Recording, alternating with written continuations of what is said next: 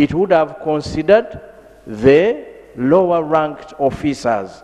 And if we continue like this as a country, and we pick some few group and we look at this group and we respond only to those ones, we are dealing with a big problem for the country. Right, Honorable Speaker, it's long overdue.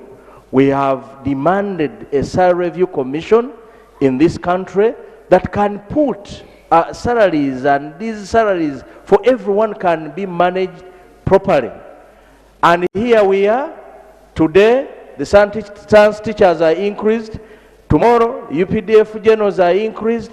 And how are we going to continue like this? Right, Honorable Speaker, my prayer is that the Prime Minister or whoever is or government comes here and explain to the fate of the lower ranked officers what is going to happen to them given the economic times. Secondly, Right, Honorable Speaker, we need a salary review commission in this country so that people are paid equally on what they're supposed to pay. Thank you very much, Right, Honorable Speaker. Thank you, Honorable Patrick. Minister Oo.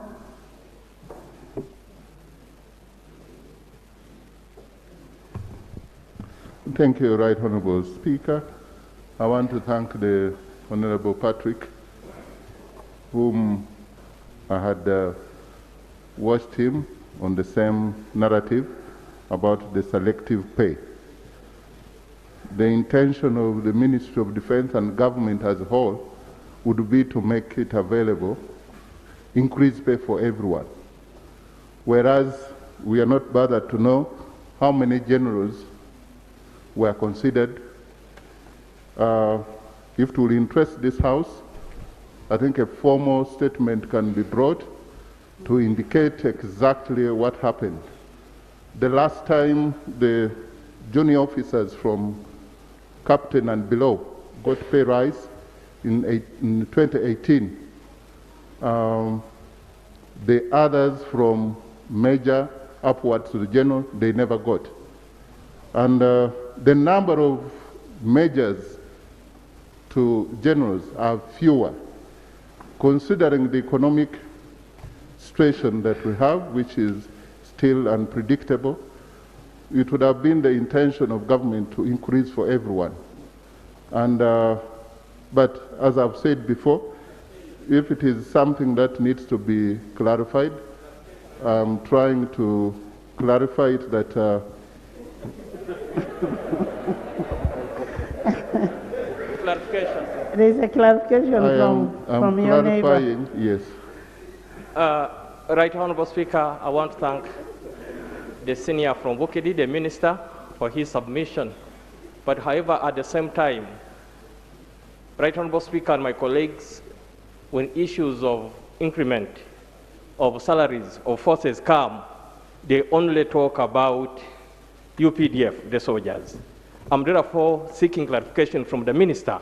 Why don't we talk about other forces like the Uganda Police Force whenever you are talking about salary increment and the Uganda prisons? Thank you, Right Honorable Speaker. Honorable members, I think what we need to do is to insist that we need a salary review commission. And once we have a salary review commission, that will cater for all sectors, irrespective of, I mean, it will equalize the salaries of people. And we cannot say, Honorable Minister, the economic situation, you can't also say you're only giving the big people, if it is true. Everybody needs to be treated equally. Right Honorable Speaker, I think that's the same thinking of government. And take it from me that the salaries of other categories of officers will have to wait. Honorable members, free sitting, kindly don't stand. If you can cross over this side. We'll have to wait the general salary review. And we believe that government is going to come up with a position on this matter that will comfort everyone, including Honorable Macho's concerns, everyone in Uganda who is a public servant or a civil servant. So when do we have the commission in place? When can we have the commission in place?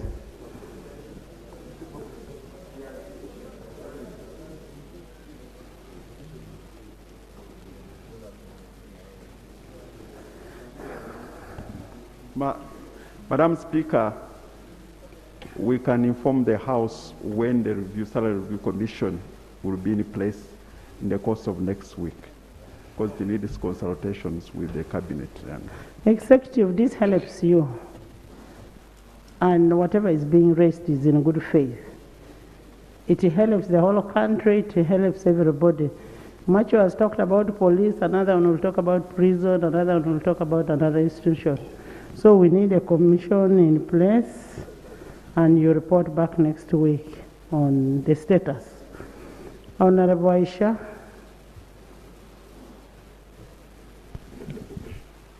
Thank you so much, Right Honorable Speaker. I rise on a matter of national importance. Right Honorable Speaker, Article 29(1)(c) of the Constitution guarantees that all persons have the right to freedom to thought, conscience, and religion, and this right includes the freedom to manifest religion and belief in worship, observance, practice, and teaching.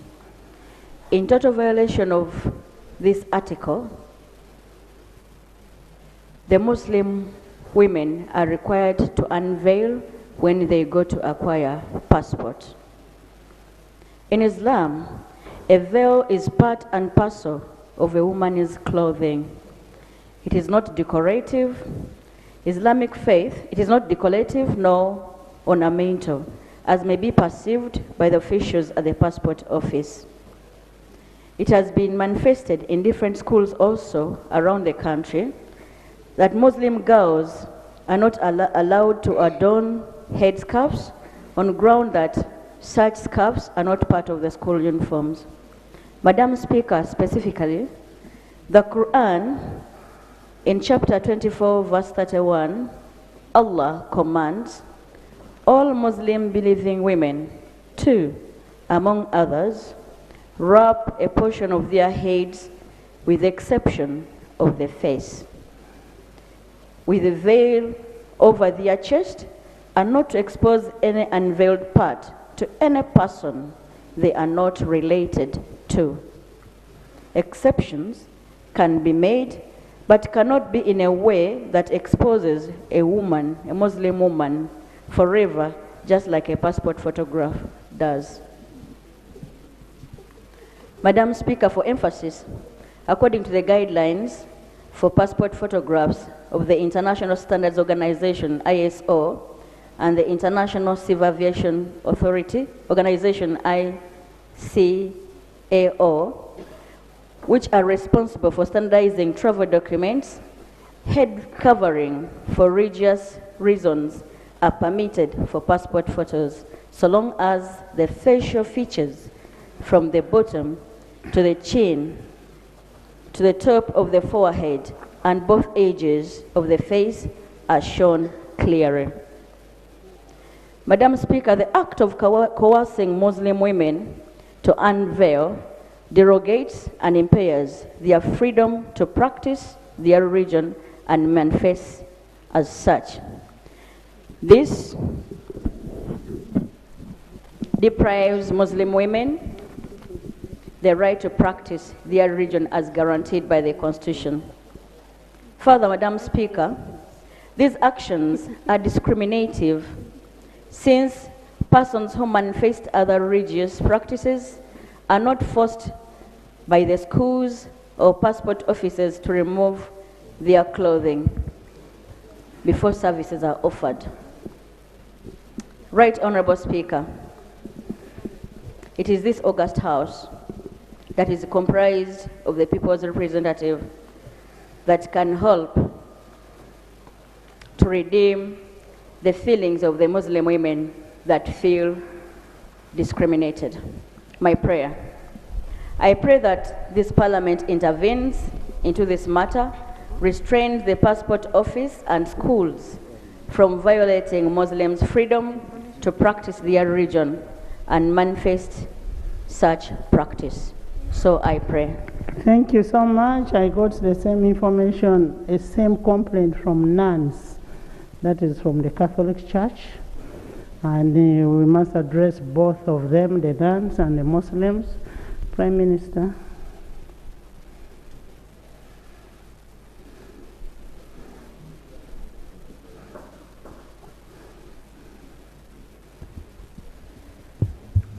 Right Honorable Speaker and colleagues, I want to thank my colleague for the question. I request that you give government some little time, like in a week, we shall come up with a report. A report on why they allow... Of course, the report will include an action. Yes, because you know the nuns, the Muslims. So I think that's the best way I can do it. And I think what we need to do, let's not squeeze water from a rock. If the Prime Minister says she's coming with a report and action taken and what can be done. I am also aware that there was a letter written by the Uganda Muslim Council on that, and it is with immigrations. So the Minister will come with a report to that effect and what we can do best to solve this problem, because we must give everybody freedom. Yes. Gold?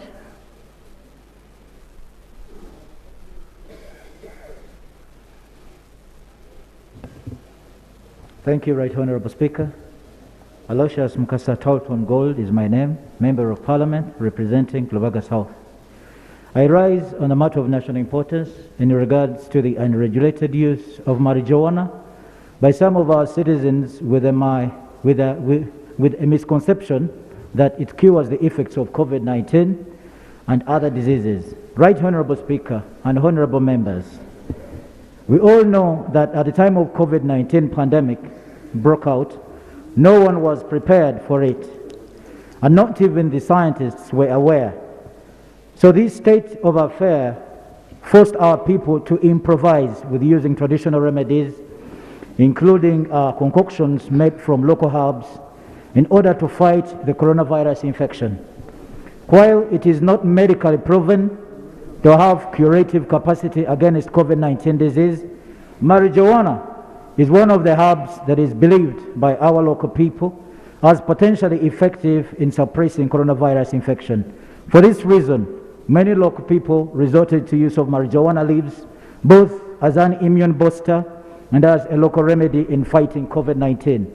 Right, Honourable Speaker, while COVID-19 may no longer be a big threat to Ugandans, the practice of consuming marijuana, especially as an immune booster, has persisted. So the practice involves drinking fresh marijuana leaves by immersing it in hot water and consuming it as tea.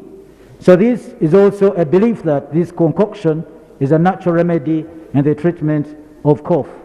So this practice has, however, resulted in two serious consequences. As a result, cases of mental disorder are on the rise in the communities, domestic violence has increased, criminality is on the rise, and youth or even juveniles have adopted use of marijuana, which is classified under drugs in the law that govern this country. My plea, Right Honourable Speaker.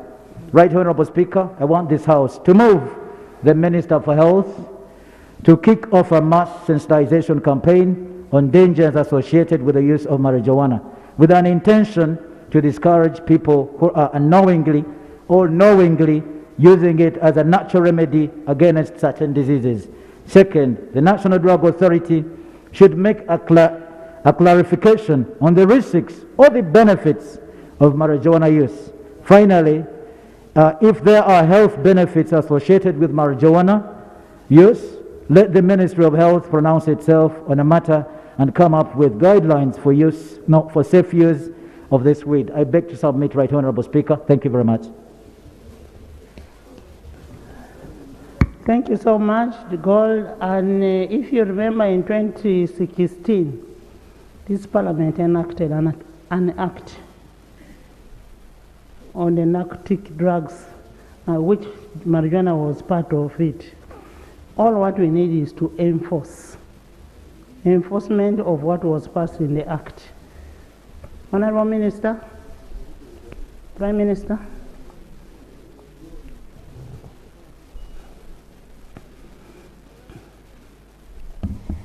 Honorable Speaker, you are spot on. The use of marijuana is illegal in Uganda. And therefore, all those who are using marijuana are committing an offense. We shall regulate this as a country. We shall continue to sensitize our people. The Minister of Health, when I was still there, the content is that law that we are putting in place, putting together, because other countries are using the same in terms of treatment. So we shall come up with a law to regulate that. However, as of now, the use of marijuana is illegal. Thank you. If you look at that act, Schedule 2 of the act is talking about marijuana. And what is left is enforcement.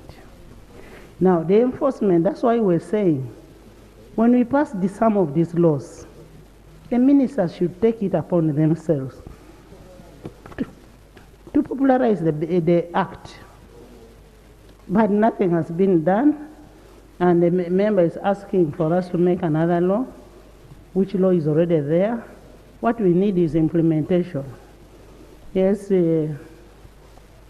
Right Honorable Speaker, I hear the Prime Minister talking about now enforcing a law on marijuana. But right now as we speak,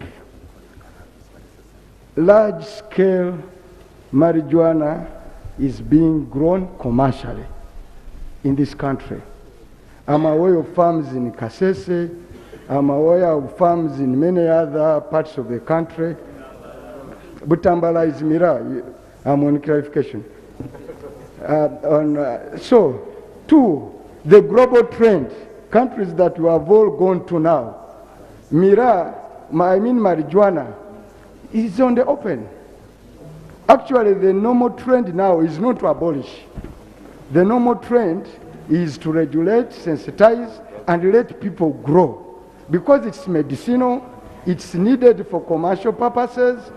Pharmaceuticals all over the world are making billions of dollars in growing mira. So African countries are lagging behind in pharmaceutical. And that's why, Honorable Speaker, in the last parliament, a trend was here. Maybe before all comes in the same act of the 2016 that you passed, they call it cannabis, meaning the marijuana. But in the same act, it allows the Minister of Health to give you permission to grow for medical purpose, commercial, the big ones, not the one that is being sold around that is causing some mental health. Yes or Right, Honorable Speaker, you've clearly taken it from the pieces of legislation I wanted to refer to, but also for the record, the Honorable Member of Parliament from Butambala, Honorable Mwanga Chivumbi, should have been on record, because for the last 12 years or so, I know him very well. The submission he's making here, he should have made it with the rider after disclosing his interest. Because he has a conflict of interest. He's a marijuana farmer, he's a mira farmer. So. Honorable, I hope that was a joke. Right, Honorable Speaker, let me put it on record. Let me put it on record. I don't have any personal business interest in marijuana or mira growing. I come from Butambaland. I'm very clear on the answer of this parliament. But you have on cannabis. Where mira is hugely commercial and popularly grown. And as you remember, I made a very passionate case for continued growth of mira in this country. I'm on record of this parliament, and I can't run away from it. I'm here to make also another case to urge government to go the whole way and regularize on how individuals who want to grow commercially marijuana can do so. It's a huge business. It can change lives. It can give us billions of money. Honorable members? Yes.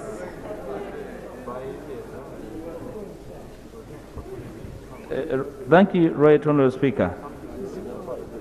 Of course, the Honourable O tongue-in-cheek is running away from responsibility and trying to look for the usual soft targets he hits with no success. Marijuana growing and license, Right Honourable Speaker, is lawful in this country. And all we know are people with licenses. Will the Prime Minister clarify to this country whether government has track of where the growers supply, including quantities and market? Because we could be blaming actually consumers that are not growers.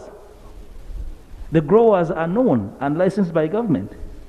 Does she have record, does the government have record of quantities grown by the licensed growers and therefore their channels of supply, so that we can track where to stop the vice? Right Honourable Speaker.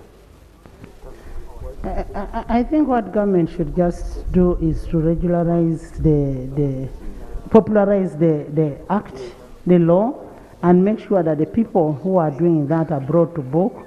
And they can also give us a list of the people who have been given permits to grow marijuana. And remember, the law says, no, it is only for medical purpose. I don't think any minister sells any marijuana anywhere. Veronica?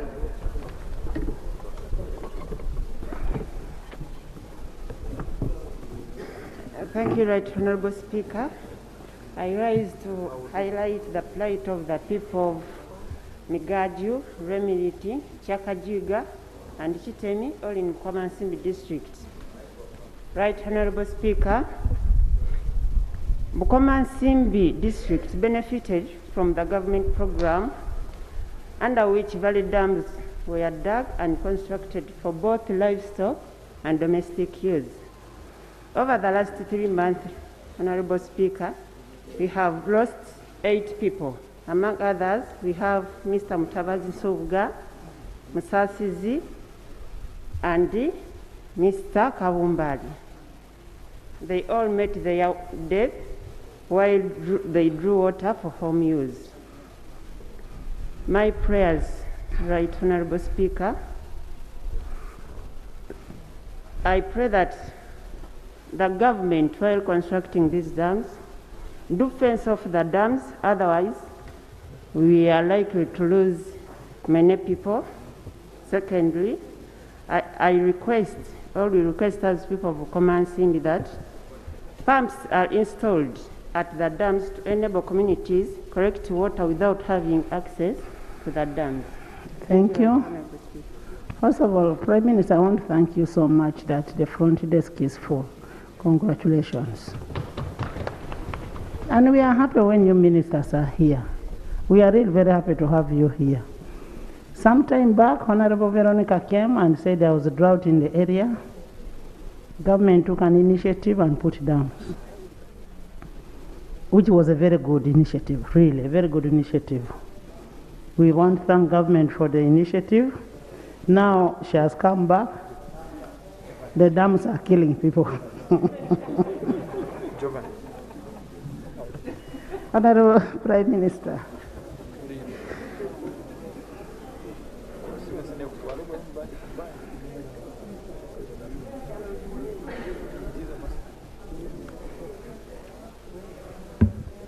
Right Honorable Speaker, I have the Minister of Agriculture here, but nevertheless, no life should be lost.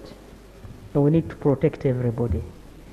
The dams that were constructed in Bukomansimbi, now that the Minister of Agriculture is here, I'm directing you to go to Bukomansimbi and make sure that those dams are fenced off.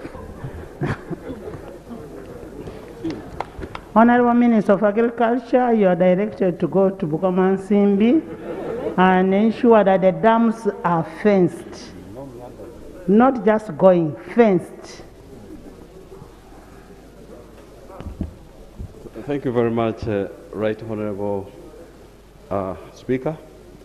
Right Honorable Speaker, I take the directive and in good faith, and I'll move as soon as possible to the field, and I'll report back. And when you're going to the constituency, kindly go with a member of parliament. I want to request all the ministers, when you go to our constituencies, kindly inform us and go with us.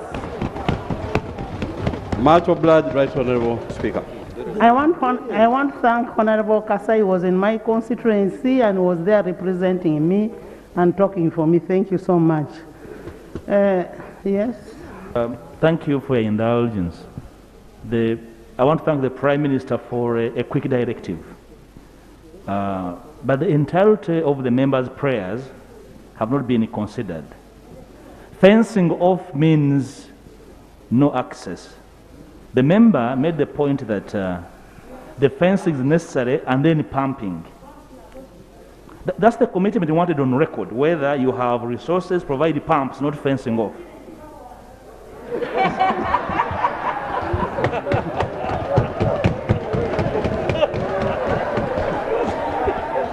Honorable members. Right Honorable Speaker, as long as NRM is in power under the wise leadership of Yoweri Kaguta Museveni, we shall be putting things in order. And therefore, I want to direct you, the Honorable Minister for Agriculture, to go and also put the pumps for people to enjoy, irrespective of their political affiliation. Honorable Member, Honorable Minister of Agriculture, the pumps should be there and should be fenced. Order.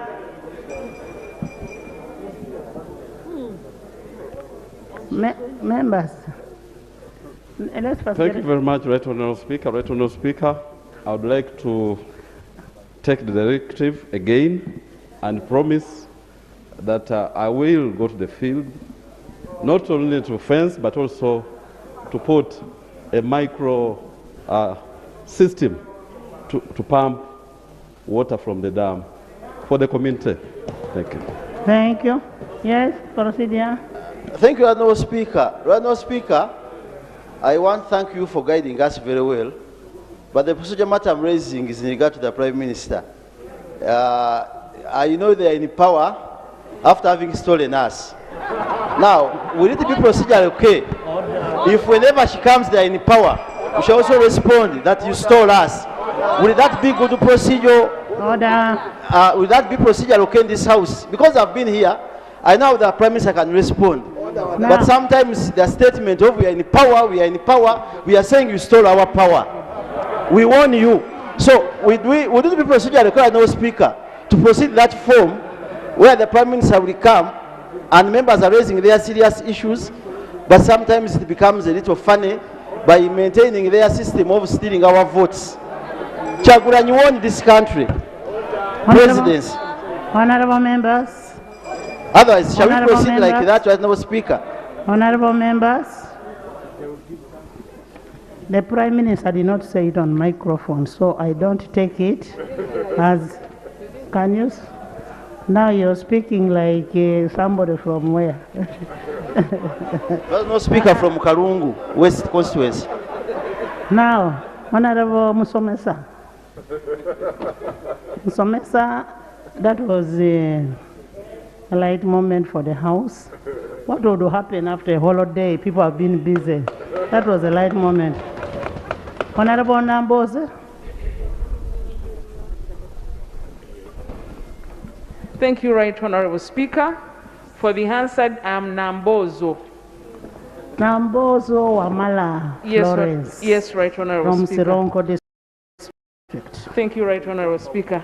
Right Honorable Speaker and the House, I rise on a matter of national importance concerning a panorama news that was on NTV on Sunday night on 17th July. It involved Amisi Mao, the Executive Director of African Center for Green Economy. He was talking about Uganda drilling oil, and he actually said in his own words that it is very hazardous to this environment. Right Honorable Speaker, oil was discovered in 2006, and that was a commercial discovery. The policies and laws are already in place. And when you look at his argument, he seemed to mean that a one-size-fits-all. The issues of other countries may not be the same issues of Uganda. Madam Speaker, when you look at all the trucks that bring fuel, the fuel tankers, across from the other countries through Uganda to another country, Madam Speaker, they are in hundreds or thousands. When you calculate the emissions they leave in Uganda as a country, Madam Speaker, it is overwhelming. And Madam Speaker, Uganda did an impact assessment and environmental screening before this was all in place. Madam Speaker, approximately 2.5 billion barrels of commercially viable oil, worth $2 billion, are expected annually for revenue in 20 years. Madam Speaker, Uganda is heavily indebted. Our debt burden is big, and we are looking at oil to save this nation. But when you listen to this executive director, he seems to imply that poverty is better than the risk that we would take. My prayers, Madam Speaker. I am praying that the impact assessment report be brought to this House for members to look at it and debate. And two, that if indeed the animals are at a great risk, is it possible to extend the national park further north, at least by 1 or 2 kilometers in the Albertine Graben? And lastly, Madam Speaker, is that the Minister of Energy, Madam Speaker, the Minister of Energy comes to this House and speaks to the nation about this talk from this Amisi Mao, because sometimes it has just been a phrase from someone and the country is plunged into a disaster. I thank you, Madam Speaker. Honorable Kasai. Right, Honorable Speaker. This is negative publicity that is carried around the globe about Ugandan oil. And it would be a shame for us as Ugandans to go and talk against our own country. This is something that is going to turn the economy and the lives of Uganda around. And all of us should actually go out and oppose those negative forces. Secondly, an environmental impact assessment was done on what we are doing to extract oil that we discovered. We are not doing it without science in it. A lot of science has been put in place to make sure that we extract the discoveries of oil in this country in a safe manner. And we shall also endeavor to deliver this fuel to the market in a safe manner. The studies have been done. Secondly, you said the park should be extended to north. That's still negative publicity. The environmental impact assessment, which was carried out, takes care of this, and there is going to be little disturbance of the parks There is no need to talk about moving those animals out of where they are. The oil is going to be extracted and is going to be passed underground to deliver it to where we want, and the animals will be protected. If anything, we are discussing with the Ministry of Tourism and Wildlife, how do we plow the resources which will accrue from our petroleum to enhance tourism? How do we attract more tourism? The investment which is going to come is actually going to enhance other parts of the economy, including tourism and wildlife. So this is the negative publicity. The environmental impact assessment report is available, and we can make extracts of it for the House to benefit from it. And we are actually publishing, we are going to popularize that environmental impact assessment. But as a country, and all of us parliamentarians, I would request of you, let's go out to fight negative publicity of what we have discovered. We have talked in international fora about our petroleum products, and we're actually fighting hard. And as a country, let's not be shy to talk about what is ours. Many times you ask us about the fuel prices. The only way we can have a check on skyrocketing fuel prices is when we succeed to produce our own oil, to drive our economy. So thank you very much. Honorable Minister, in 2008, there was an oil and gas policy which clearly spells out the role of every stakeholder in the oil and gas. And that includes the environmental issues. It was in 2008. My request to members is to go and acquaint yourself with these policies, with the official government policy and the laws which are in place, and that would help us to counter these kind of rumors that are outside there. So speak from the formed point of view. And these policies are there, the laws are there in regards to oil and gas. So we should be able to get that. Luanga.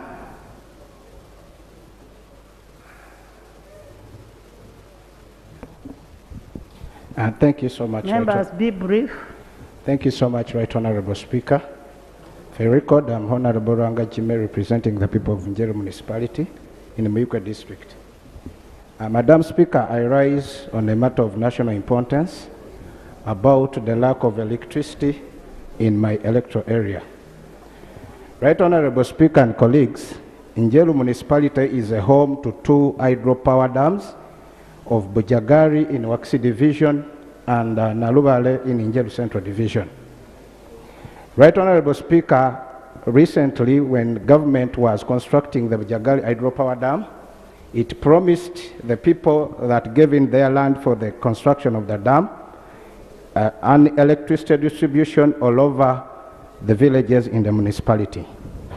However, it is not even a 20% of electricity distribution in Njeru Municipality.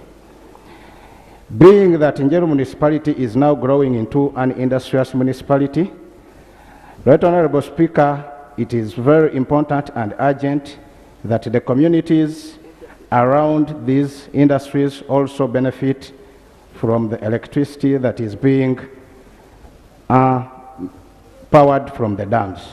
My prayers, therefore, is that power extension be given the urgency it needs so that our people don't become a danger to our dear Mabeda forest. I beg to submit. Thank you. Nakato, on the same.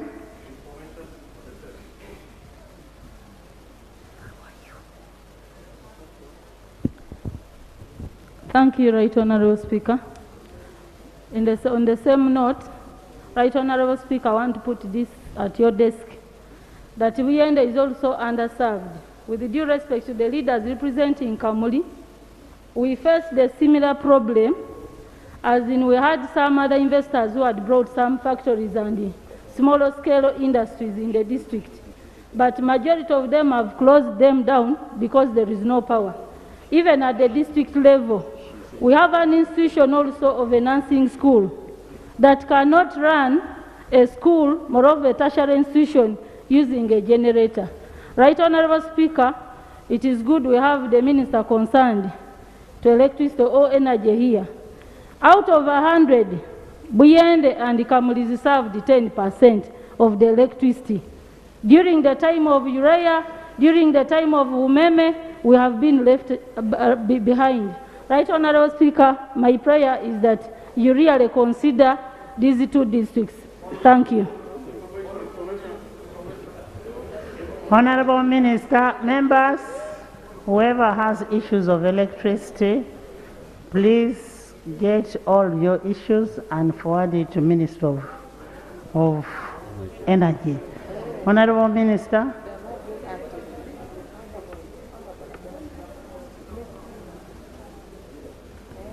Right, Honorable Speaker. On Buikwe, we understand the fate of Buikwe. And Buikwe, your woman MP has been in the office, and I promised that we are going to have a survey of Buikwe. Thank you, Minister. Honorable Speaker, in 2015, we passed a loan here. And among the beneficiary districts, Kamuli was among them, even in Kalungu, Honorable Speaker. These districts were about 6 of them, which were supposed to be rectified in the whole district. Now, when we hear a matter coming from Kamuli, it's not fair. So, Honorable Minister, could you take keen interest with the REA to establish, because I'm also going to raise the same matter. There are about 6 districts, Honorable Speaker. They are supposed to be having electricity everywhere with the free meters. But up to now, people are demanding for meters, but what the ministry is saying, those who can afford the buying, can buy. But if you cannot afford, then wait until we bring free meters. But they have meters to sell at 700, but they don't have free meters, which were part of the contract that was within the loan. That's not fair. So, Honorable Speaker, I think the minister should come back and explain these loans. Kamuli should not be among those districts, and Kalungu plus another 3. Honorable Minister. Thank you so much. Honorable Minister, we need a comprehensive report on not only those districts, on the entire country, because there is a loan which was approved in this House. Right, Honorable Speaker, I take the directive. However, I wish to point out to everybody, we intend to have electricity cover the whole country, one way, the other, by 2030.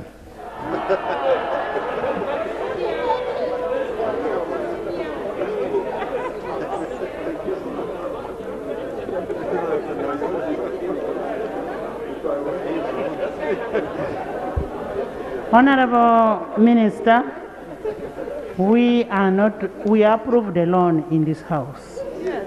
And that loan was not meant to give us power in 2030. We want an immediate status report and how that loan has been used. Can we have that report next week on Tuesday? Right, Honorable Speaker, most obliged. We shall bring a report on that loan which was approved by this House. Not on the loan, on the status of connectivity of power in all the districts. Right, Honorable. Using that loan. That loan couldn't have covered the whole country. There are areas that were pointed out that were supposed to be covered by that money. Can you give us a report to that effect? Most obliged, Right Honorable Speaker. Thank you, Mara. We'll discuss about electricity when he brings the report.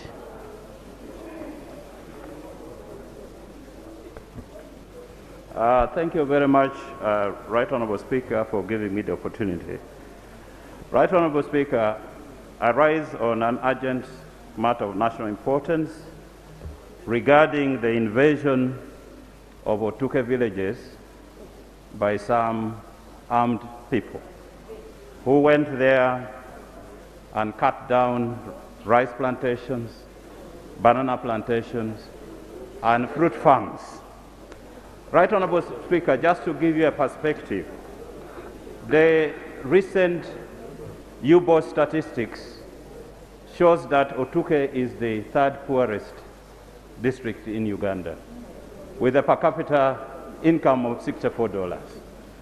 And because of the adverse weather conditions in season 1, just like Karamoja, we have been hit hard because of crop failures. And I've been to the office of the Right Honourable Prime Minister. I've written a letter there begging for food, which we haven't yet received. Right Honourable Speaker, we were recently, after all these things, witnessed with a great sense of trepidation and consternation about this invasion of armed people who went to Otuke without informing the RDC, without informing the chairman, the police, DISO, and went to the villages and cut down our plants. And yet we are in famine and we are in poverty. Right Honourable Speaker, the farms that were affected were for our model farmers. And as you know, the President has a model farm in my constituency. And we had picked on these 3 people to scale up and demonstrate to the rest of other people. And these people were targeted. We don't know why. One of the fellows is called Lengajino, whose 84 banana stems were cut off, worth about 5 million shillings. Okulo Sam, sugarcane, pawpaws, avocados, these are fruits that the President has been advocating for, were all cut down, worth about 7 million.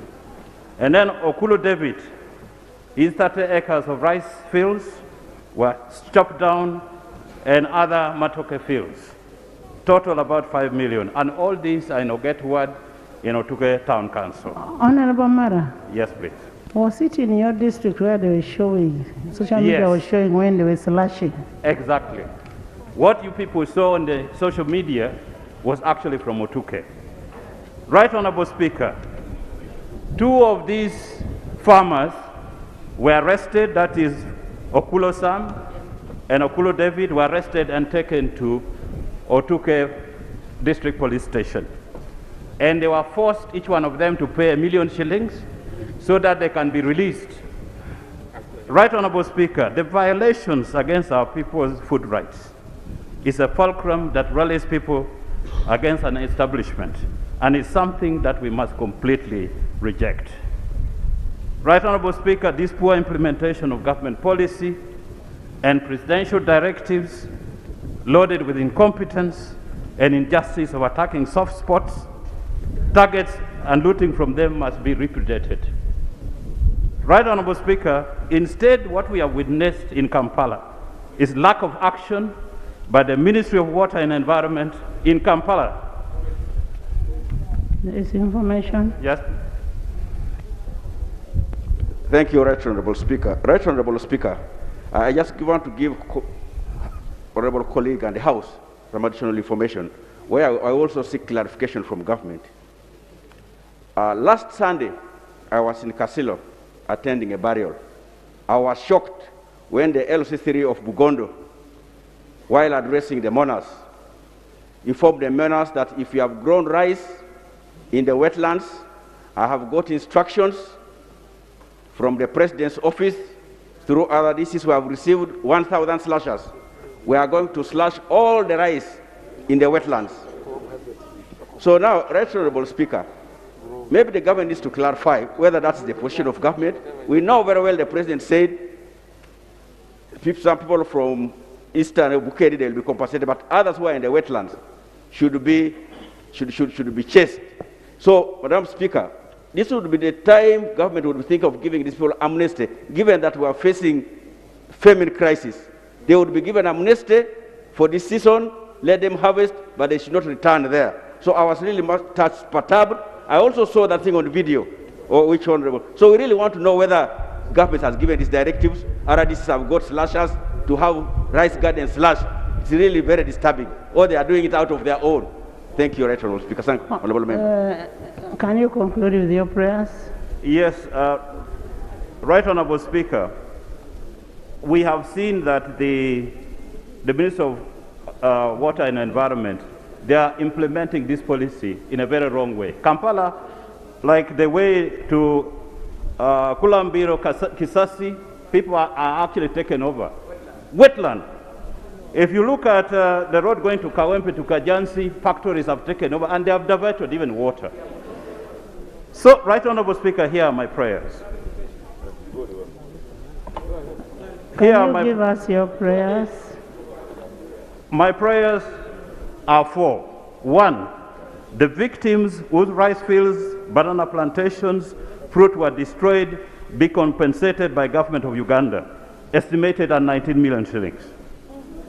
The gunmen and their co-conspirators. How did you arrive at 19 million? They counted the number of banana plantation and the rice, about 30 acres. That is not. They can verify. They can verify. They can verify. The gunmen and their co-conspirators be investigated, arrested, and charged in courts of law for illegal and criminal trespass, destruction of food crops, and getting money from our people forcefully. The other one, number 3, the Ministry of Water and Environment, which we know has not implemented this policy very well, and their activities, their service delivery has been quite a bit symbolic, being made to apply environmental laws judiciously, but not capriciously. And the last one, the Office of the Prime Minister, and I'm happy she is here, to provide food, urgent food relief to the people of Otuke, because right now, the RDC has informed me 22 Karamajongs have arrived in my constituency. We need food. I thank you, Right Honorable Speaker.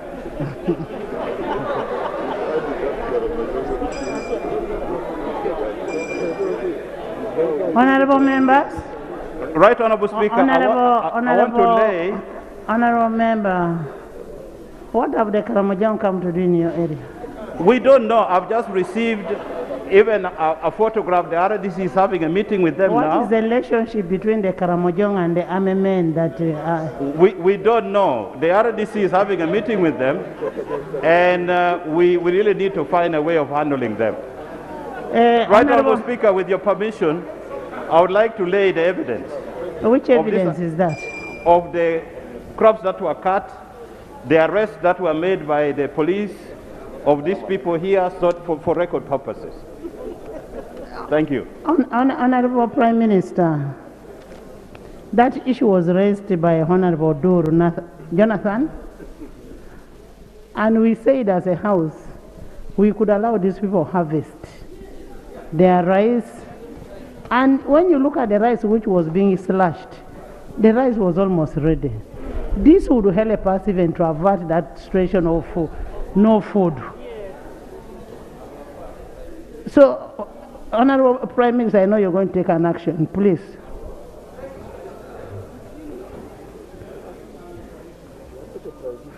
Let the information on it. You're from Otuke. I thought you spoke for Otuke.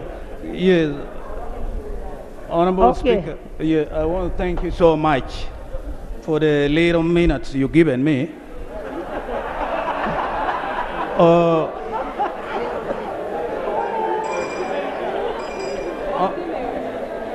Honorable members.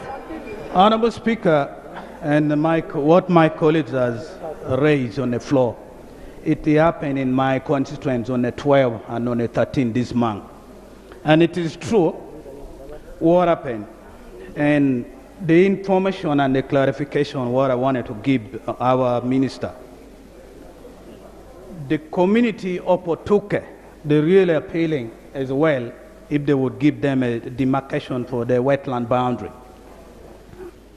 Secondly, those who their crops were destroyed, they are requesting if the government cannot come up with money for compensation, they should give them food.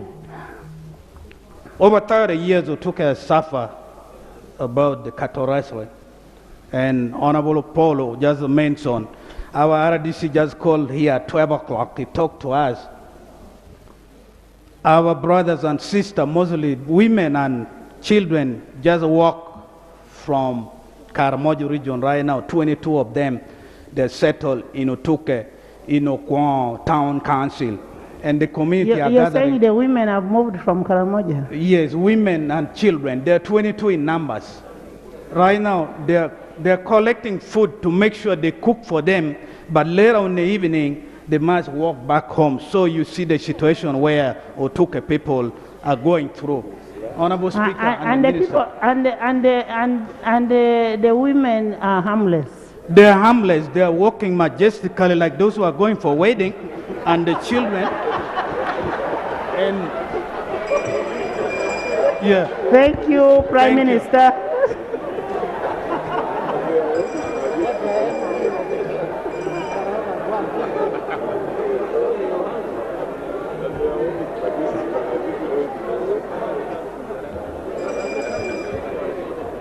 Right Honorable Speaker and honorable colleagues, the issue of Otuke is already reported in my office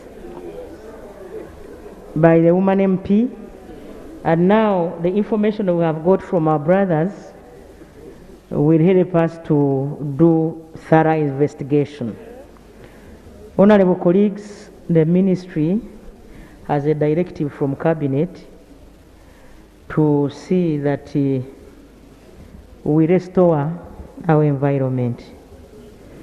But following the situation under which we are, and of course knowing that our people are in dire need of food,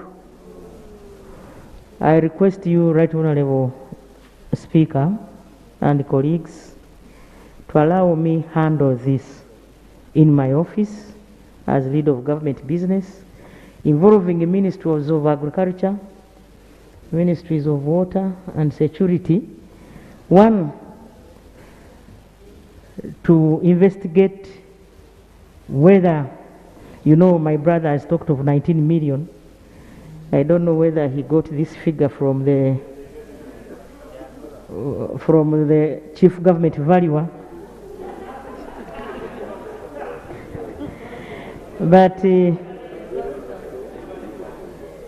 office of the Prime Minister, you know, we have a problem of our brothers in Karamoja, but that does not mean that we shall not provide food to other needy areas.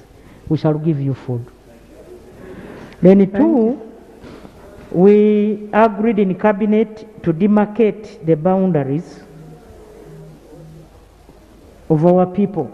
We have the size which is known, a number of meters from a wetland, such that our people know that when I am using this garden at such and such a point, I am not supposed to cross over.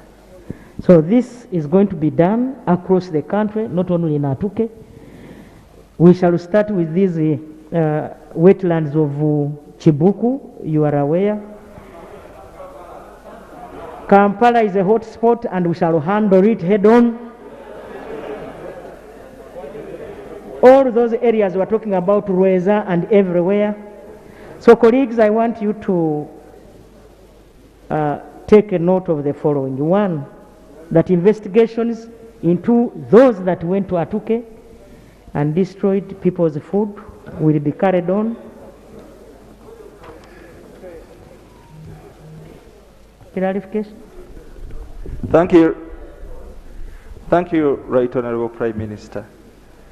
Right Honorable Prime Minister, when we are talking about rice growing in wetlands, the new cabinet decision in order to do away with people who are doing agriculture in the wetlands, is it backed with research and good observation that rice growing in a wetland takes it away or degrades it in any way. Because we have been in certain countries in which rice growing is done in wetlands, and the wetlands have not been taken away. Why shouldn't we allow people to use these wetlands profitably and allow this country grow more food and feed this population? We shouldn't have had. There is an order from Ross. Are you on order? You're on information. Order, Madam. No, it's okay. Order. Thank you so much, Madam Speaker.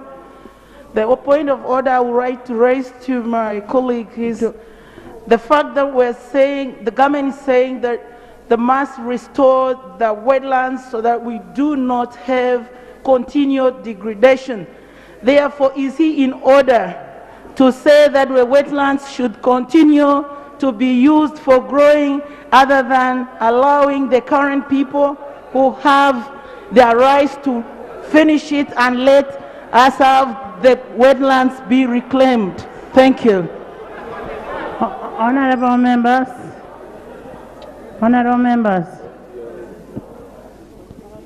Prime Minister, can you give us your response to that? Right Honorable Speaker and colleagues, if other countries are degrading their environment, we should not follow suit. You are aware that the ecological benefit we get when, for example, our people engage in production of fish is more. We have examples. Madam Speaker, protect me from my sister. Madam Speaker, please protect me. You talk. Honorable colleagues, Minister of Agriculture has come up with statistics that if we encourage our people to do fish farming in our wetlands, they will benefit more. There is a pond in one of the districts where our farmers are harvesting fish and getting 65 million per year. How much money do our people get from rice? So we agreed in cabinet that let us now encourage our people to go fish farming. Right Honorable Speaker and colleagues, like I requested you, honorable members, to allow me, my office and members, the Minister of Agriculture and Fisheries, the Minister of Wetlands, and my office to do investigation, then we shall come up with a report. Thank you so much. Honorable members, I want to refer you to the NEMA Act in regards to use of wetlands in Uganda. Read it very carefully. Understand the law was passed by you yourselves. So you use that law before you start putting emotions. Masila?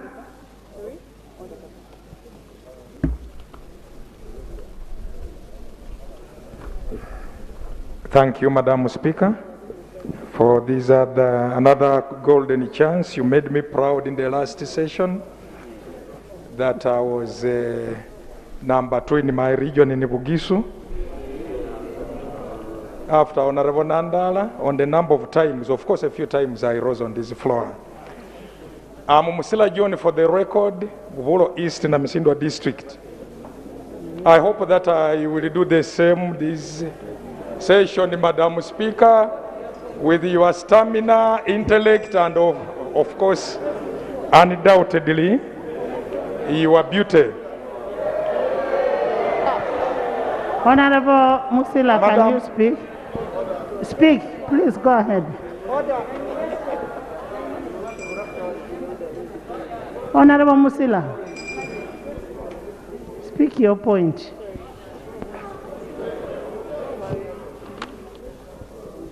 Thank you, Madam Speaker. I raise on a matter of national importance, which was an issue, and it is now a concern in Bugisu. Around the same time, Madam Speaker, I spoke last year about the cracks and the possible landslides in Bugisu. I told this House about the 40-kilometer crack, but now we also have isolated areas, especially in my backyard, in Bumbo Town Council, in a ward called Bibare. It is looming disaster. I want to tell the House today, our response has not been there. I warned last year, Madam Speaker. Unlike other regions of this country which have drought, Bugisu is blessed with rains. Even right now as I talk, rains are pounding. But again, those ones, the rains also bring disaster, possible disaster. I am worried, Madam Speaker, that we may suffer landslides again. I have, with your permission, carried evidence of it. If with your permission, I will lay them before on the table, so that the ministry responsible can move to Bugisu. But I want also to say, completely ever since we warned, the ministries concerned have never done whatever they are supposed to do. And this is in line with our national objective enshrined in Objective 23 of the Constitution of this country.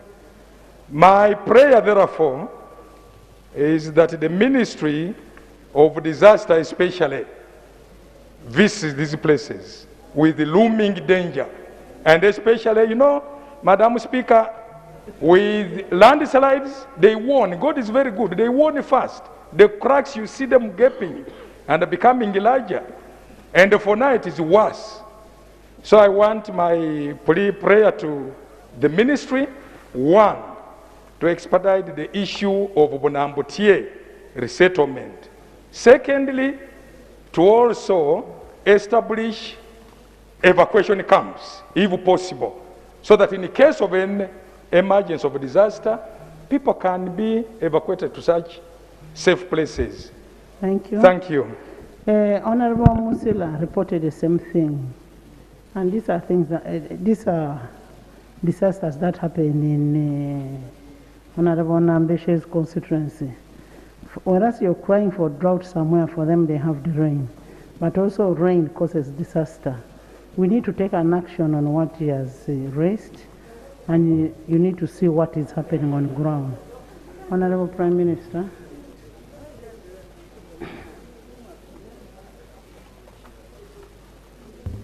Right Honorable Speaker, it is not true that the government has done nothing. Last week, I was in that area on instruction from the President. We vividly saw the crack, and we saw people who were hanging in the cliffs. We also have a plan, Right Honorable Speaker. We already have a plan that we are shifting people from those areas to Bulambutie in Bulambuli district. Construction is going on. We had stalled a bit because, remember, because of COVID, money was not there because of suppression. But now we have money appropriated by this parliament. We are going to start on the construction, serious construction by Army Brigade. Then two, the meteorological department has given us warnings, and they have been there many times. And we are saying those people must shift down, especially those who are in the cliffs. Then two, we are also saying urbanization. We are using NGOs to get some little funding. You are aware, Give directly brought a budget here, and we are going to fund those people to come down in the urban centers and have, at least protect their lives. Then three, Honorable Speaker, we want to afforestate, want to plant forests, such that when we remove these people down, they don't go back. The fact is, even those who shifted last year, they just marry another wife and take to the new house and then go back. This is what is happening, colleagues. So we want, after shifting these people, plant trees for government, or plant these avocado, avocados and these other, yes, so that these people can now get money out of it. So, Right Honorable Speaker, it is not true that government is doing nothing. We only, I think, have not given the member information. Thank you so much. And really, that's why I was saying whenever you go to somebody's constituency, inform the members of parliament.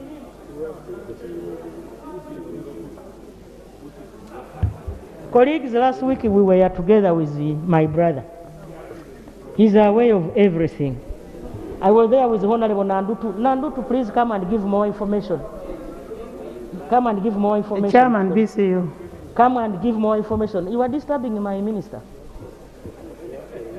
Give information about the plans. Madam Speaker. Chairman, BCU. Madam Speaker, thank you so much. Nandutu, you'll talk after. Yeah, Nandutu can speak anytime because they were working together in their helicopter that day. So, Madam Speaker, you have raised a very important issue. This House agreed that any government official, especially ministers, if you're going in somebody's constituency, you must inform him or her in advance. Yes. I want to really confirm that that weekend, which she's talking about, I was in Eastern Uganda, I was in Bali. She came with a helicopter. She jumped, I think, from in Maruku, went to again. Of course, they just jump. These ones, they just jump. Then went to Namisindwa. Honorable Nathan, this is a Prime Minister of Uganda. She did not jump. Madam Speaker, you're right. You're right. I don't know what it happens in helicopters. Me, I thought they jump, but if they do something else, because you don't know what happens and you have never used them. So, Madam Speaker.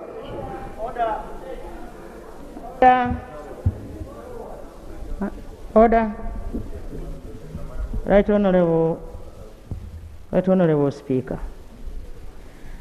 Honorable colleagues can bear me witness. I have been moving in all parts of this country, including his area. I have always informed the members in advance. Even that day, I had 16 members of parliament from Bugisu in a meeting. Right Honorable Speaker, I respect members of parliament. And I have always respected my brother. When I was appointed here Minister of Health, he abused me. When I used to stand up to speak when I was a new person, he used to abuse me. Is he in order for him to continue even now when I'm a Prime Minister of this country?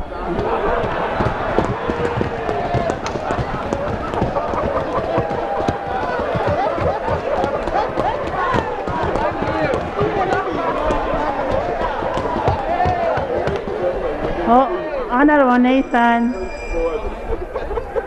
Honorable Nathan. Honorable members, let's not put emotions in this thing. Let's look at how to solve a problem. There is a problem and let it be solved. Madam Speaker, that's why I want to thank you for your wise ruling. Because I never abused the Prime Minister. I am saying let's not go into abusing. What is your issue? I have not, Madam What Speaker. is your issue now? Madam Speaker, unless abusing is jumping is abusing. Please. So, Madam Speaker, what I was explaining, that on that day, I was in Bugisu.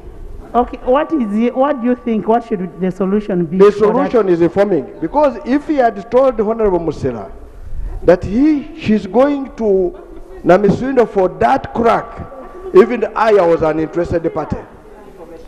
Two, I want to state. So, Madam Speaker, I want to make this clear. Two, you said you informed all members of parliament when you were coming. I am here. My pigeon wall is here. I have got an invitation to do with that. And I would love if you can give information because we are there. No, you people, we are taking a lot of time on this. Thank you, Right Honourable Speaker. The information I give. The Right Honourable Speaker, I represent Wetland East. Wetland East is where the peak, where Guy Peak of Mount Elgon is. The big pending crack actually runs from Mount Elgon area. It's where there's Wagagai Peak. I myself was also not informed. As I got my pigeonhole, I don't know the media they used to inform. I was not informed about the meeting. Honorable members, To put it on the record. it's not about information now. What we need is action taken on ground, the situation to be controlled. We cannot continue this kind of thing in the House. Let's have the issue solved. Next item. Next item. Item 4, motion seeking leave of the House to introduce a private member's bill, the Copyright and Neighboring Rights Amendment Bill. Honorable members, in furtherance to Article 94(4)(b) of the Constitution of Uganda and Rule 121 of the Rules of Procedure, as a presiding officer, I will continue to protect your rights of private members' bills. I therefore invite Honorable Kiaga to move his motion seeking leave of the House to introduce a private member's bill.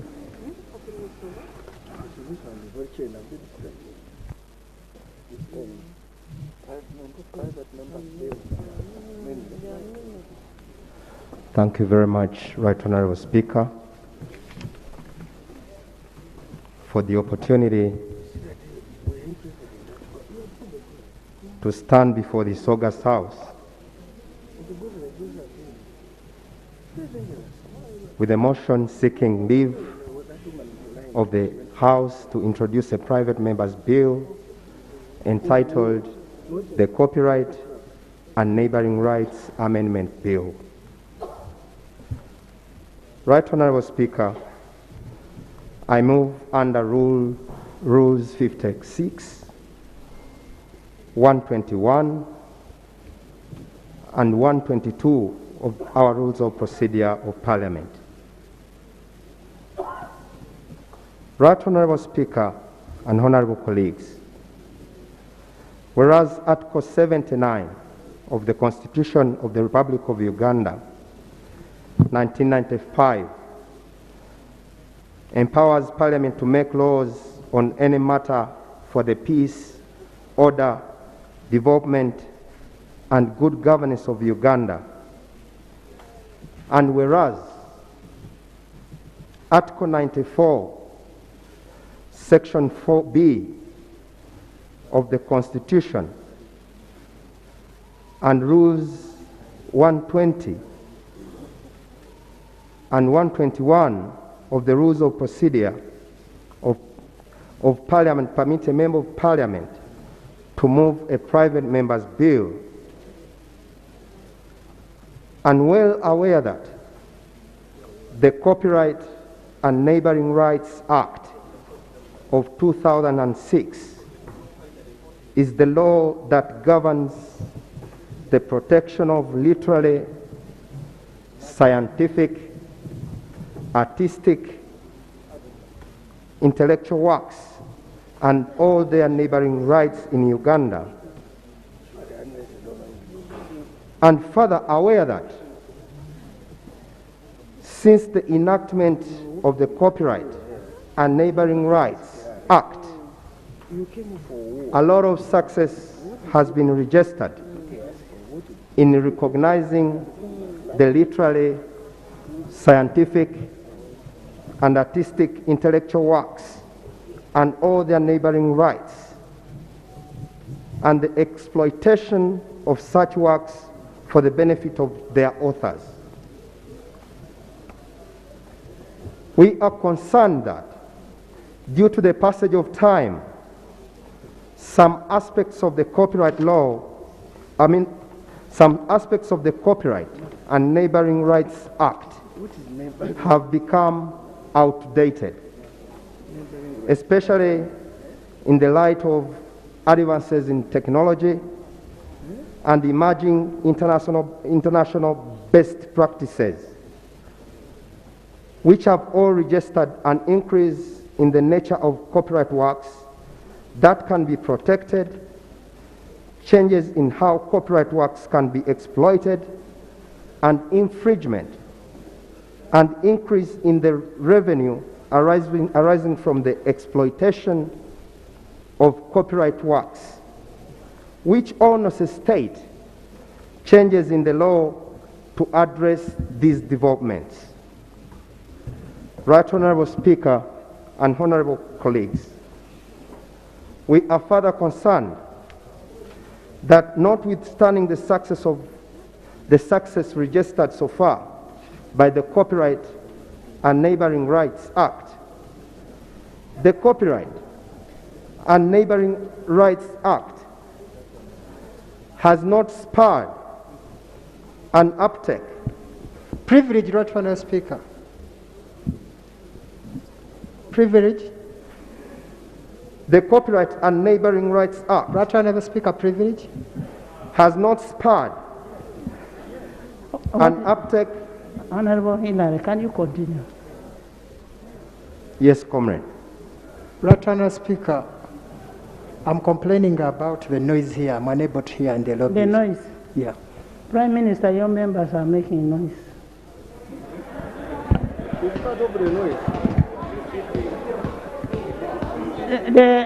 Can I have the members who are out?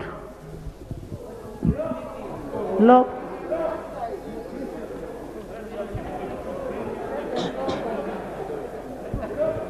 Thank you. Please continue. Right Honourable Speaker, further concerned that notwithstanding the Honourable members of Parliament, if you want to come to the House, please come and follow the proceedings in the House. Don't come and stay in the corridors. You come and start gossiping. If you want to gossip, go and gossip in your homes. Here we come for work.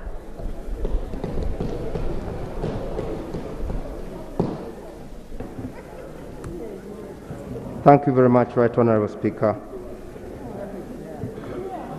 Notwithstanding the success registered by the Copyright and Neighboring Rights Act, Right Honourable Speaker, the Copyright and Neighboring Rights Act has not spurred an uptake in the registration of copyright in Uganda, since the Act does not grant any benefits to the authors that register under the Act beyond those granted to persons who don't register.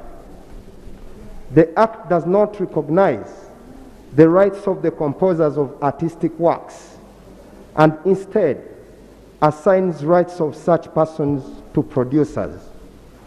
Furthermore, Right Honourable Speaker, the Act does not adequately grant easily attainable remedies for the infringement of the copyright works, since it emphasizes civil and penal sanctions for most infringements, a process that is tedious and unattainable for most authors.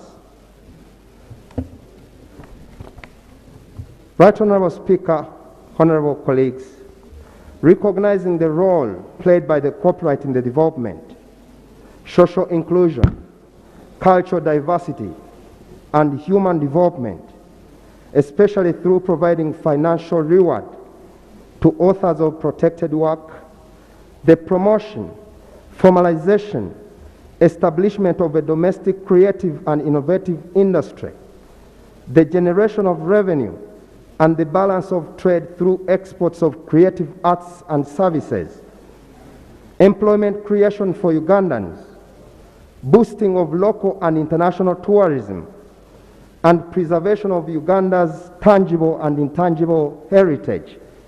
It is cognizant that Uganda Vision 2040 obligates government to encourage innovation, to harness a full potential of digital economy and technology innovation, and the utilization of power of ICT to stimulate growth, innovation, and employment. Right Honorable Speaker, now therefore, be it resolved that Parliament grants me leave to introduce a private member's bill entitled the Copyright and Neighboring Rights Amendment Bill, a draft of which is here attached, and do order the publication of the bill in preparation for its first reading. Right Honorable Speaker. Thank you. I beg to move. Thank you, Honorable Hillary. Is the motion seconded? Is the motion seconded? Seconded by Love, by Wilfred, Atkins, Hanifa, Iwanuka, by Rose Obiga, Aisha, by Honorable Wall, Rachel Magola, and Abdu, Ate, Azza. Thank you. Thank you so much, Honorable Hillary. Would you speak to your motion a bit? And if you have spoken, can we have the seconder? Thank you very much, Right Honorable Speaker. Honorable colleagues, in memory of the late Jacob Olanya, who spearheaded the coming up with the 2006 Copyright and Neighboring Rights Act, we decided to come over and have an amendment to fit the existing situation. There are many things that were left out, and the act needs to match with the existing environment. I'll speak as an artist. I know as Ugandans you're fed up of seeing musicians, artists, creators on streets as if they are beggars. This has been because their works are not protected, and it is this House that has to regulate and come up with policies that can protect the works of creators, since we are advancing for innovation. I beg to submit. Thank you so much, Honorable Rachel Magola.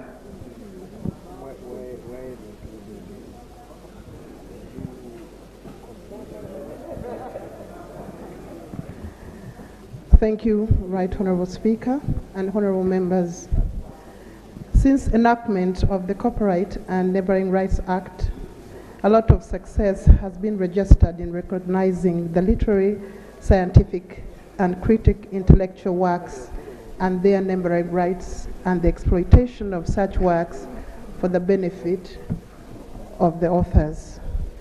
Due to the passage of time, some aspects of the Act have become outdated, especially in light of advances in technological and emerging international best practices, which have all registered an increase in the nature of the copyright works that can be registered changes in how copyright works can be exploited and infringed, and increase in revenue arising from exploitation of copyright works, infringed and which all necessitate changes in the law to address these developments.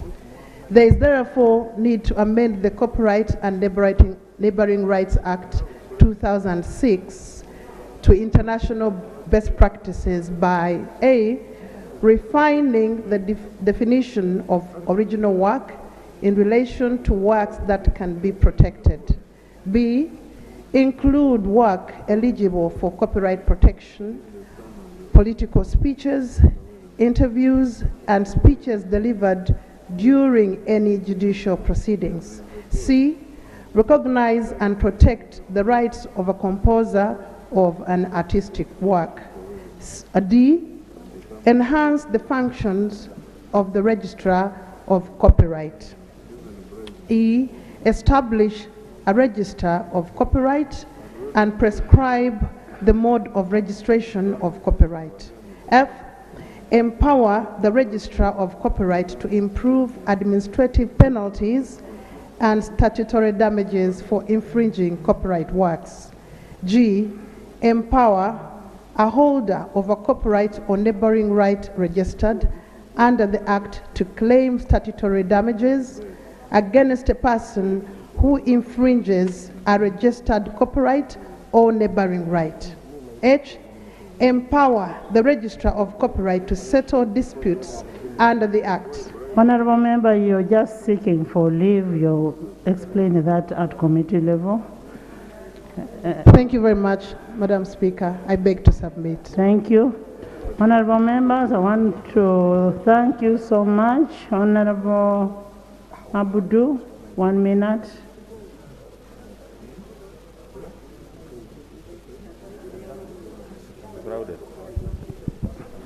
Thank you very much, Right Honorable Speaker.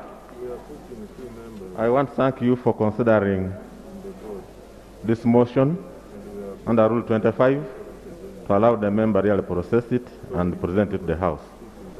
Right Honorable Speaker, I'm privy to the matter at hand to which the Honorable colleague seeks to move a motion.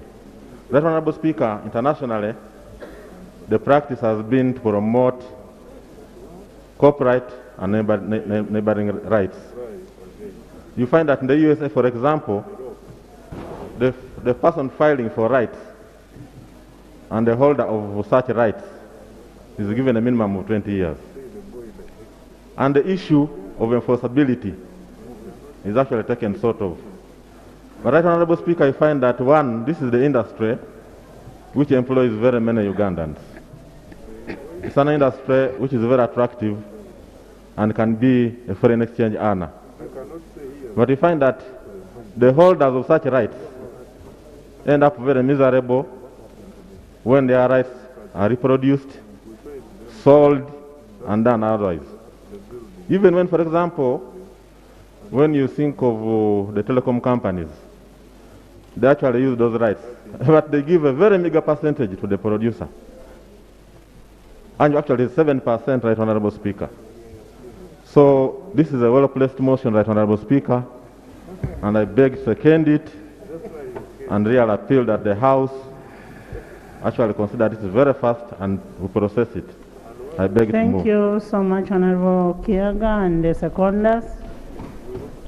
We are in agreement on the principles and objectives of the motion. I will therefore put a question on the motion, and in case of anything that you need to add, that you need to debate upon, we will refer this motion to the committee, and all your ideas will be captured at the committee level. I therefore put a question that the House grants leave to Honorable Hillary to introduce a copyright and neighborhood right amendment bill. Those in favor say and to the contrary nay. Let's have it. I direct the clerk to accord Honorable Hillary all the assistance that is required to have this bill published and brought for the first reading. And this is, we are doing all this as per Article 94.4c of the Constitution and Rule 1, 2, 1, 2, 3, and 4 of Rules of Procedure. Next item. Item 5, motion for reconsideration of the Mining and Minerals Bill 2022 as returned by His Excellency the President. Honourable members, as I communicated yesterday, the House passed the bill, Mining and Mineral Bill 2022, on 17th February 2022.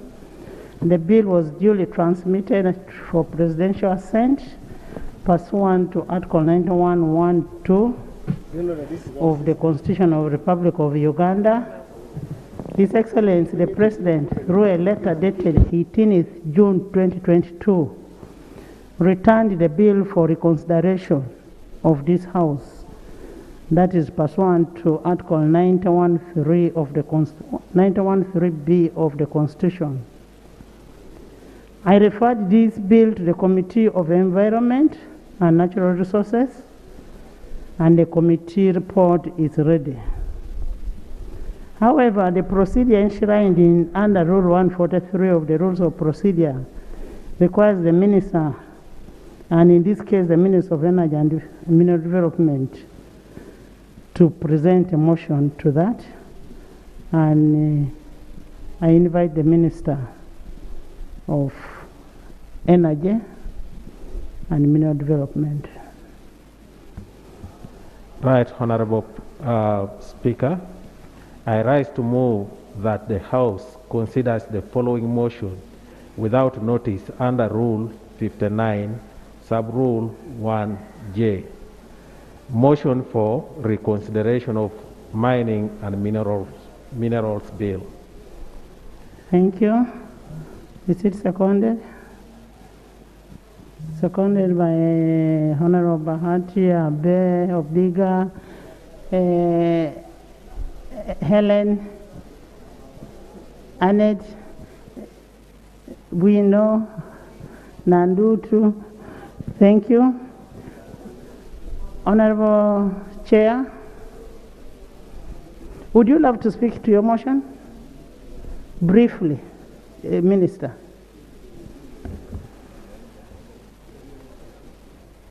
Madam Speaker, I'm moving a motion for reconsideration of the Mining and Minerals Bill by the House. The motion is moved under Rule 143, Section 3 of the Rules of Procedure of Parliament. It reads, whereas the Parliament of Uganda passed the Mining and Minerals Bill 2021 with amendments on 17 February 2022, noting that His Excellency the President returned the bill to Parliament with a request for reconsideration of the following clauses. A, Clause 8 on definition of large-scale mining. B, Clause 33(1) on establishment of a tribunal. And C, Clause 31(7) on the exception to competitive bidding.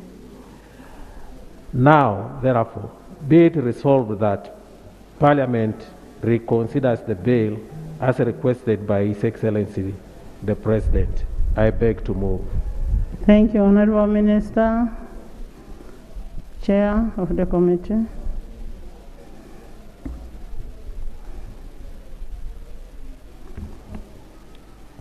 Thank you very much. Right Honorable Madam Speaker. Right Honorable Madam Speaker and honorable colleagues, before I present the report of the committee on reconsideration of the Mining and Minerals Bill, I beg to lay on table the minutes of the proceedings of the said committee and a copy of the report. I beg to lay. Please lay.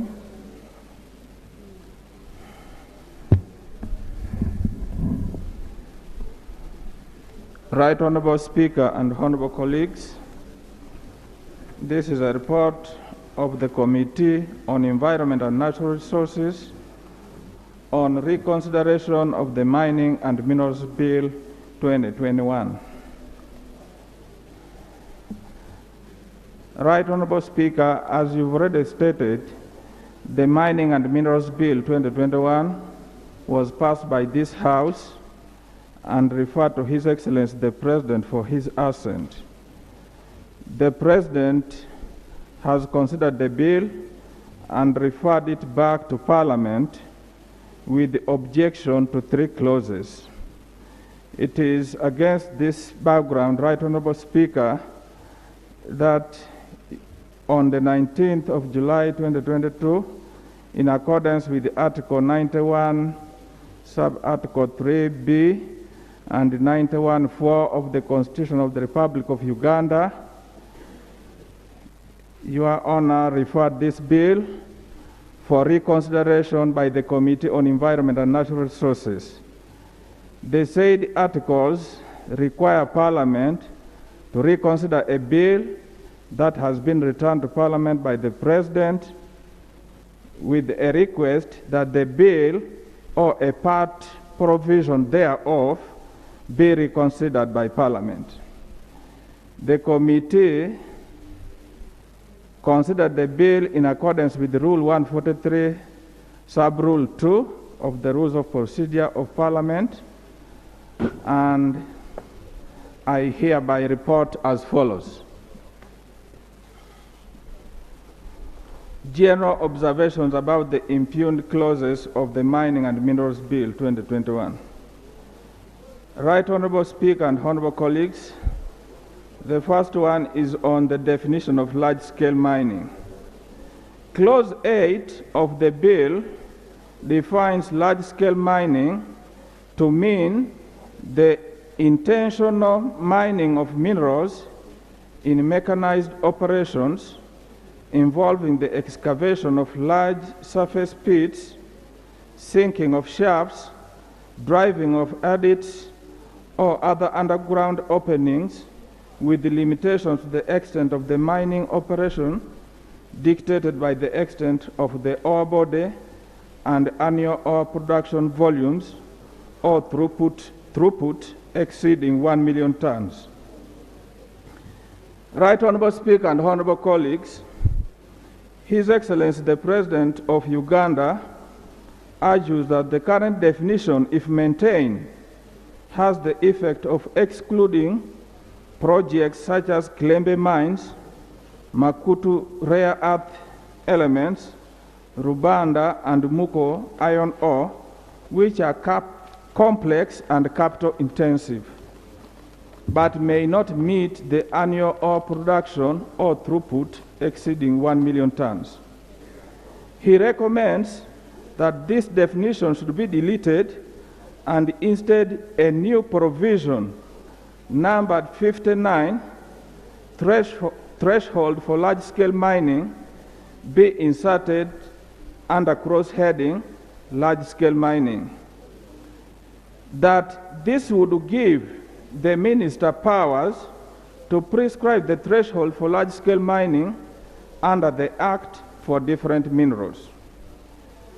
Right Honorable Speaker and Honorable colleagues, the committee considered the President's submission justifying the deletion and agreed that the current definition, if maintained, would indeed have the effect of excluding projects such as Kilembe mines, Makutu rare earth elements, Rubanda and Muko iron ore, since what may be considered as large-scale mining in terms of quantity may not be the same for another mineral in terms of quality or even in terms of capital investment. The committee therefore recommends as follows. 1, that the definition of large-scale mining be deleted in Clause 8. 2, that a new provision, numbered 59, threshold for large-scale mining license, be inserted under cross-heading large-scale mining licenses. 2.2 is in respect to announcement of areas for exploration, medium-scale or large-scale mining license. Clause 31, subclause 1, provides that, notwithstanding Section 30, the Minister may, in a manner prescribed by regulations, announce areas open for bidding for exploration licenses, medium-scale mining licenses, or large-scale mining licenses under this Act. Clause 31.7 provides that, for the avoidance of doubt, competitive bidding shall not apply to areas under a mineral right. Right Honorable Speaker and Honorable colleagues, His Excellency the President argues that this exemption would prevent government from using competitive bidding for licenses in the control of government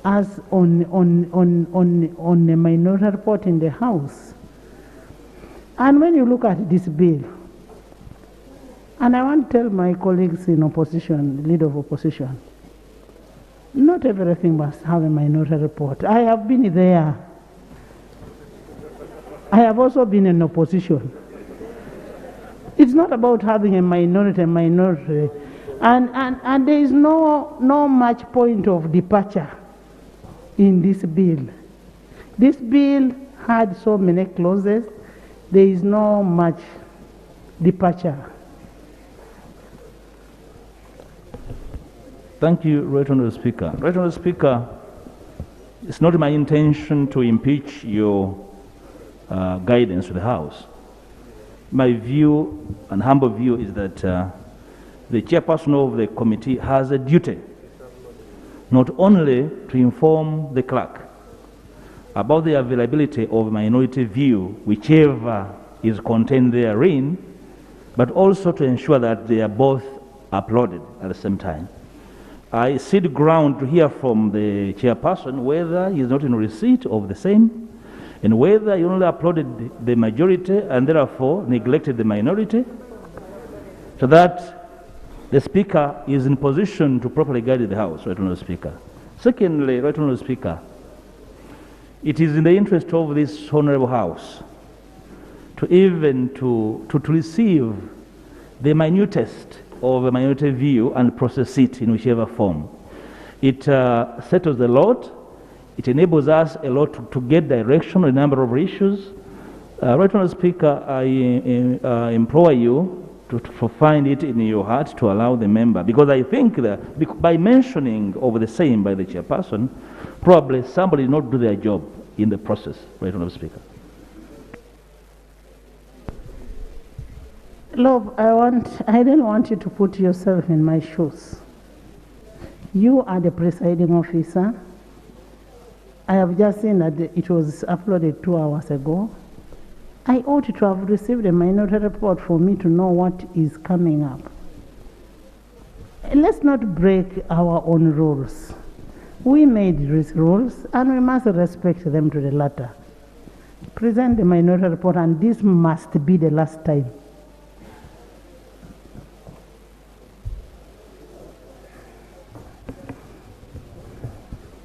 Right Honourable Speaker, we apologize for the irregularities. Can I have a copy of the report?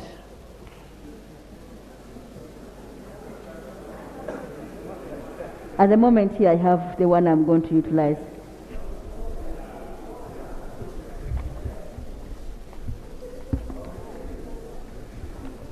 Right Honourable Speaker, my chair knew about the report and received a copy.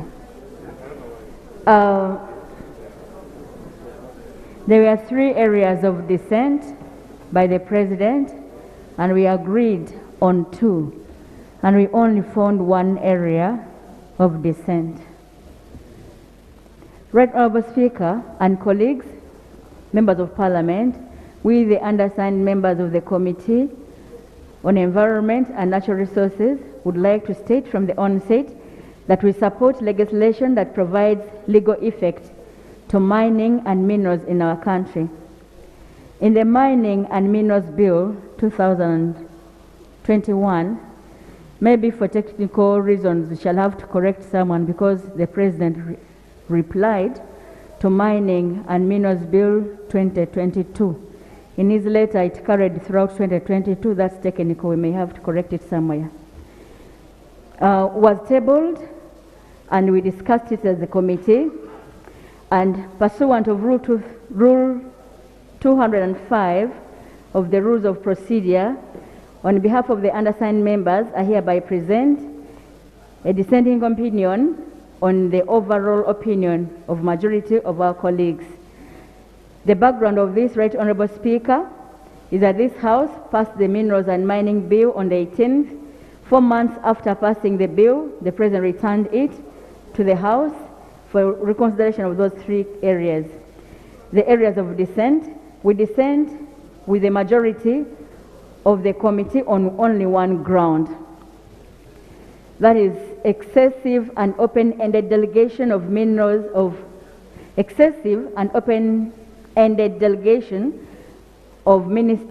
ministerial powers to define and determine the classification of large-scale mining. Right Honorable Speaker, we agree with the President on the reasoning and his concern over the definition of large-scale mining. However, we disagree on the proposed amendment to cure the identified mischief. Excessive and open-ended derogation of ministerial powers, Right Honorable Speaker and colleagues, the power to make laws with significant ramification on the citizens of the country is exclusively vested in the House by Article 79 of the Constitution of the Republic of this country. Delegating the authority of determining what is considered large-scale mining to just one office of the minister is bad legislation, in our opinion. I'm aware that anyone, of course we are aware that any one of us can hold that office.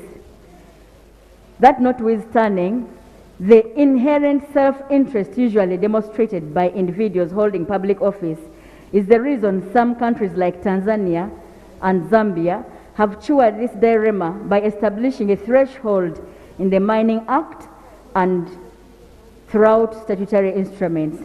Right Honorable Speaker, in the bill we had proposed that large-scale mining be defined by the quantities of minerals that would be mined in a year, and we defined it by 1 million tons. And the President says that some minerals, some precious minerals, you don't have to extract that much to be termed large-scale mining, and we agreed with him in principle over that. We have studied and made benchmarking on 2 countries and discovered that Tanzania mining law provides for the equivalency of large-scale mining licenses and defines thus special mining license means license for large-scale mining operation whose capital investment is not less than US$ 100 million, all its equivalent. And the President talked about the heavyweight capital investment, and Tanzania looks at it in that end at the amount of money, the investment in the capital investment. On the other hand, the Zambian mining law provides the size of licensed area as follows: that large-scale mining means mining over an area of a minimum of 121 cadastral units and not exceeding 7,485 cadastral units. Friends, for cadastral units, if you could define it rudimentary, could be an equivalent of 33,400 hectares. So Zambia defines the land, the size of the land. We therefore propose, Right Honorable Speaker, that this House would compel the committee to interact with the technical officers from the ministry. It should be noted that the proposal of 1 million was from the ministry. It wasn't a committee's idea. And to us to reach the conclusions we didn't interact with any technical person, but only members of parliament sat and changed. So we therefore think it would be very important for us to sit with the technical committee, technical members of the ministry, to get a befitting definition in taking into consideration the President's advice.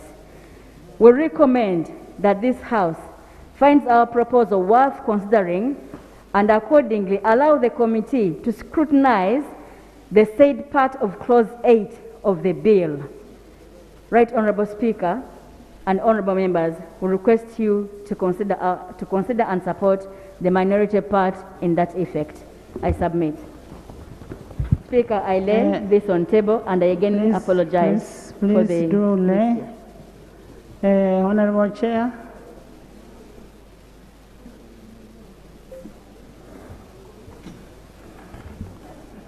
Thank you, Right Honorable Speaker. Right Honorable Speaker and honorable colleagues, it's not true that we did not interact with the technical people. In fact, after you recommitted the bill to us, my committee did interact with the technical people, and they gave us a submission of the guidance they had submitted to the President when His Excellency raised queries on these 3 clauses. And they are in agreement with our submission. I beg to They gave you report. the submission in writing? Right Honorable Speaker, it was forwarded to us. I have it in the phone. We may download it if it is possible. Yes, that is in writing. Can we have that submission laid on table? Honorable Aisha, when a bill is passed by the House, the year that is reflected is the year when it was passed. That is the law. The mining and mineral bill was introduced in 2021, but it was passed on 17th February 2022. That's why you find the bill is reading in the long title the time when it was passed. So the correction we are making, the bill was returned by the President and as 2022, that is when it was passed. So the correction was not, was misguided. Thank you. Yes, Honorable Attorney General. Thank you, Right Honorable Speaker. I think substantially we do not have issues with the points raised by the President, specifically on appeal process and the other clause. But if we delegate our powers as Parliament to the Minister to define a very important aspect of the bill, which runs across the entire bill, we will have abdicated our role. I would therefore propose a middle ground. Because you see, Madam Speaker, minerals are classified. Not all minerals are the same. So we must have a threshold of what amounts to large-scale mining. For anybody reading this law, he or she should not wait for the rules. So we should be able to provide for a threshold, and the threshold I would recommend would be for determination based on each mineral or a classification of the minerals, and to be made, yes, by the Minister, but with approval of Parliament. If the chairperson and the Minister could accept, then we would have made a middle ground and we pass this bill. Because if we do not specify the threshold, and if we do not involve Parliament in determining the finality of that threshold, and leave the definition hanging to the rules, to the regulations, then we would have done a disservice to our people. Thank you, Chair. Honorable members, we are only looking at a specific clause. Let's first hear from, now your Attorney General has talked, you're going to talk again. Right Honorable Speaker, I listened carefully to the submission of my colleague opposite, the learned Attorney General in the shadow, and I would like to suggest that because as the mining industry develops in our country, it would require very, very frequent reviews that would call for the intervention and consideration of the Minister every other time and not necessarily coming back to Parliament. I would suggest that it should be the Cabinet to approve, as normally we see statutory instruments, and then it is laid here on table. Madam Speaker, I beg to submit.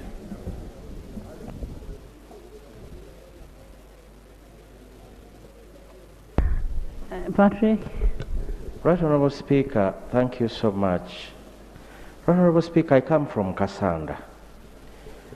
In 2016, about 60,000 people from Kasanda were evicted out of the gold mines to pave way for a large-scale miner.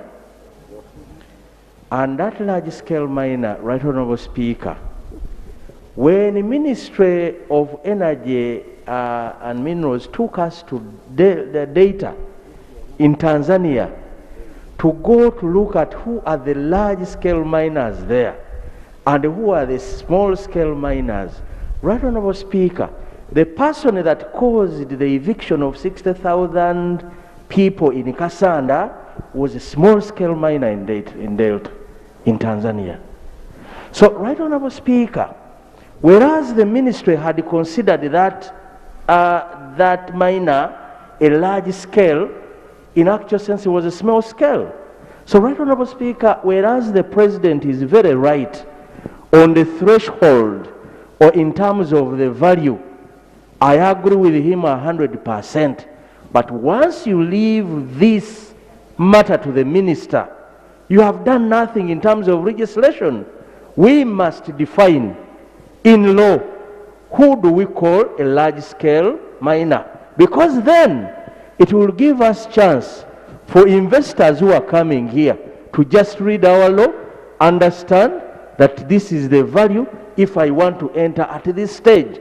Right Honourable Speaker, I plead with this committee, they can come up with a schedule for every mineral. It is possible. For every mineral, this is the definition of a large-scale miner. And that schedule can be attached to this law. And we move that way. Otherwise, when we just leave it at the discretion of somebody at any time, you will see things changing now and again. Thank you very much, Right Honourable Speaker, for the time. Thank you. Honourable Sarah.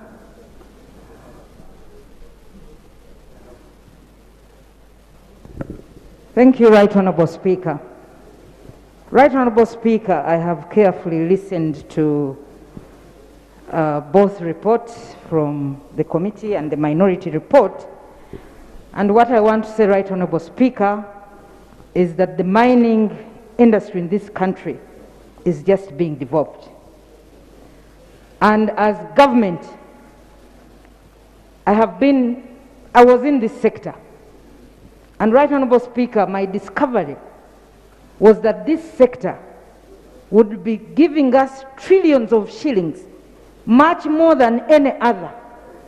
However, we are receiving less than 200 billion annually. The minerals sector contributes just about 1.4% to the GDP of this country. Yet, if we had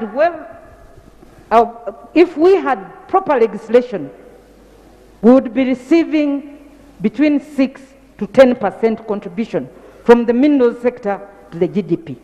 Now, Right Honourable Speaker, when you talk about large-scale mining, we have a lot of gold in this country. From the last area survey, Right Honourable Speaker, Karamoja is gold rich, Busia has one of the largest gold mines, we have gold in Kasanda and other parts. And Right Honourable Speaker, if you have a law that is vague, and with what I know in the mineral sector, where there are conflicting interests, where people can be controlled, Right Honourable Speaker, I refuse to be controlled, we shall end up with a challenge, Right Honourable Speaker. And therefore, Right Honourable Speaker, it's important that we clearly define what we mean by large-scale mining. As a country, Right Honourable Speaker, one of our areas of benchmarking is Tanzania, and our law actually is based on what has been going on in Tanzania. They have moved, and since the minority report quotes what large-scale mining means in Tanzania and Zambia and other areas, Right Honourable Speaker, sometimes we want to pull ropes for nothing. I see no problem with what the minority report has suggested. Thank you, Right Honourable Speaker. Honourable Chair, is there any problem with defining what is in large-scale mining in the schedule? Is there any problem with that?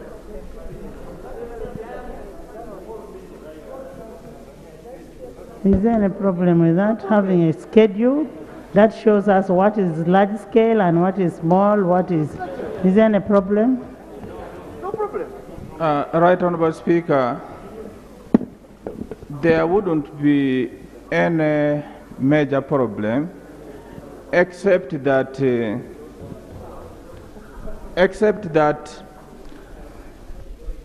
if we establish a definition which is entrenched in the law, then as we develop the sector, then it would mean that we may have to come and provide revisions more frequently. Because, Honourable members. Right Honourable Speaker, because as I did say, that today what the minister may establish as the threshold might be found within a very short time as wanting, and then the minister would wish to revise it. Honourable Minister, do you have something to say? And that is why I would beseech this House to allow this threshold to be defined for the different kind of minerals by statutory instrument. I beg to submit.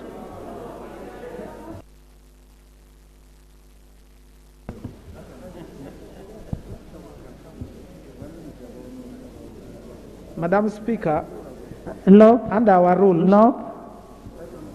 Can I have law?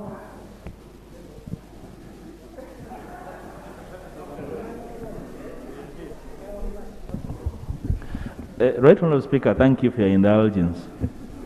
I was actually waiting for the Minister to rise and concede honourably to that very humble amendment, because it's what we need as a country.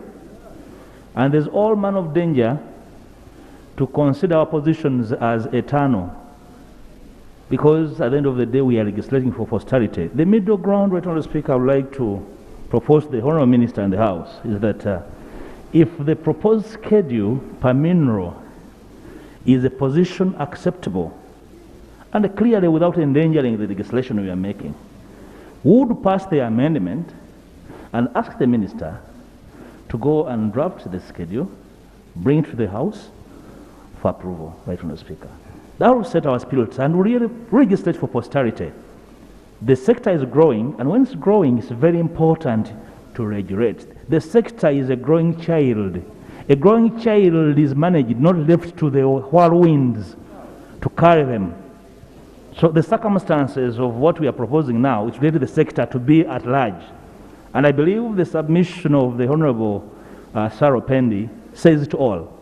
So I would like to ask humbly the chairperson to concede, and we move. This is for posterity, Right Honourable Speaker. Honourable Minister, I think what Lop is saying is correct. You will bring the schedule later. Let's pass the bill and then we move on. Because there is no big point of departure. Yes, Honourable Minister. Right Honourable Speaker, I take what the Leader of Opposition has put forward, and I would wish to concede that let's pass the bill and then I bring the schedules to the House. Thank you, Honourable Minister. How much time do you want to bring the schedule? How much time do you require? How much time do you require? I would request I be given to bring it in 1 month. It takes a lot of time. 1 month is okay. You cannot give what you don't have.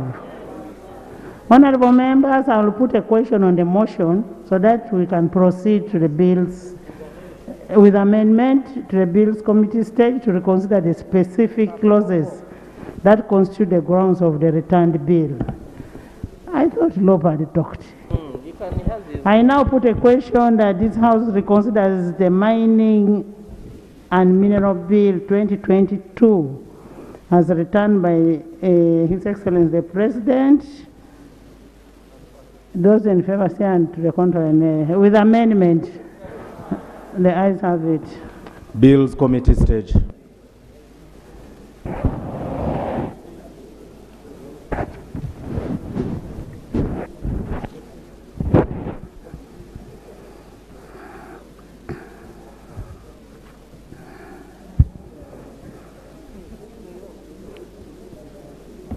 Honorable members, sit. Clause 8. Clause 8. Chair.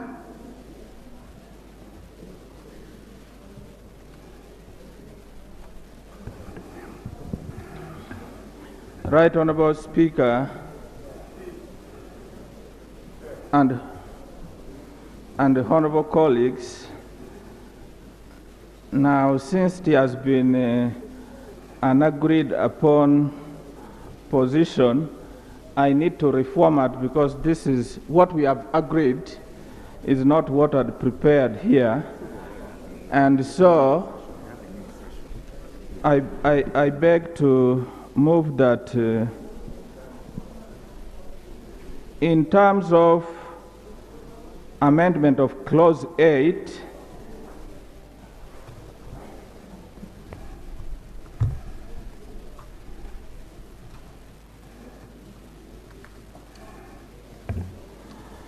thank you very much, Right Honorable Speaker and honorable colleagues. I beg to move that we amend clause 8 by deleting the definition of the term large-scale mining and insert a provision numbered 59 under the cross-heading large-scale mining.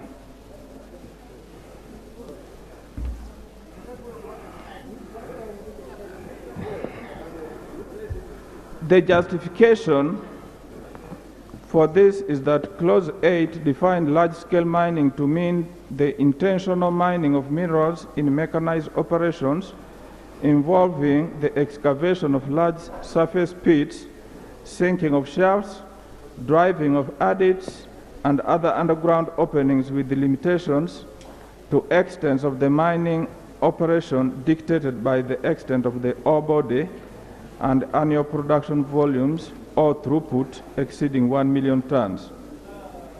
The current definition, if maintained, has the effect of excluding projects such as Kilembe mines, Makutu rare earth elements, Rubanda, and Muko iron ore, which are complex and capital intensive, but may not meet the annual ore production or throughput exceeding 1 million tons.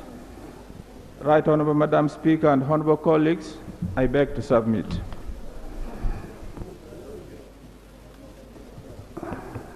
Aisha. Thank you, Right Honorable Speaker. Chair, what the Honorable Chair has presented is actually what was the original position of the majority committee. The original position was that the definition of large-scale mining be deleted from clause 8 and insert 59. Yes. Now, we are not saying should be deleted. We are saying large-scale mining should be defined in accordance to the schedule that is attached. So someone, the legal man, should help us draft it better, but that's the spirit from the House. Yes, Chair. Right Honorable Speaker, we are actually speaking the same language, except the proposal she's talking about is now going to come under the amendment. It is coming under 59. Yes. Under the new clause of 59. Yes. It's what you're talking about.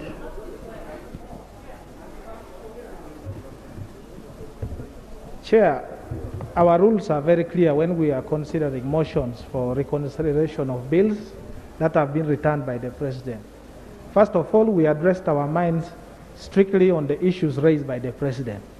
In the letter, the president said, if you define large-scale farming as in the bill, it will affect Kilembe, it will affect Rubanda. He listed them.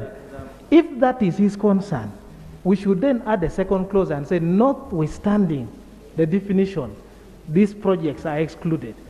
Then we safeguard the president's interest only on these ones. In the future, every other large-scale farming is then defined, unless you are hiding something else, because the president has listed them here. And you know what the president is saying under clause H on definition of large-scale mining. The definition under clause H should be deleted and a new provision numbered 59 be inserted. And that is the new one where we are talking about having the schedule. So which schedule we are going to have? Yes. Madam Chair, since you are now in the chair, I would prefer we do the definition by cross-reference and retain clause 8 and say large-scale mining shall mean and refer to large-scale mining as provided in clause 59. Now, when we go to clause 59, instead of the wording under clause 59, we provide for a schedule, which schedule should reflect either each respective mineral or a classification of minerals. Because we have base minerals, we have those which are standalone and the like. Why are we doing this, Madam Speaker? As we speak now, since 2015, the president unilaterally put on hold anything to do with the sector. And that's why it is not even generating revenue. And if we are to sure what his intentions were, we must be very clear in ensuring we pass a law that is understandable by everybody. So in my view, we can retain 8, but just make it will be as referred to in clause 59, then we amend clause 59 by being very specific.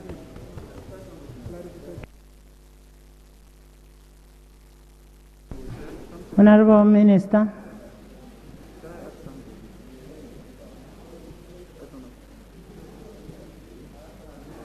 Honorable Bahati, can you help? Right, Honorable Speaker. What is proposing could actually subject us to confusion. We want a law to be very clear. And I would wish that the position of the chair be reconsidered. And we bring the schedule at an appropriate opening of the law, 59.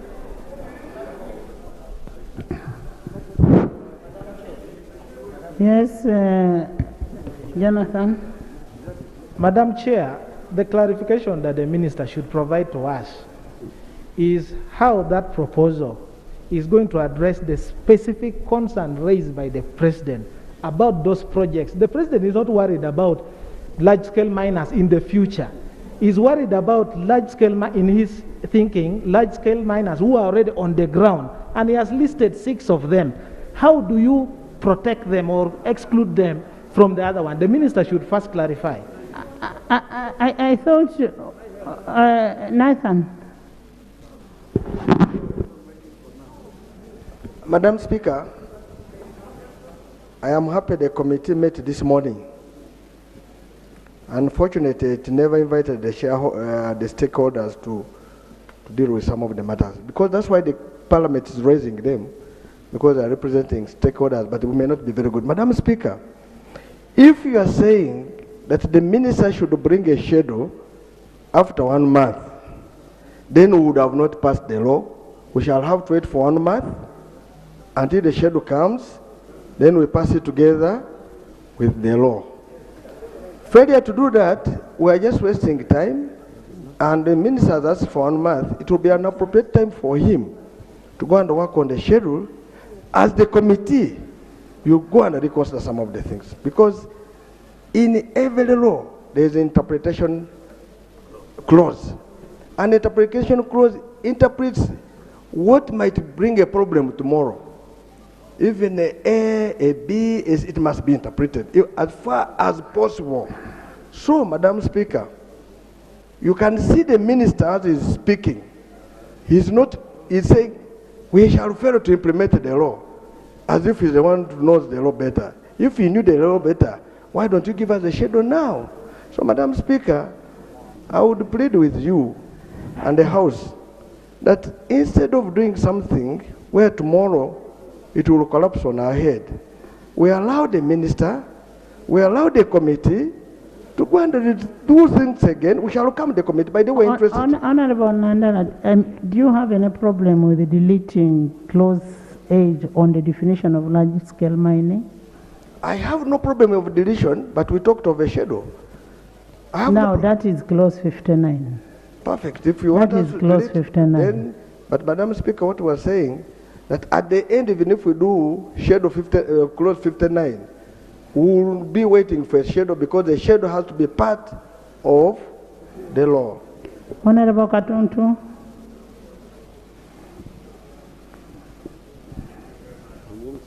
Thank you very much, Right Honourable Speaker.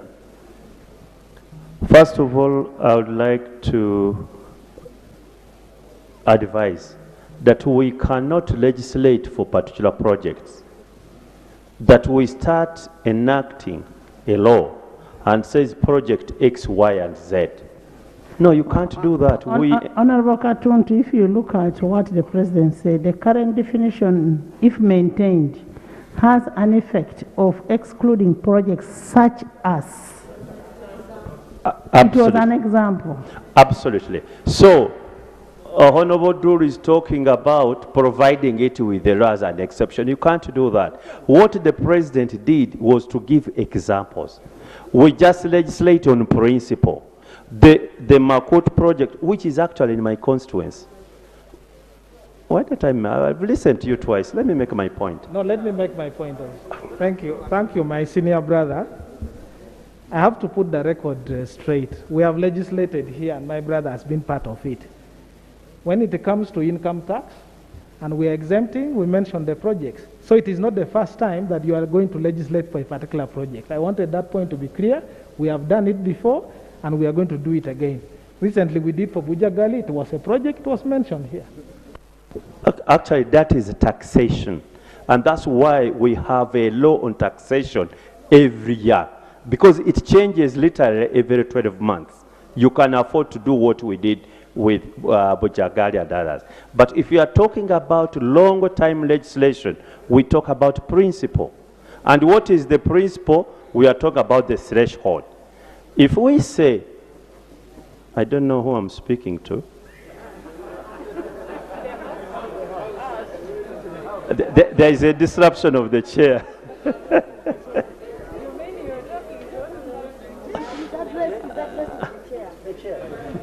Yes, Honorable Katuntu, we're looking for a middle ground with the... Yeah, but we cannot mention that it will be in the schedule, and yet there is nothing in the schedule. So we must sort out the schedule first. Because are we going to legislate in parts? No, we can't afford to do that. So this thing about 4 weeks does not apply. So we have to agree on the schedule, let the minister reconcile, and we have the schedule, then we enact the law together. And we can even do that tomorrow, right, Honorable Speaker. Honorable members, yes, I have a suggestion. I was suggesting, if you could listen to me kindly. Okay. If we can have today, we can be able to agree, the minister goes and burns his midnight candle, comes with a schedule, he shares it, then tomorrow morning we can pass this without any controversy. Between now and tomorrow, it is not a long time. Honorable members, what the letter is suggesting is that we delete the definition. And the committee's position was that they want the... Chair, do you want to finish what you've suggested. Thank you very much, Right Honourable Speaker, for the opportunity again. Right Honourable Speaker and honourable colleagues, I'm now persuaded to think that we could modify the definition that is subsisting right now by adding a qualitative value for those minerals that have very high value, but we would not be able to extract 1 million tons, and also add,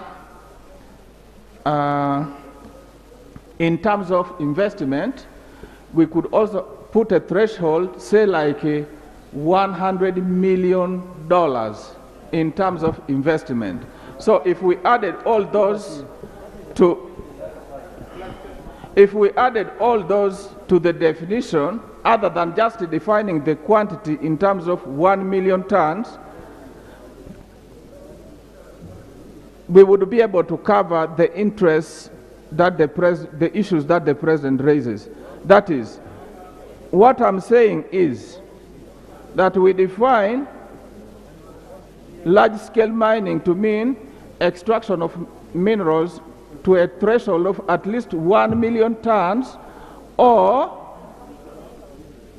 a capital investment of $100 million, or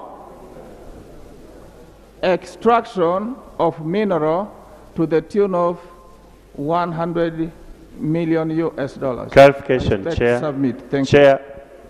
Chair, Right Honourable Speaker, we have a crisis here. Honourable members,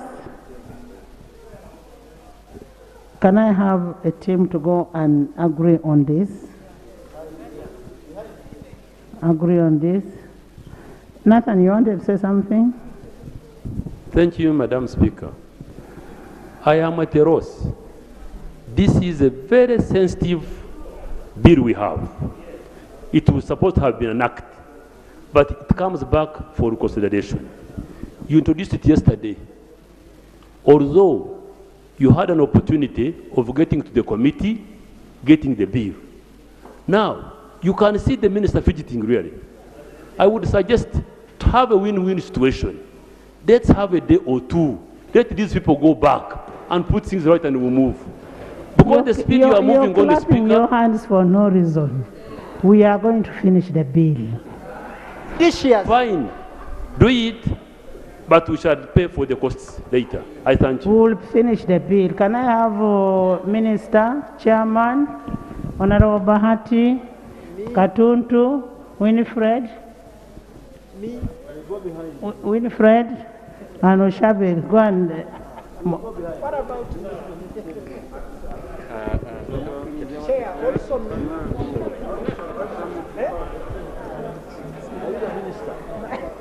No, I'm in Kimba, Madam Chair.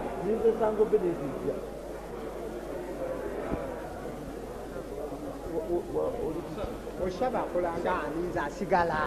Oshaba kolangani ugenda kachiro. No, leave it as yes. Leave it as chair. No, chairman.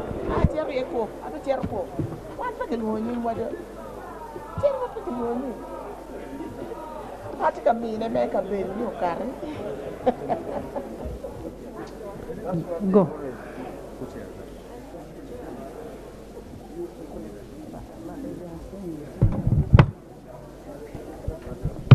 Honorable Katunta, I told you to join that team.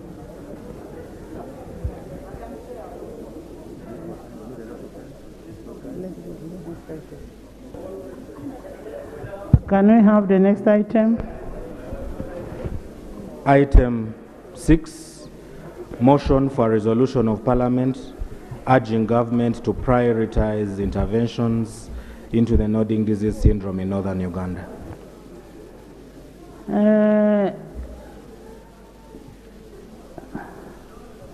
Honorable members, for a long time, the nodding disease syndrome has continued to affect people in northern Uganda. Lives have been lost. Thousands of children have continued to suffer from the disease. and while their families bear the costs. And remember, that is one area where people are really so poor.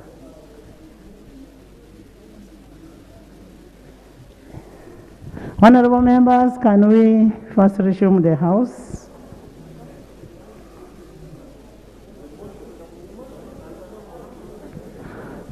Honorable Minister. Motion for resumption of the House. Madam Chair, I beg to move that the House do resume and the Committee of the whole House reports thereto.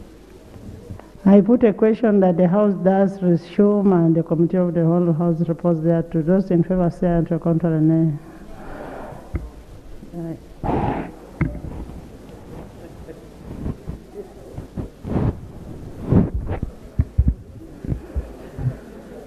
Honorable Abe, can you present your motion? No. Report. Report of the Committee of the whole House.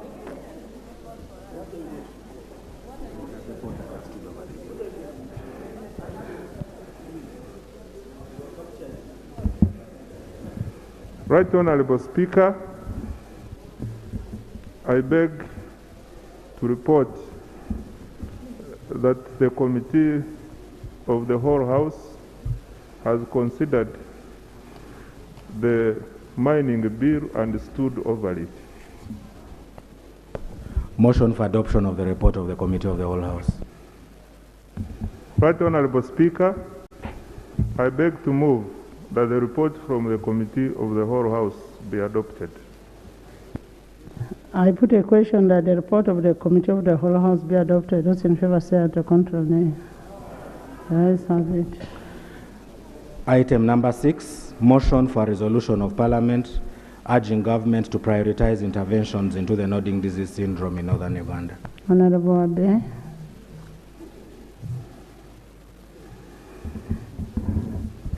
Thank you very much, Right Honourable Speaker.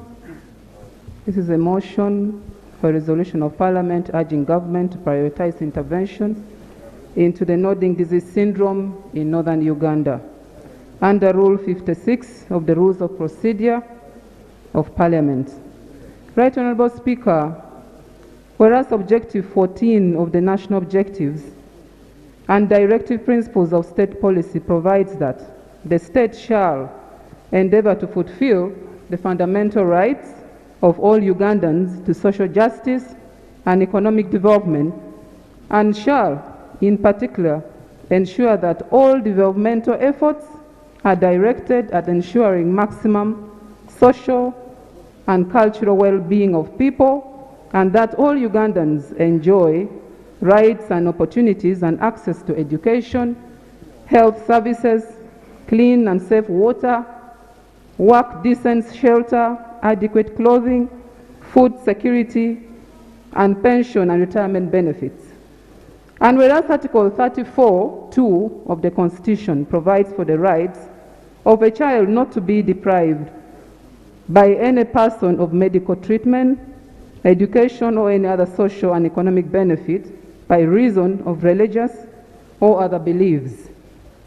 Aware that the nodding disease syndrome, an unexplained neurological condition that affects children from the age of 5 to 15 years, was first discovered in northern Uganda in 1997 and is characterized by episodes of repetitive dropping forward of heads, often accompanied by other seizure-like activity, such as convulsions and staring spells, which prevents them from having a normal course of life.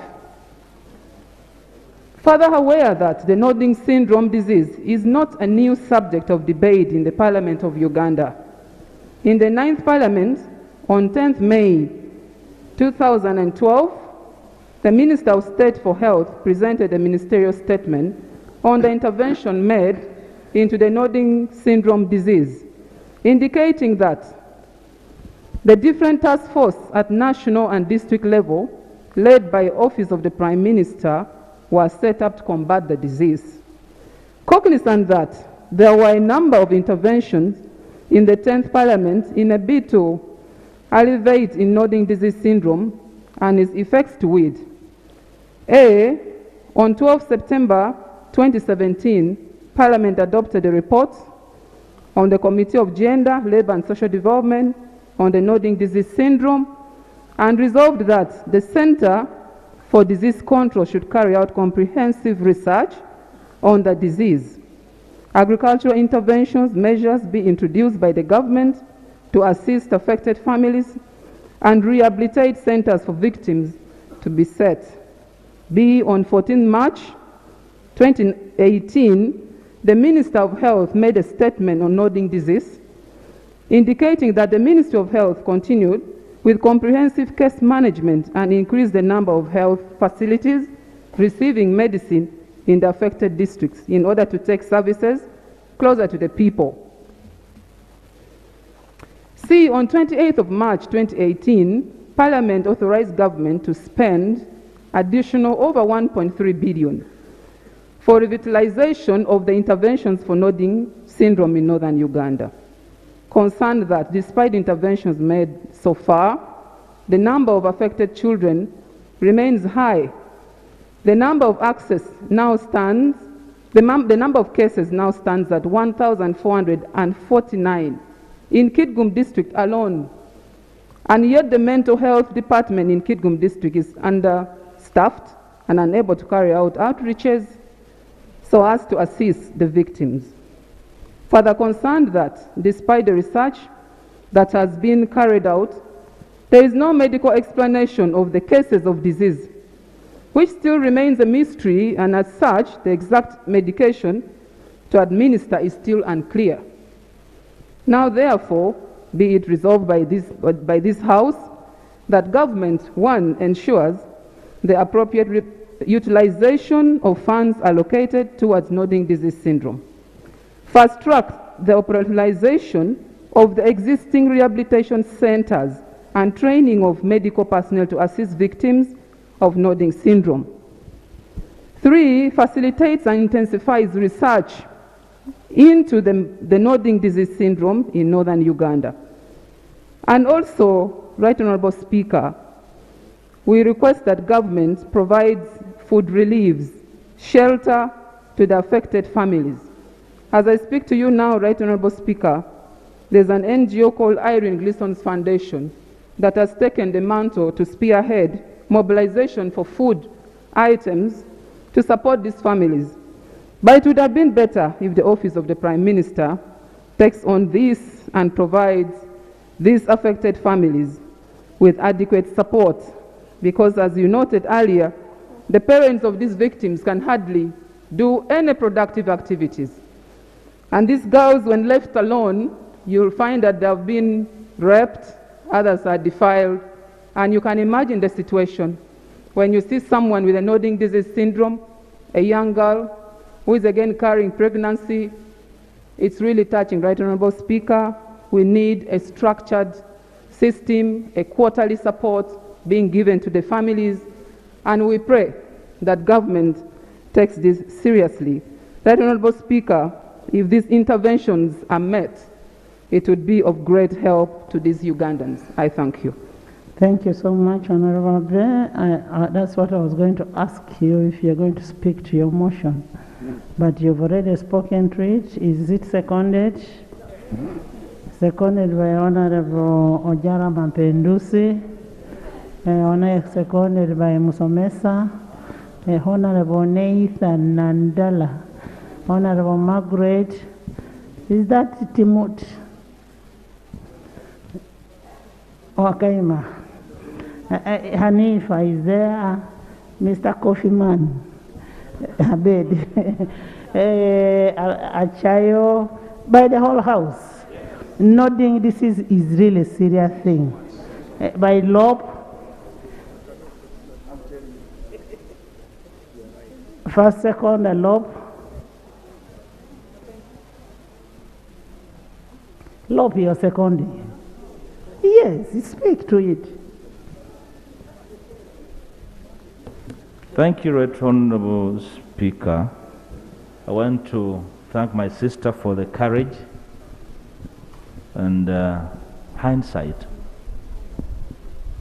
I was in the Greater North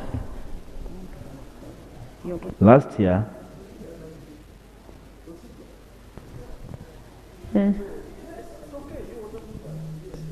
Procedure, I respect my group so much, more than many of you.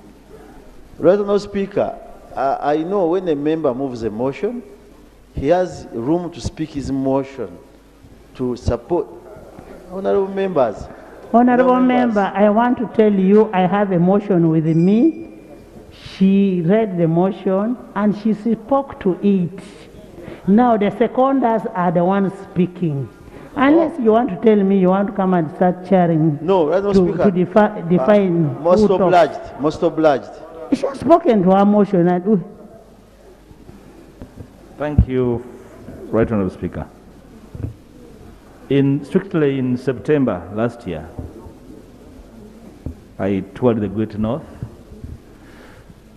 I visited Padel, Amol, Gulu, parts of Chitugum. Of course, my interest was assessing the socio-economic conditions of the region. I met community leaders, religious leaders, cultural leaders, and the political leaders, Right Honourable Speaker. I visited communities affected by the nodding syndrome, specifically in Padel. It is mind-boggling. I had colleagues with me who almost hesitated speaking about what they saw because it was really heart-rendering, Right Honourable Speaker. And my sense of disbelief ran to the fact that we are the leaders in this country today. Well, these communities are going through what we saw. Right Honourable Speaker, my Minister for Special Regions, the Honourable Santa, made a statement on this problem last year, and our expectation was that the government is alive to the afflictions of these communities, and therefore, through the processes that the allocative function of government and parliament would have resources specifically voted, first of all, to really go and take care of the immediate social needs of these families. Their housing conditions, they have no food, they actually look dejected. They actually question our wisdom as leaders in this country. They are very humble people, Right Honourable Speaker.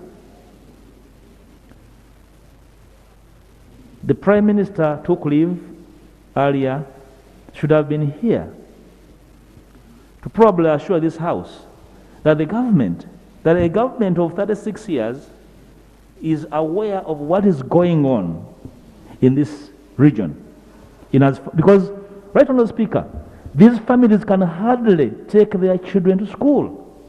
I was informed that the family heads cannot go to grow food because when they go, these children that are suffering are in danger of either falling in a fire, starving, or actually going to the wells and drown. It's terrible. Right Honourable Speaker, if this motion is carried, I would like to ask the Honourable Member, first of all, to assure you of my total support over this motion. Secondly, to ask the Honourable Member to ask of government to present to this House the government's assessment of the immediate and long-term needs of these communities, social and economic, so that in the next financing arrangements we can see clearly earmarked resources. Not that other communities in this country have no needs, but the state of communities affected by the nodding syndrome should be a point of shame for every one of us here if nothing is done in the immediacy, Right Honourable Speaker. And the Prime Minister should come here and commit to the assessment as to how much money is going to be voted. It should not tell us about the parish model as one of the areas for their benefit. Nothing. They don't talk about the parish model. They need affirmative action to lift their spirits, and they feel a sense of presence as a part of this country, Honorable Speaker. I would like to support this motion. Thank you. And encourage the honourable member to keep moving on it. We need the immediate, medium, long-term strategy on these areas of these people. Achayo.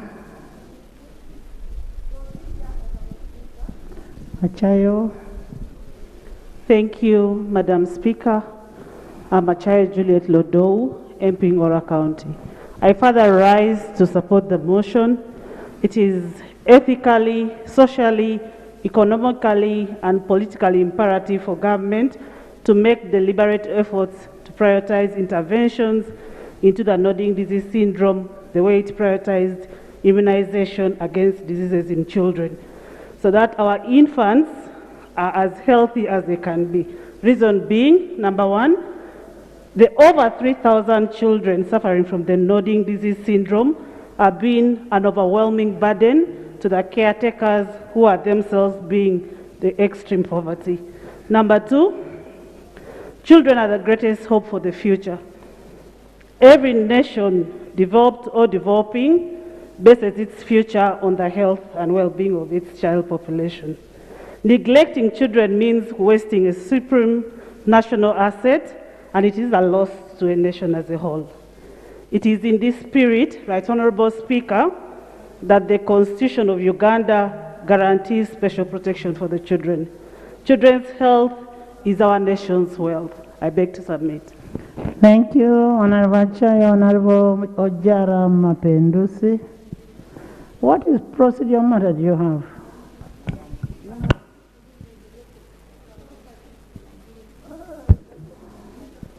What procedural matter do you have, Christine? Thank the Right Honorable Speaker. I just rise on the issue of procedure. If at all we are proceeding well with the Minister of Health, I wrote to the Minister of Health concerning the same issue. I come from a rooted north in Aromo sub-county. Also have the people affected by the nodding disease, 52, but we don't have new cases. But the challenge parents are having, some of them have separated because of this case. What is your procedure issue? So I wrote to the Ministry of Health, because at that place, the same people are suffering from nodding disease, the same people we have. Are you seconding the motion? I'm seconding. I'm happy with what my colleague has said. I'm seconding, but the challenge is the ministry is not doing enough. You know the essence of us coming up with a motion is now to urge the ministry to take actions on what we are agreeing in this house. Yes, that's why that's what I'm trying to put across. The challenge is we have raised the issue to the ministry, but they're not doing enough. They've just left it like that. So now the challenge, people are suffering, and I'm struggling with these people in Aromo sub-county. Even last year, before I came to this parliament, they raised the same issue to the ministry. They are not implementing. They are not doing enough. Thank you. Thank you so much. Ministry, you should implement the resolutions of this motion, and you need to, as Lob said, you need to get the immediate, medium, and long-term strategy for this. You respond later. Can we have another seconder, Ojara Mapendusi? Right Honorable Speaker, I stand here in full support of this motion, moved by the Honorable Lillian Abaye for a resolution of Parliament urging government to prioritize interventions into the nodding syndrome cases in northern Uganda. Madam Speaker, it has taken over 2 decades from the time this health condition was detected, and to date, the condition is referred to as nodding syndrome due to the constant head nodding behaviors of those affected by the condition. Right Honorable Speaker, it's difficult to call this condition a disease, because a disease is usually, usually has defining cause, distinguishing symptoms, and treatment. Madam Speaker, the definite cause of this head-nodding behavior and other associated characteristics have not been comprehensively and authoritatively, established. And for all these years, Madam Speaker, there has only been what we call symptomatic management. And this is nothing to do with the root causes or what is causing this condition.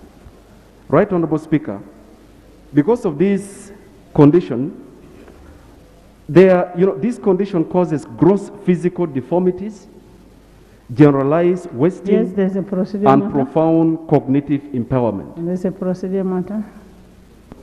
Thank you, Madam Speaker. In the 10th Parliament, there was a resolution passed by this Parliament urging government to intervene on matters of the Northern Disease Syndrome. Wouldn't it be procedural right that we get a report from the government on the extent to which they have operationalized the resolutions of this Parliament? Then, basing on those gaps, we would be able to consider this motion to address any pending issues. Are we proceeding well without a comprehensive report from the government? We are completely proceeding very, very well. And because at that time no action was taken, and it lapsed to its 10th Parliament. Now we must resume it because the people are still suffering. We must pass it. We must have a motion to this effect. So, the Honourable Member, we are proceeding well. Thank you, Right Honourable So, Speaker. can you finish and we open the debate for 20 minutes? Thank you. But for purposes of emphasis, Right Honourable Speaker, the definite cause of the head-nodding behavior and other associated characteristics have not been comprehensively and authoritatively established. And just to inform you, for all this period, the treatment has been basically to manage the symptoms and not about the exact cause of this disease. And so, Right Honourable Speaker, we know that this condition causes gross physical deformities, generalized wasting, and profound cognitive impairment, and therefore there is need to develop holistic intervention to the affected families and the children. Madam Speaker, the Honourable Lillian Abe said in Kitgum there are 1,449 people. But in the entire Acholi and Lao sub-region, there are over 2,500 families and children who feel voiceless, they feel worthless, they feel abandoned. And I therefore think one day, Right Honourable Speaker, if we don't take correct measures, if we don't develop correct interventions, one day, by the grace of God, we will be judged very harshly. Because it looks like we are not bothered about the plights of these children. I therefore, Right Honourable Speaker, second this motion, and it is my hope that this Parliament will play a part in restoring the lost hope of these children and the families. Thank you very much. Nathan, Honourable Akol Musomesa.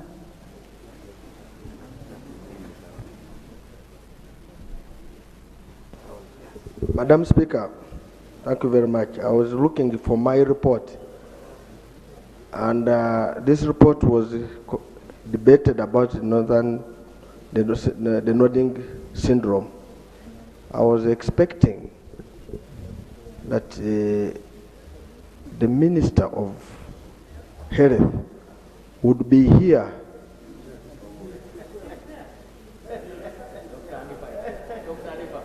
Oh, Dr. Nif is around. Because, Madam Speaker, in that motion, we had clear instructions of what to be done. And one of them was to provide education, food, shelter, and clothing to those affected persons. Now, if since the last parliament they have not done anything, I am getting worried. If this motion were going to pass, will be really be implemented. Madam Speaker, also the honorable member from Kitgum would have been interested to have got that, and it would have helped us, because I was trying to look for our report. But having said that, Madam Speaker, until you fall sick or you have a relative who is sick, maybe. Okay. Yes, thank you. Thank you, Honorable Nadala. Indeed, on 14th March 2018, this same issue was debated here. Parliament passed a supplementary of 1.2 billion. And this supplementary of 1.2 billion was supposed to go to Kitgum. That was supposed to be 267 million. Lamo was supposed to get 175 million. Oyam was supposed to be given 36 million. Pade was 324 million. Amur was given 78 million. And then Gulu Regional Referral Hospital was given 110 million. And then Gulu local government was 78 billion. And 78 million. And these monies were given to go and carry intervention.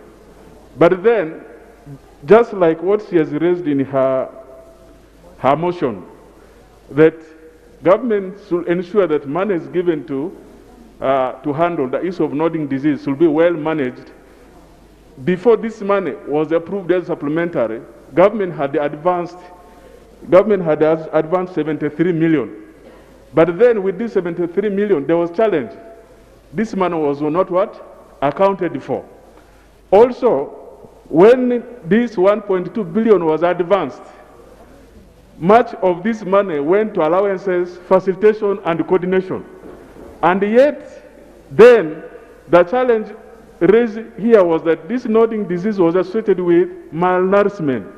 People were not well fed. Part of this money was supposed to go for feeding. So there were a number of challenges. In fact, ideally, we would have expected a comprehensive report from government. After this supplementary was given then, how was this money used? What intervention gaps were there? So that was the information I wanted to give you. Thank you, Honorable. Thank you very much. And you have given the right figures, but also the supplementary was purposely to address that specific time and a comprehensive, because there was supposed to be a master plan. Because the master plan was that all those affected persons should be taken care of. Because the issue which was raised, that they are not capable to help themselves, and that will be treated as if disabled people who cannot do it.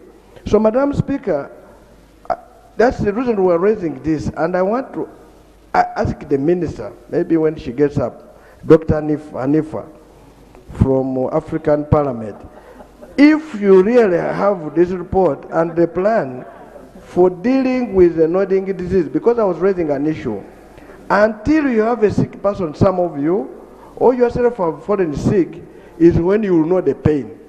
But if you have been to northern Uganda and see how these communities are suffering, I would assure you, Madam Hanifa, you would be in northern Uganda doing what we are telling you.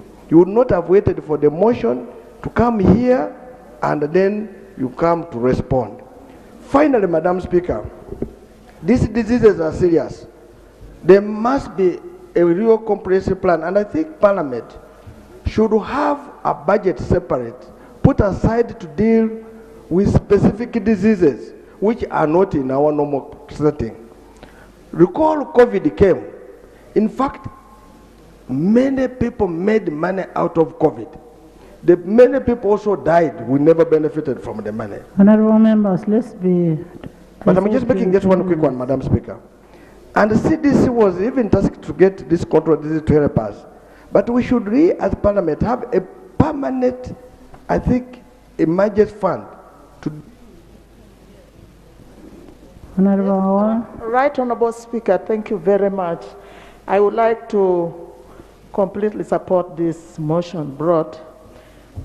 A week ago, there was a launch by Irene Gleason Foundation near, I think it was near Uganda Museum. And they talked about, it was specifically for the victims of nodding syndrome. And we were there. I am sure they did some research. And so there are new cases. There are new cases of nodding syndrome in Kitgum, reported by Irene Gleason Foundation. I am wondering what Ministry of Health is doing. These cases of nodding syndrome deserve charity. And charity is not something that you can do for once and forget. No. It requires constant appropriation of resources to the suffering people. They are really suffering. And what the Right Honorable Leader of Opposition said is right, because he went and saw. People should see the conditions of those victims. I call them victims. They are not only children now. Some of them are already big. And the families. If we are kind to our people, to Ugandans, we need to do something better in Parliament. Somebody asked me about 4 or 5 days ago that, please, Honorable,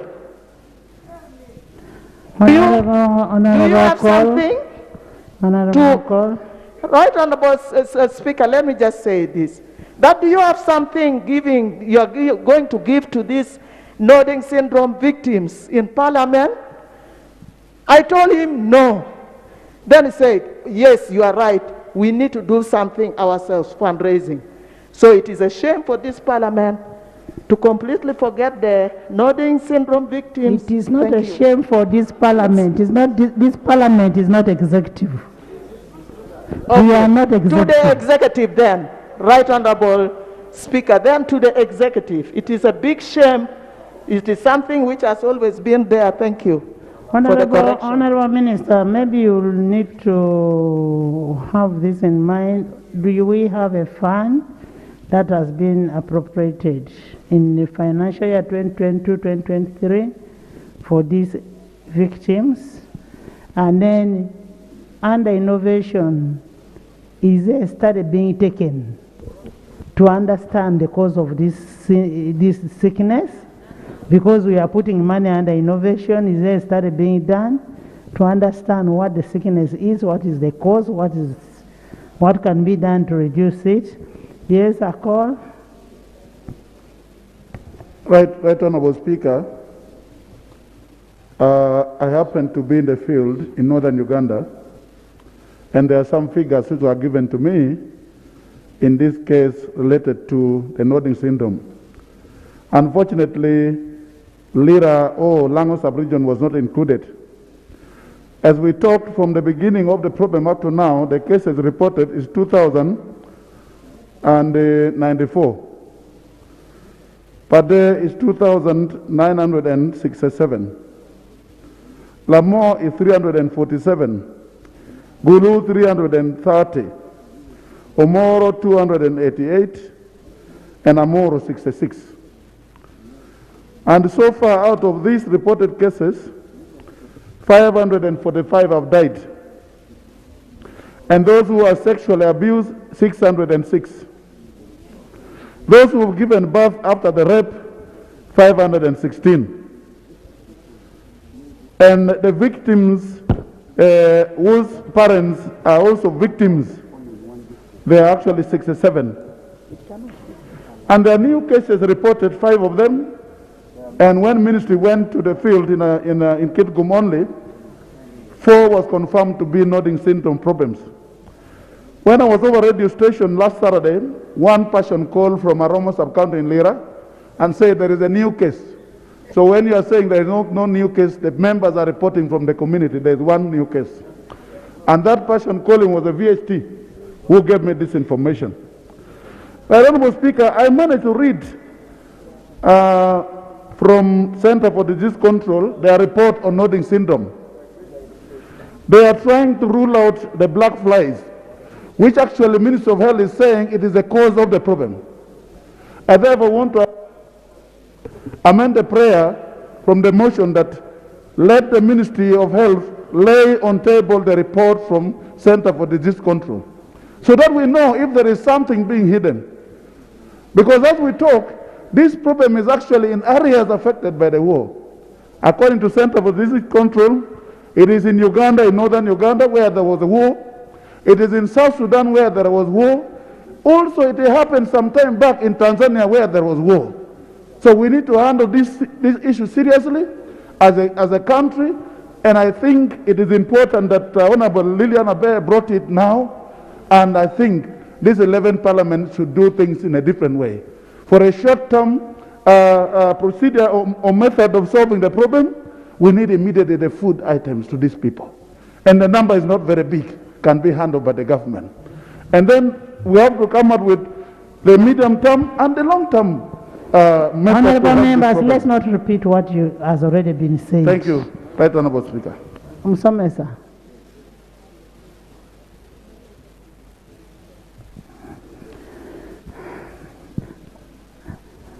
Thank you, Honorable Speaker. And I want to thank the mover of the motion, Honorable Lilian, and the honorable members. If you have read this motion carefully, the honorable members given the dates when Parliament handled this matter before she came in. Right Honorable Speaker, I'm lucky I'm among those members of Parliament who went to these areas by the leadership of, by then, Honorable Beatrice Anywa when he was still with us on this side. I took time, we took time, we visited, Right Honorable Speaker, even the homes of these children, some of them. We visited the regional referral hospitals in those areas where this problem was taking place. That's why, when we came back, what we found there made the Parliament to release funds to this affected area. Right Honorable Speaker and honorable members, we have to go to prong.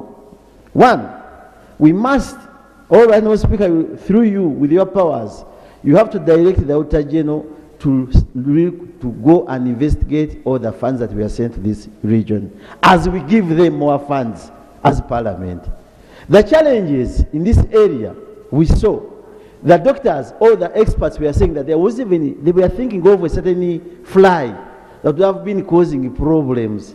And we suggested, we recommended that let them get the sprays for that particular fly, so that it can be worked on the areas where they were thinking the problem was coming from. No, members, let me first drive my point home, because the speaker has given time and we are going for 1 minute. 1 minute. So, what happened? We gave money, we went to these regional referral hospitals, we looked at them, they were also like the patients themselves. We gave recommendation how these hospitals should be given, they were taken care of. We looked at the type of foods. Just 1 second, 2 seconds. The type of food to be given to these children. Not mere taking food, posho beans from disaster preparedness ministry, what. But these children need certainly energy building, nutritious foods. But what took place?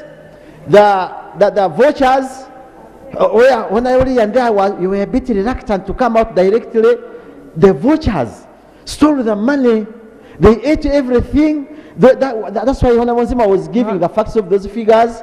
How do you spend more money on transport allowances against those you are treating? Honorable members. So, Right Honorable Speaker, as I conclude, I pray that we will direct the Auditor General to look into those funds Parliament gave as a major intervention to this region. These children will become. Honorable members, we need an audit on the funds that were already released for the noddings. Yes? Madam Speaker, procedure. Madam Speaker, Auditor General has already audited. And if he has audited, there's a report. Unless we are suspicious that the Auditor General maybe did not an in-depth audit. Does Auditor General audit the funds given to nodding people? Yes, it like the specifically. We are looking at a specific amount that was disbursed. Then that's what we should do, Madam Speaker. Yes, it is on a specific amount that was given. Then you call it forensic audit, because if you take it that audit. You know, you called me when me and you were from the same profession. Honorable members, he used to be my chairperson of PAC. We will have a forensic, we need a forensic audit on the funds released for nodding victims and nodding deceased. We need that report as one of the addition to the what? To the prayers. Alum,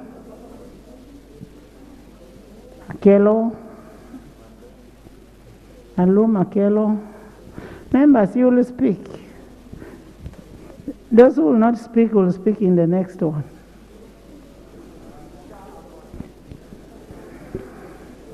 Thank you, Right Honorable Speaker, for giving me this opportunity. Right Honorable Speaker, my district is one of the districts affected by the Nordic syndrome, more especially the border sub-counties bordering Acholi land. Right Honorable Speaker, it's true that as a parliament in 2018, we authorized government to spend 1.3342300 billion for this cause. But Right Honorable Speaker, the way this money was spent is very much questionable. And yet, Right Honorable Speaker, the conditions of these children is really very pathetic. The parents are very desperate, more so the mothers, who are supposed to do a number of things on top of taking care of these children. Right Honorable Speaker, this financial year, I have been informed we gave only 5 million for monitoring. Madam Speaker, these children need much more than monitoring. They need also routine survey to get the conditions of these children and even the families that they lived in. Madam Speaker, as you may be aware, the general population is not sensitized about the conditions, so much so that many of our people believe that this is witchcraft. About 3 weeks ago, when I was in the constituency, one of the many children who were there, who was showing conditions of the Northern syndrome, was taken to the witch doctor. And when I tried to convince them to go to the medical facility, they were also convinced that this was not a medical issue, but a witchcraft. Akelo. Thank you, Madam Speaker. Thank you for allowing me to speak on this motion. It is very dear to my heart. I want to thank Honorable Lillian for moving this motion. Madam Speaker, I want to remind colleagues that in the 9th Parliament, we were able to bring Associate Professor David Kitara Lagoro, who I remember stood there and made a presentation on nodding syndrome. Madam Speaker, it is not true that information is not there. Professor Dr. Lagoro and Dr. Susan Gazda of US made a very good research, and I want to interest my colleagues. There is actually a publication. Just hold on. There is a publication in a journal of neurological sciences that is 369, 2016, pages 191 to 203. Kindly go and read this. It talks a lot about nodding syndrome. Madam Speaker, I also want to bring to the attention of members that actually nodding syndrome is treatable.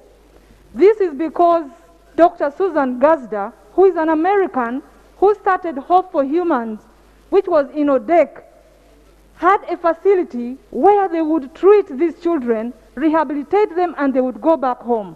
But when she wrote to me an email, it was a very emotional email because she felt she was in the fight alone, and she packed her bags, went back to America.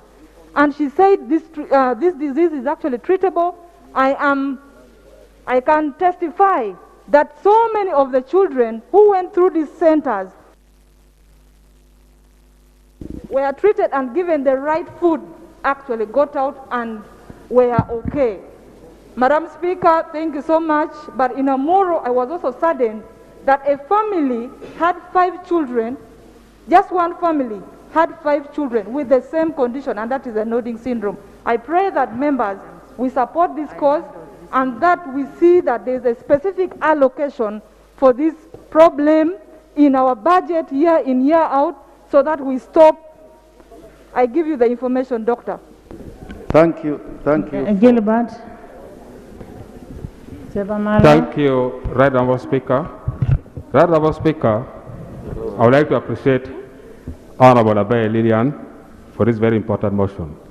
Right Honourable Speaker, right now we need to go to the way forward. We have talked about nodding syndrome since the 9th Parliament, the 10th Parliament, up to now. I propose, Right Honourable Speaker, to amend Honourable Abaye Lillian's prayer that government should provide at least 30 pieces of iron seeds to the families affected with nodding syndrome. Right Honourable Speaker, if you look at where these children are staying, the kind of grass-thatched building they are living in, supporting less than 2,000 families with pieces of iron seeds will never defeat government, Right Honourable Speaker. I pray that the government should provide a no-cost houses for these families to lead a amicable life. 2, Right Honourable Speaker, I pray that every financial year, government should budget for the nodding syndrome. At the look of things, the nodding syndrome may not go away. It seems the disease has come to stay, and these children, we are not sure whether they are going to recover. I pray that, Honourable Speaker, let Parliament resolve that every financial year, at least a budget should be located to help and support these children. Finally, Right Honourable Speaker, we would like to know the root cause of this nodding syndrome. Since then, we don't know the root cause. According to the minister, she was explaining that it was black flies that is bringing it. Babiku. Thank you, Right Honourable Speaker and colleagues. I join the rest in thanking my sister Bay for this motion. Right Honourable Speaker and colleagues, it is so ashamed and embarrassing because the level of attention given to the victims is so minimum, and yet they exist and we have been watching at them. Therefore, I request my government to prioritize this, to attach a lot of commitment to this cause. To Right Honourable Speaker and colleagues, I propose there should be regular update of the statistics of the people who get infected, because the infection is continuous, so that we can be able to budget. Lastly, Right Honourable Speaker and colleagues, this is not only now a matter of health, but it needs multi-sectoral approach. Therefore, I request that we allow the Minister for Health to sit down with her colleagues and bring a comprehensive report, because it has economic perspective. To Right Honourable Speaker, in that lane, when the late Right Honourable Speaker was alive, it was in this house. He persuaded the Parliament with passion, and we voted money. But also, we made a decision that the Ministry for Northern Uganda should have a specific action taken. Dorcas. Thank you, Right Honourable Speaker. I rise to support the motion by Honourable Lilian Aber. Right Honourable Speaker, the majority of the communities affected by the nodding syndrome live in very remote rural settings, and these present very practical challenges. Some of them being unavailability of drugs, and sometimes also drugs being unaffordable or both. And as such, some of the recommendations, for example, I pick on fast-tracking the operationalization of the rehabilitation centers as a key area. What we have on the ground currently as the rehabilitation center is a white elephant. A lot of money has already gone into that construction. And I would put these prayers that if possible, let's have in the immediate term the government coming forward to strengthen and operationalize what we have available. And then to avoid us moving in circles. As we have already learned, previously there has been this on the floor of Parliament, and with very serious prayers. We recommend that we amend the prayers so that we can have a comprehensive report from the government for funds which were already utilized. Can we know what it has covered, and then specifically the gaps, so that we know where the funding will go? I thank you. Azar.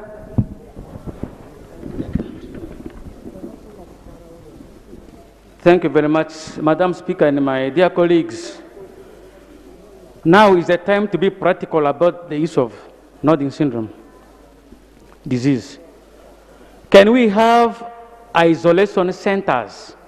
Can we have collection centers where we can have all these people and where they can be treated and where they can be fed and where research can be done, so that we isolate them and see whether it is non-communicable or it's communicable. That's the only way now. Let us have these centers constructed by government. Minister of Education, of Health, you are here. Let us have these centers. Let's be practical. Let us isolate them. Let us treat them. Let us feed them, accommodate them. Let us not circulate in the public. Thank you very much, Madam Speaker.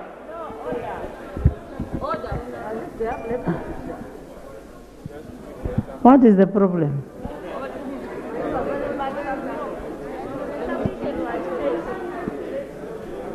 Elder.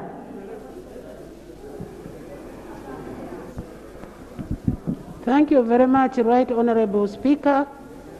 I'm speaking as a person who visited the northern region in 9th Parliament at the plight of the syndrome. It is very, very pathetic, because that time we tried to understand the disease by visiting the health, those who are in health facilities, those who are in a collective center, and even go to houses where these children are. It is very pathetic. If up to this time nothing has been done, I'm so sorry for Uganda. I like the way Honorable Lilian has brought it.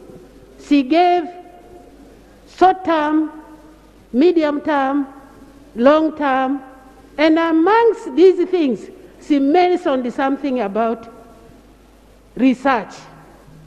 It's a pity. Up to this time, Uganda has not taken a lot of interest to do research, comprehensive research, to understand what is the problem of that disease. Why is it that that syndrome came following unrest in northern region? When the war was in West Nile, one time in BBC... Honorable Kumu, there is information on research here. Honorable, thank you, Honorable, for giving way. there is abundant research that has been done on nodding disease. And there is abundant information on the cause.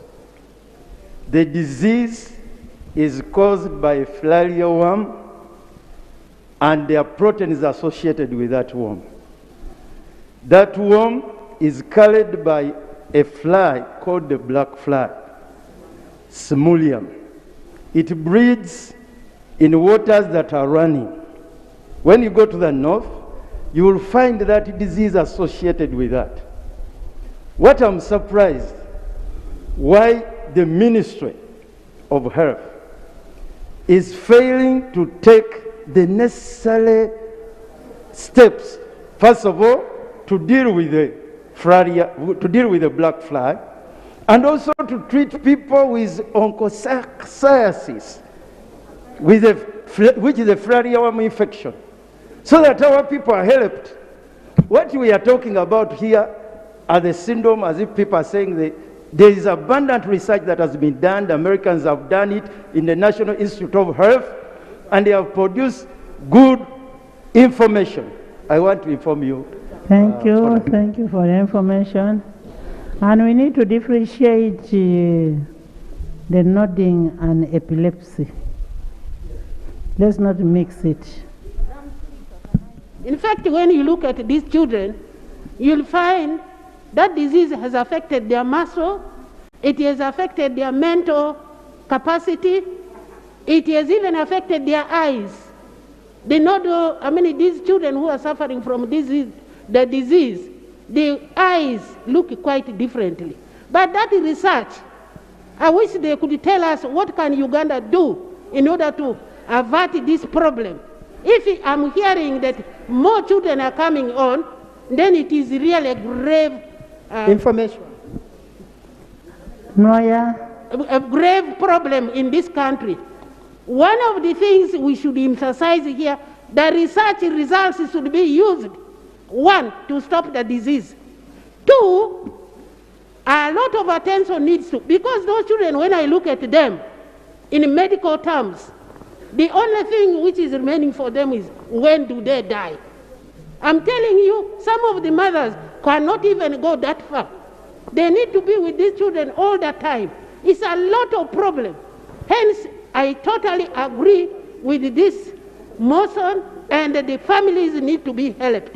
Thank you very much. Noya, is that Honorable One? Thank you. Thank you very much, Right Honorable Speaker, for giving me the floor. I want to thank my sister, Honorable Abe, for bringing this motion. I stand here in total support of the motion. If there has been a lot of research on the subject, there has been a lot of information on the subject, then I think there is negligence somewhere. There must be negligence somewhere. The very attention that was given to COVID should be given to this disease. I want to implore this House to use the motion that was brought by the Honorable Lillian to heighten the attention towards this disease.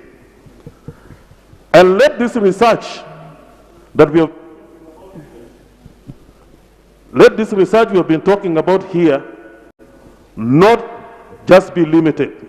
It should be a sustainable research, should not actually stop. The funds we are allocating for this disease, there should be a special funding for research. It should be an endless endeavor. The results of the findings of the Center for Disease should actually be married by the results of the independent researchers in this country. So my prayer, Right Honorable Speaker, is that let us continue to invest in research so that we stop this spiral of running around and around and around. Because it appears we seem to be trying to look for solutions for the problems that we don't understand. Let's tackle the root cause and not the symptom. I beg to submit. Thank you, Honorable Sarah Pendi.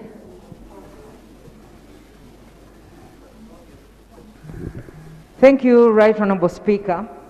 Right Honorable Speaker, I do appreciate the motion that was presented by the Honorable Lilian Abel. And Right Honorable Speaker, I am speaking as a person who even presented a report to this House, then as Minister of State for Health, when this matter was presented on the floor of this House. And Right Honorable Speaker, what I want to inform members is that it is true, the nodding syndrome is there. However, when we went to the ground, the findings were that while we have children with nodding syndrome, most of the cases that were being thought to be nodding syndrome cases were actually epilepsy cases. And Right Honorable Speaker, by statistics, this is the report that I presented then. I led the team that went on the ground. And Right Honorable Speaker, for example, this is the report presented in 2019, that we had 5,104 epilepsy cases from different districts. But the nodding syndrome cases, and most of them actually were old cases, were 2,143. So this is the information that I want to give the House, that yes, what is true is that most of these children with the nodding syndrome, on testing them, they had high viral load of the onchocerciasis. And of course, Right Honorable Speaker, what needs to be done by the government is to continue with the aerial spraying. I don't know whether the ministry has funds for this, because when you control the black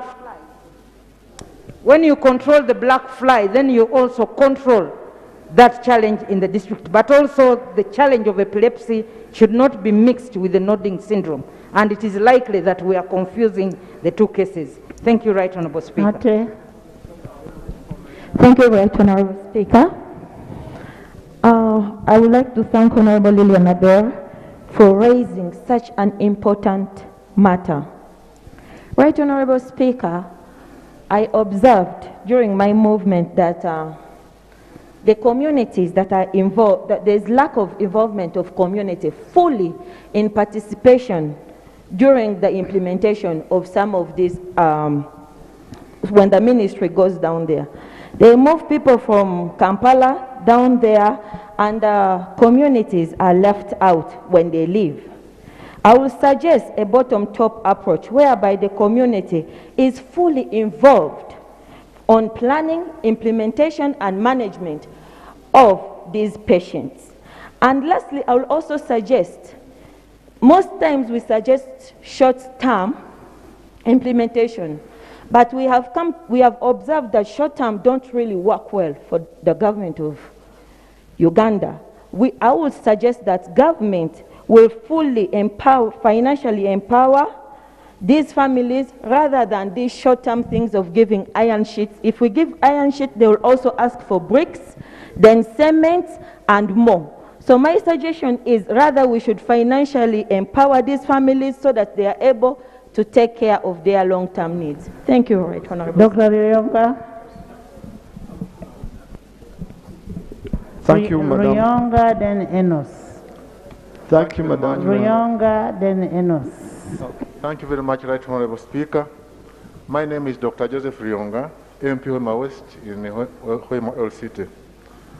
I would like to support Abba for the motion, but from the research, the cause of nodding syndrome is not known. That's why we're getting conflicting information. And in fact, if you see what's happening now, it is one of the neglected tropical diseases.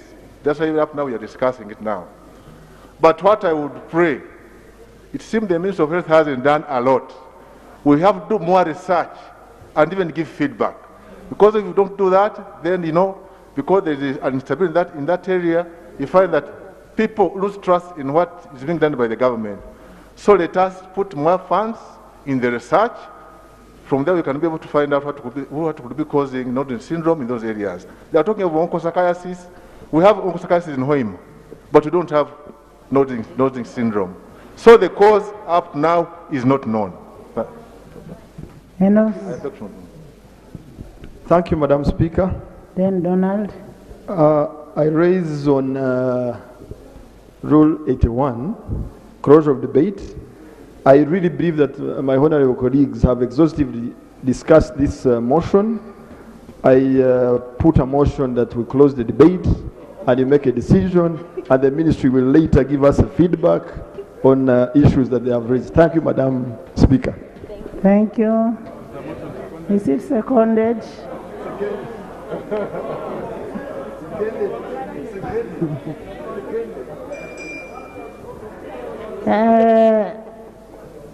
Yes, Casilo.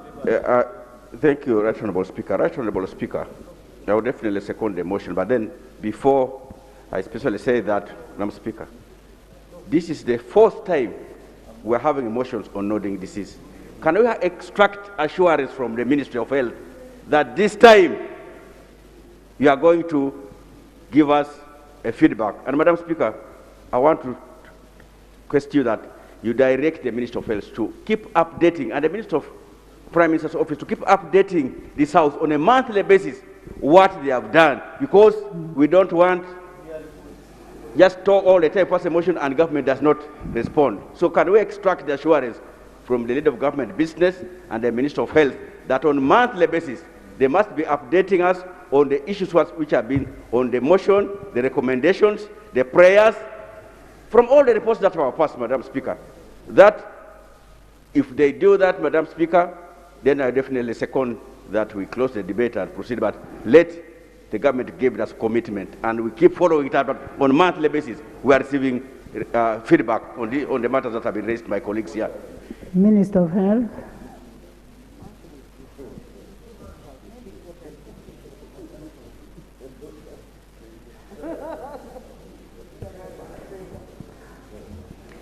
Thank you so much, Right Honourable Speaker and honourable colleagues.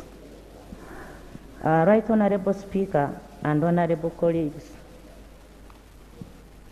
I have been in this parliament for some time,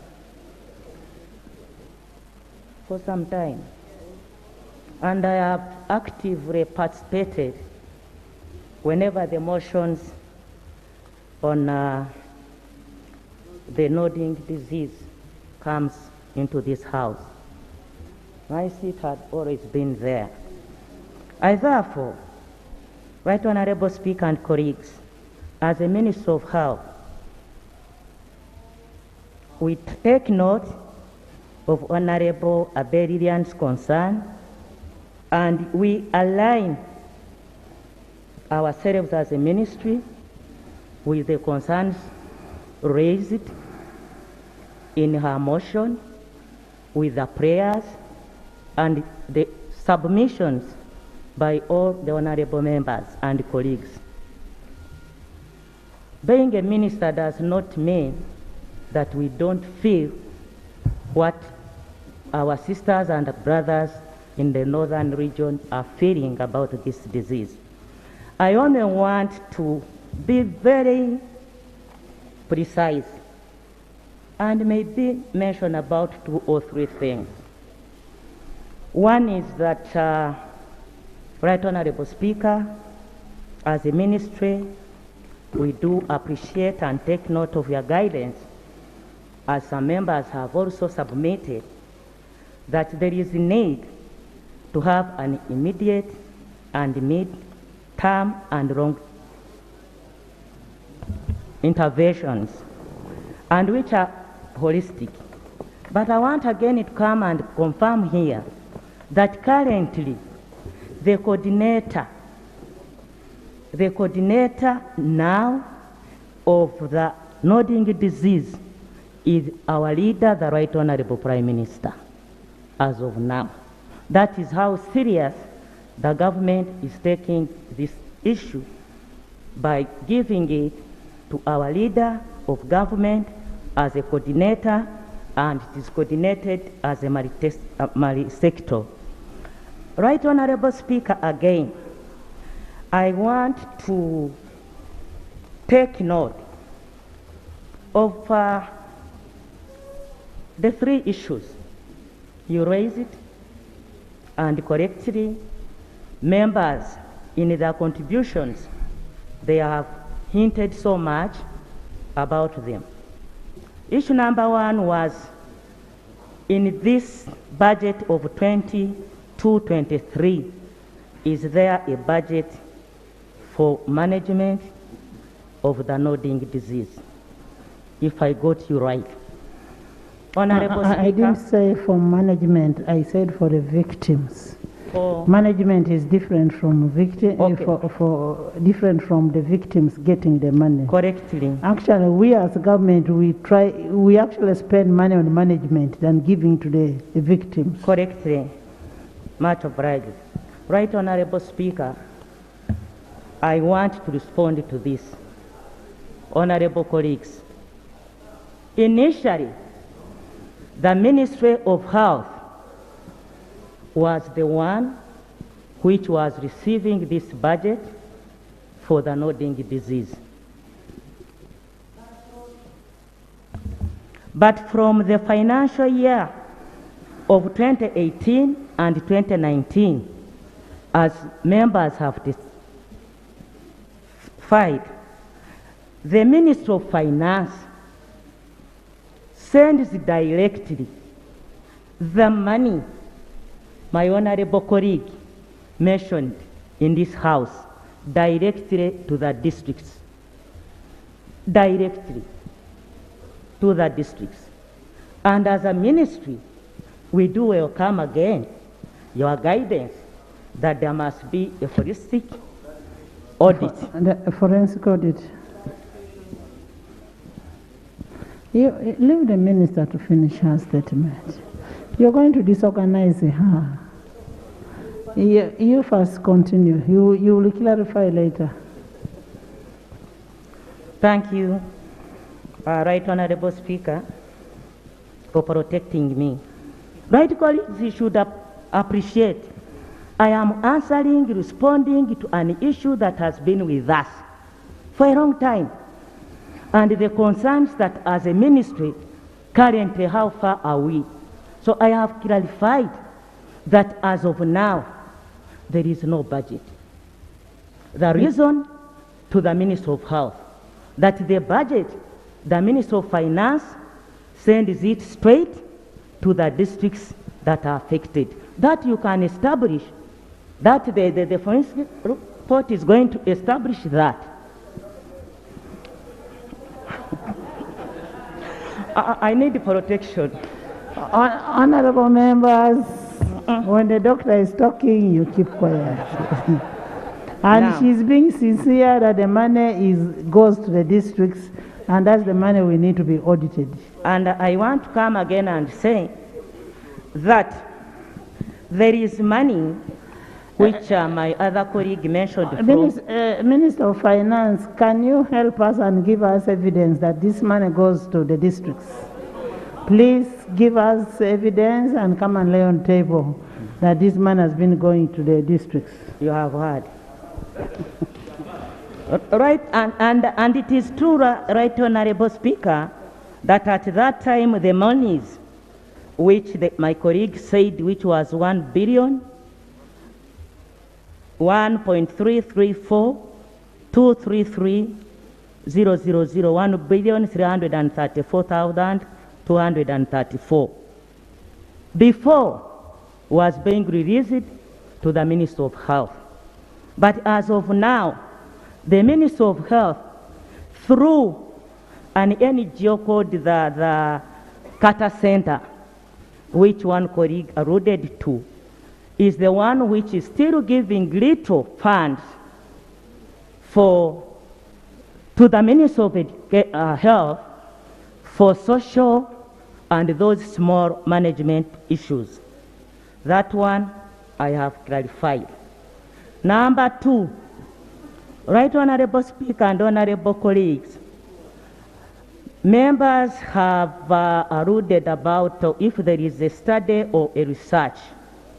And some members have also confirmed that researches have been done. As a ministry, yes, researches have been conducted by many scientists, but we agree we need to invest more into this research.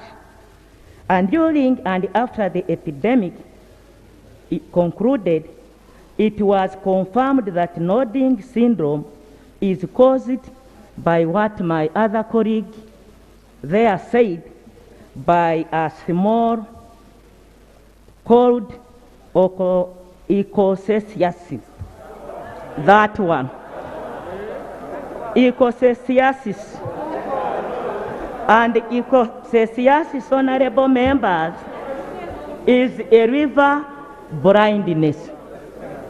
I am giving what the experts have come up with. It's not as an IFA.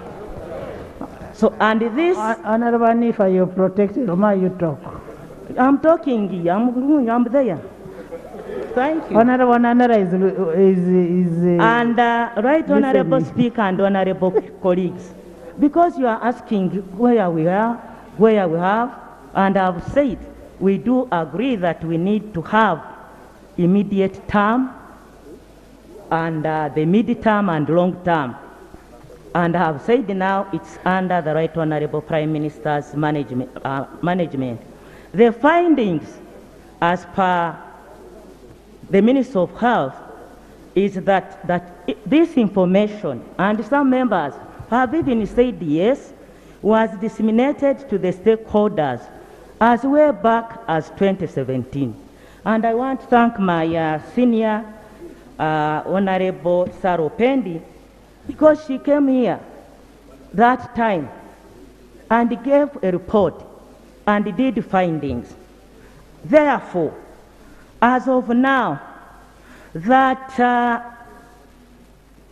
to control that ecoceciasis,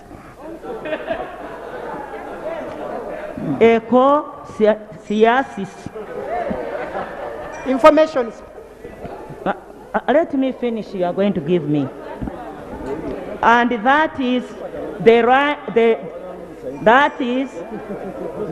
river blindness. Wait, I finish, I'll give you.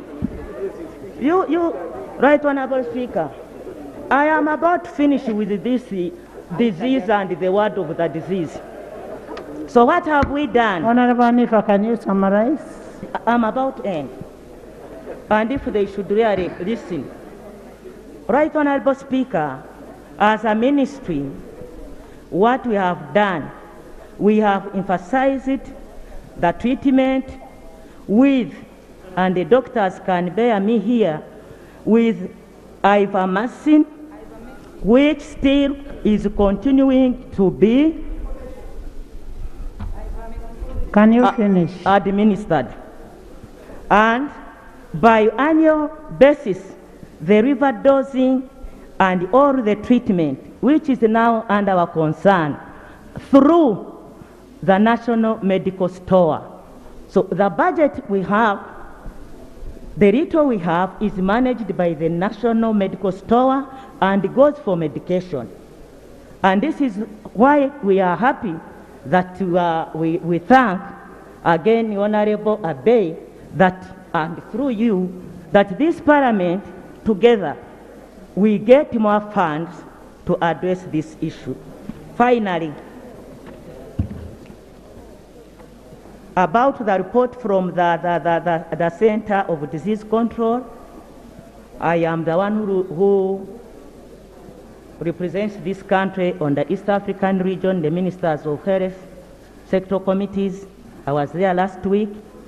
This issue is an issue on the agenda, and it is not a concern of only this country, but on our own report, I can't commit, I have to come back. And on the resolutions, just a small one, you said you are a committee member of that thing.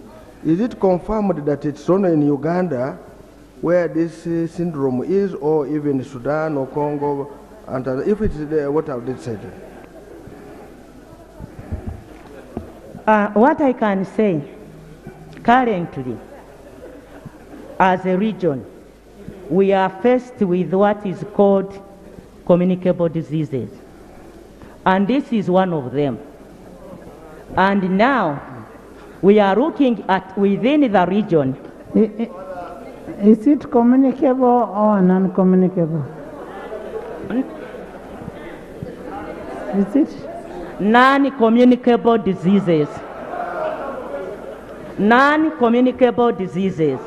And right, Honorable Speaker. Honorable Minister, what we do? Protect me, I'm winding up. You people, let me wind up. You finish. Can you finish? Let me wind up. Please finish. I am answering the few ones that came up. Finish. Many. And this I am coming where the Honorable asked, and I'm giving. Honorable members, the minister has given you the information she has. Clarification, Madam. That is one. Two, we want government to report to this house after every 3 months on the status, what we have done, what they have done, and what is happening on the ground. Three, we want a forensic audit on the money that was sent for nodding syndrome. And I'm directing the Auditor General to do that and give a report to this house. That is on top of the prayers of Honorable Abe Lillian.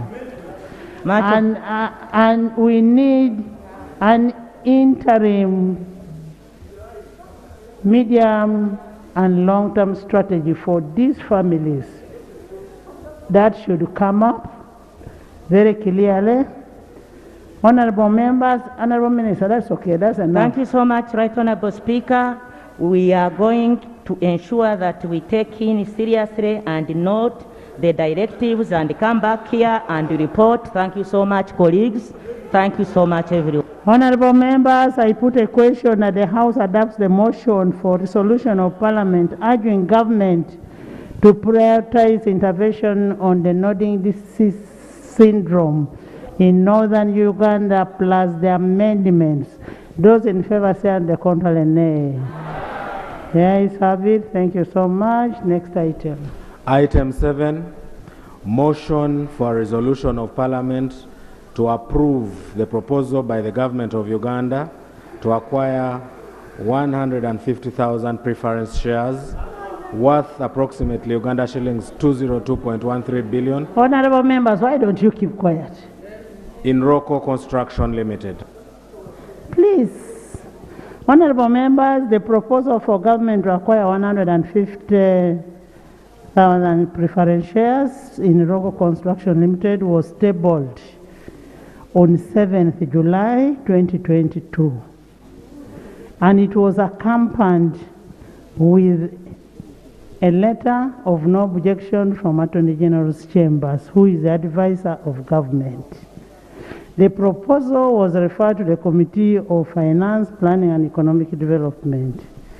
The committee is ready with its report. However, this motion needs to be presented by the minister.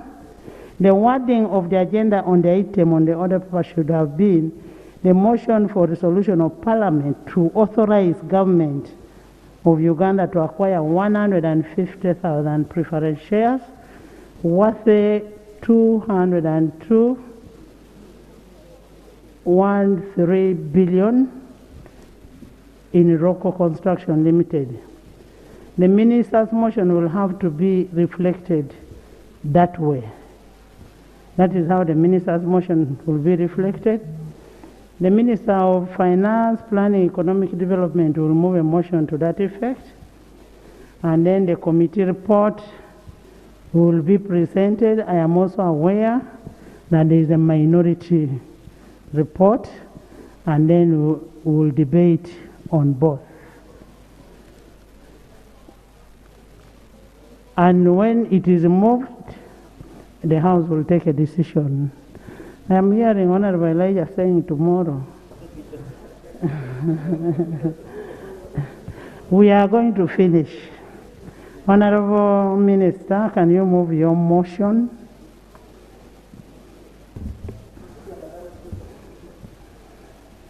Thank you very much, Madam Speaker. The procedures I'm raising, a few minutes or 1 hour ago too, we sent a committee to I am aware of that issue.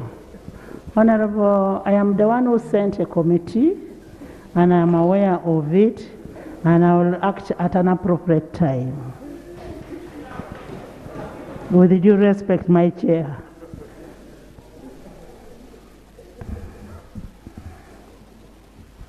Right Honorable Speaker, I beg to move the motion for a resolution of Parliament to approve the proposal by government of Uganda to purchase 150,000 preferential shares in Roko Construction Company Limited worth Uganda shillings 207.13 billion. I beg to move. Right Honorable Speaker. Thank you. Is the motion seconded? Seconded by Honorable Mongi, Victoria, Nifa, Honorable Ichero, Aroboy, by Vice Chair Finance, Olobo, Abe, Achayo, Asimwe, Max, Gerald, by Linos,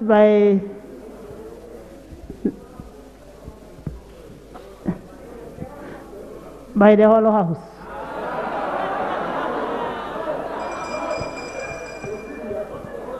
So can you speak to your motion? But I've mentioned the names that will be in the Hansard. Madam Speaker, on 12th July this year, I presented a proposal to Parliament for government of Uganda to acquire 150,000 preference shares offered by Roko Construction Company Limited worth Uganda shillings 207.13 billion. I would like, Madam Speaker, to thank the chairman and colleagues from the Finance Committee for considering the proposal and the cordial interactions we had. Madam Speaker, I would like to reiterate the objective of government's proposal to provide financial support to Local Construction Company Limited. The proposed intervention is meant to first and foremost ensure that local construction is restored to be able to complete government's projects that are currently at standstill because of the company's liquidity constraints. We also want to enable the company to pay its creditors and prevent adverse impact on the financial sector and the construction industry, as it owes money to several suppliers and subcontractors. This intervention is therefore aimed at ensuring that local construction continues to exist and any potential economy-wide effects of the company's collapse is prevented. Madam Speaker, we also want to ensure that the intangible benefits that constitute local construction as a 52-year-old quality Ugandan construction brand are maintained.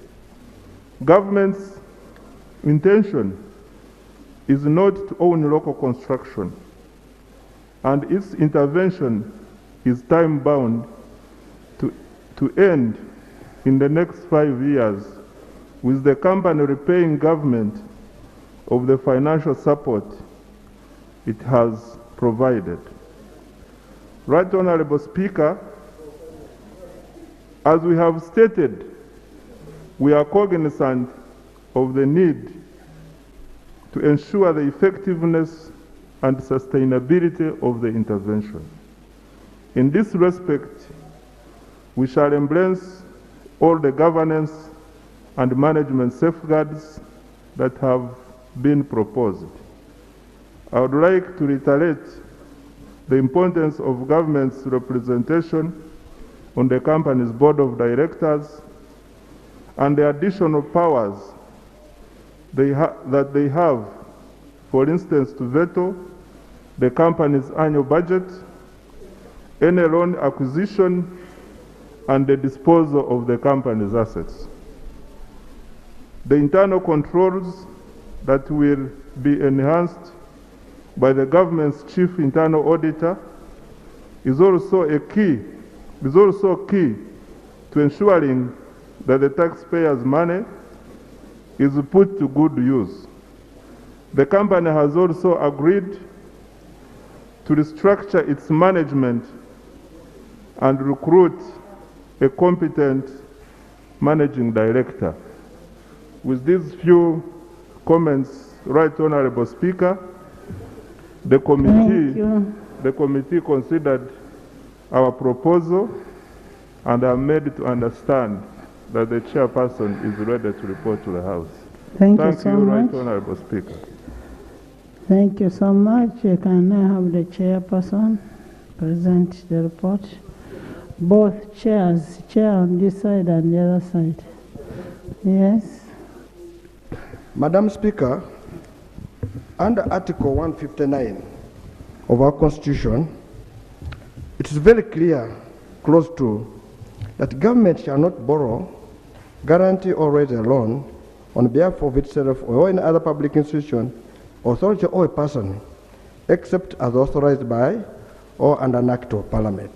Madam Speaker, basically what we want to do is to raise a loan on behalf of a company. And here we have two committees.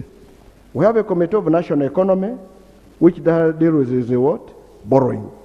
We have a committee of finance, which basically comes to appropriate what they have been not borrowed.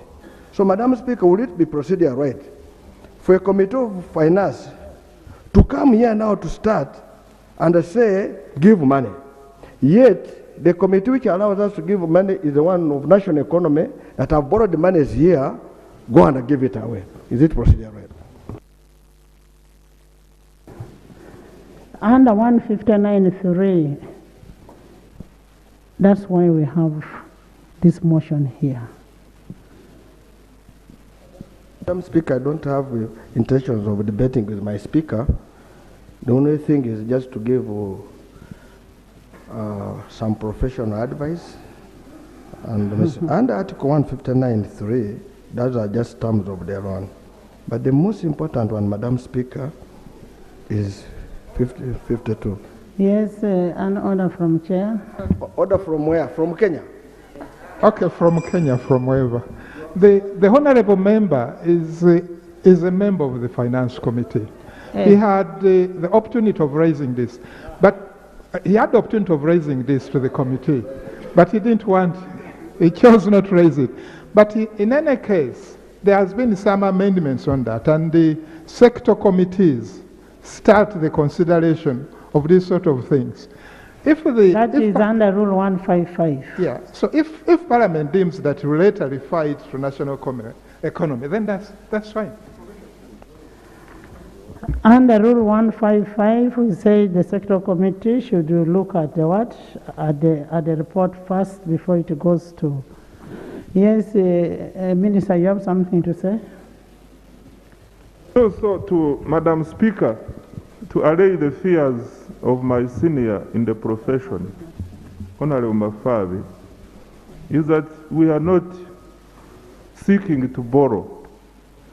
We are moving under Section 23 of the Public Finance Management Act on multi-year commitment. What we are seeking will result into a commitment, and the law does not allow us to do that without approval of Parliament.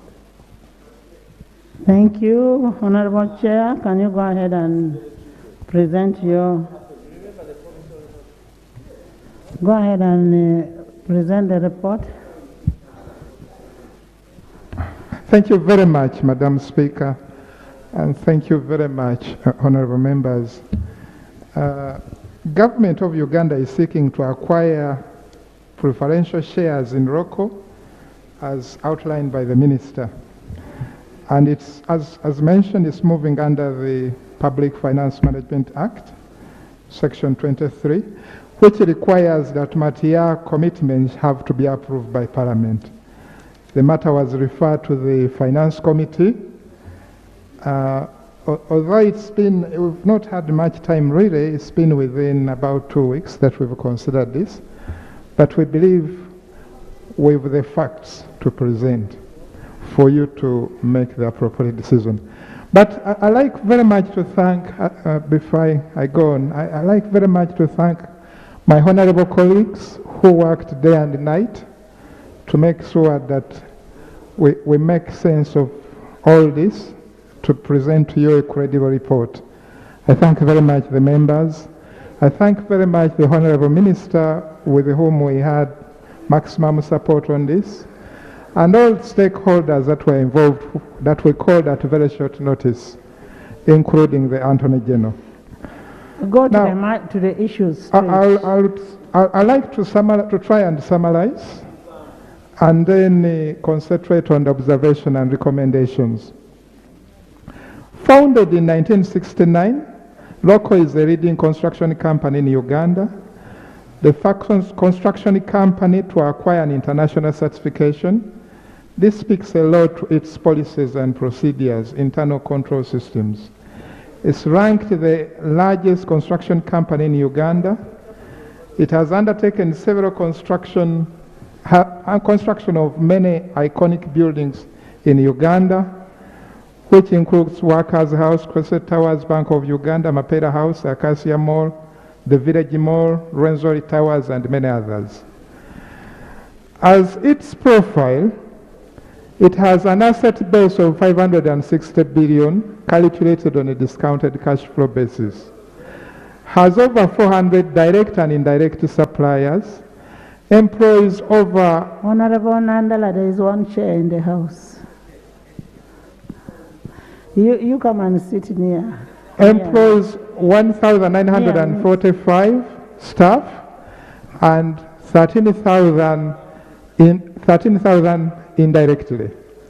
It has a strong reputation for training technicians and craftsmen, and actually many people in this country proudly talk of having gone through Roko.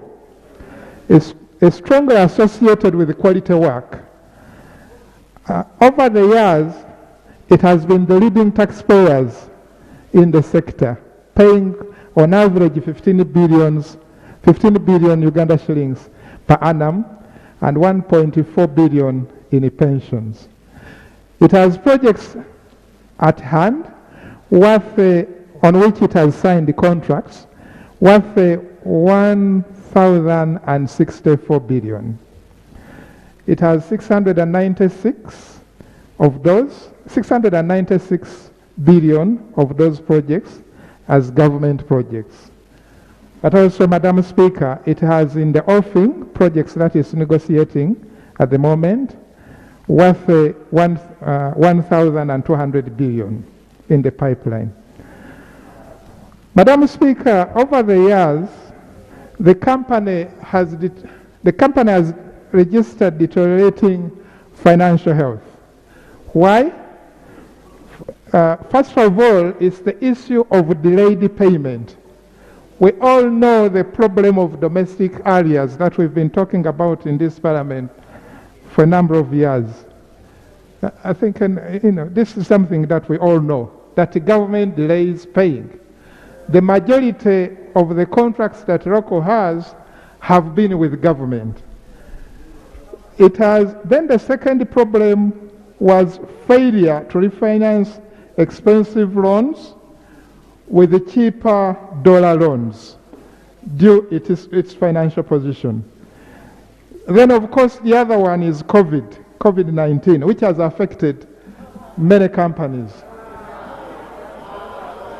I'm really surprised that this is how members are reacting to this. Let me tell you a story of one of the. Okay. Anyway.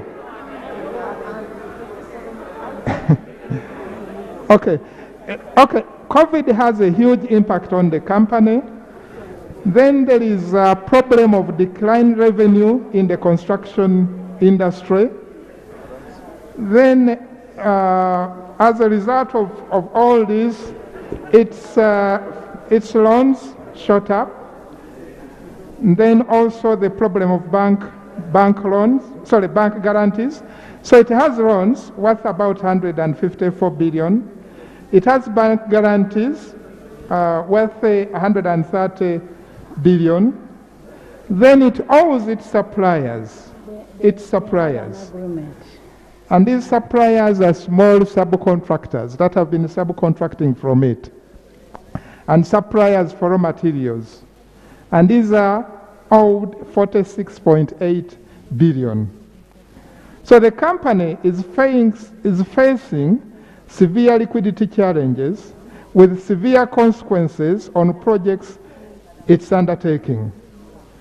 And some of the projects that it's undertaking at the moment includes projects worth 292 billion that have stalled. The projects that have stalled include our own building here for Parliament of Uganda, the Inspectorate of Government building, the Ministry of Finance, Cancer Institute, and a few other projects. It's against that background that Roko approached Government of Uganda for Government of Uganda to acquire shares in Roko. And finally, they agreed on 150,000 redeemable participating shares at a nominal value of 1 million per share, payable over 5 years. And this total transaction is costing the Uganda government 207.13 billion. The money is to be used to raise capital investment to increase operational efficiency and capacity output on projects, create a new line of revenue equipment hire out, increase company competitiveness through on-time project completion and stronger liquidity to uptake more projects. The money is also going to be used to increase sourcing competitiveness through liquidity strength. Now, it should be noted that as Roko's financial health was deteriorating, it approached the President in 2019. The President directed the Minister of Finance to pursue the acquisition of shares in Roko, but within the law. And the PS wrote to the director of UDC. UDC did the preliminary wrote to the director of UDC to carry out first the due diligence, and the two, to do the valuation of the company. UDC did the preliminary work. The preliminary work indicated that Roko required a significant amount of support, but also that it will cost this work, in order to do what it had been asked to do, the work will cost it 800 million. In the view of the state of the company at that moment in time, UDC concluded that the valuation wouldn't add much value to what the government was proposing to do. And that what was required was to salvage the company, Roko, and then after salvaging the company, then we can look at other possibilities possibilities of acquiring shares and whatever may be later. So focus then was salvaging the company as a going concern with deep relationship in Uganda's banking and construction industry to avoid the threats of its collapse and how that will impact, first of all, on the construction sector, then two, on the banking industry itself, three, on its suppliers, and four, on the subcontractors. This point is returned to shortly hereafter. Now, what is government proposing to do? The mechanism of the transaction. What is being proposed is that 3 agreements will be signed, and one of them is the share subscription agreement, which we'll be referring to a few times, and that will govern the relationship between Roko and the government of Uganda. The other agreement will be the Master for Fighting agreement, which will be structured for fighting facility term sheet agreement, which will be between the Trade Development Bank and Roko. It's under that agreement that money will be released to Roko. And I will talk about how the money will be released. Then the other one will be the Master for Fighting agreement that will govern the receivable and others. Then the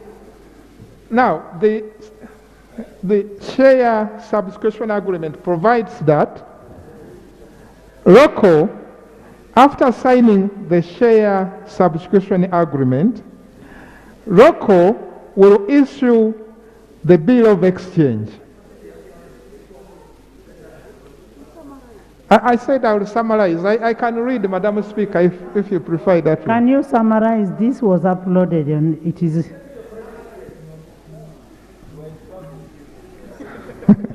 Why don't you people keep quiet? Okay, now that's the truth anyway. The Roko will issue bill of exchange against the... after the share subscription agreement is signed, Roko will issue bills of exchange. These bills of exchange will be endorsed by the Minister of Finance as irrevocable. Then after signing them, they will be taken to the Trade and Development Bank and they will be discounted. They will be cashed prematurely, so discounted. And under that mechanism, money will be given to Roko. Honorable Seungu, can you sit? Can you finish? Continue. What do you want him to do? I told him to summarize. Can you summarize? And that's what exactly I'm doing. You sit. For you, you're used to choke. Because you're a teacher, you're used to choke. So let him summarize. Let him summarize. Yeah. By the way, honorable members, I want us to make a decision on this issue objectively. And when you look at, and let's look at the principles. First, leave alone the name Roko. Look at the principles of what is the essence of this. When you look at the major report and look at the minority report, the minority report actually improves the major report. And which this House can put together and say, fine, these are the principles, we must go by these principles, these are the governance issues that we must follow, these are the financial issues that we must handle before anything. Let's look at the principles. And if we are saying we want to promote Bubu, and this is a local company, then go for it. Listen. And if this has been brought by government, now we are going to ask government, is this the only company? And if it is not the only company, can you give us other companies also?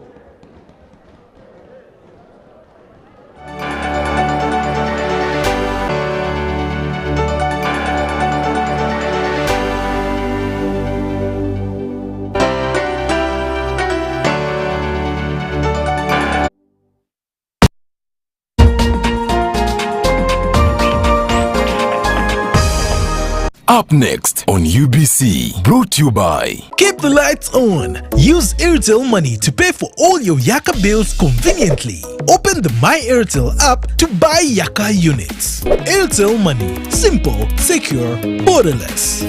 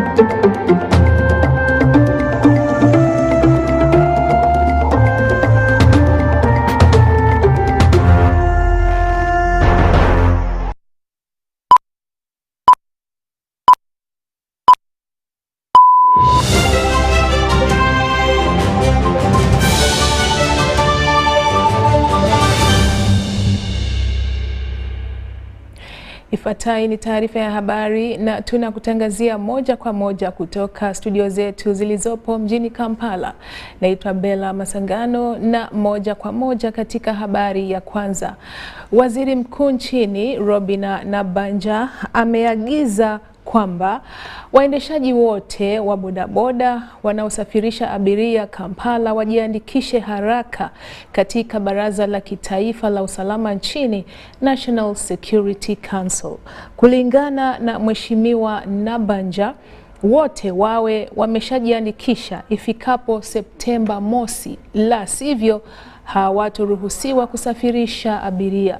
Uamuzi huo umefikiwa wakati wa mkutano wa wadau ulioongozwa na Mheshimiwa Nabanja mwenyewe. Agizo hilo limetolewa kufuatia vitendo vya baadhi ya wanasiasa na baadhi ya waendeshaji wa bodaboda kupuuza maagizo ya awali yaliyotolewa mwaka 2019 na kukwamisha zoezi la kuandikishwa kwao. Waendeshaji wa bodaboda wanatakiwa kujiandikisha ili waweze kufuatiliwa kwa ukaribu, kwani kuna baadhi yao ambao wamekuwa wakijihusisha na uvunjaji wa sheria kama vitendo vya wizi, uporaji, mauaji na uhalifu mwingine mwingi tu.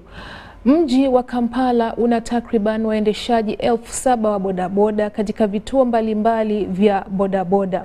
Kulingana na Mheshimiwa Nabanja, siku za mbeleni wamachinga nao hawataruhusiwa kuuzia bidhaa zao mitaa ya mji wa Kampala. Naibu mkuu wa divisheni ya Nakawa Kasim Komgisha ameahidi kushirikiana na mamlaka ya mji wa Kampala KCCA na mashirika mengine husika ya serikali kuhakikisha kwamba zoezi hilo linafanyika kikamilifu. Mwenyekiti wa waendeshaji wa bodaboda Kampala Ibrahim Sekaja anawasihi waendeshaji wote wa bodaboda kwenda kujiandikisha.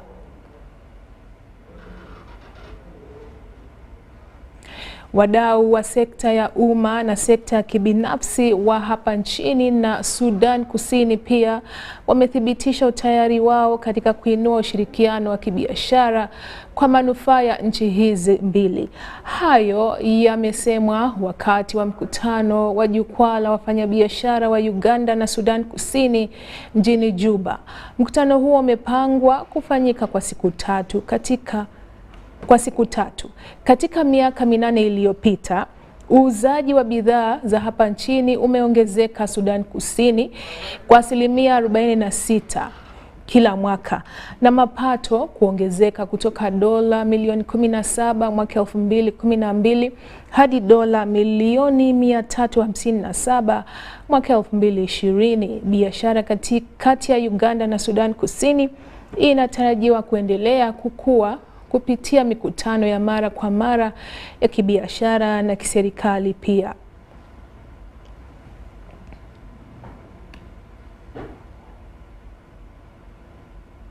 Unaendelea kutizama taarifa hii ya habari na hii ni UBC TV. Shule mbalimbali nchini zimechangamkia mafunzo ya ufundi stadi yanayotolewa kupitia mtaala mpya wa elimu nchini unaowalenga wanafunzi wa vidato vya chini vya kwanza hadi vya 3. Wanafunzi wanaohitimu mafunzo ya ufundi stadi wana nafasi kubwa ya kupata ajira rasmi au zisizo rasmi au pia kujibunia ajira.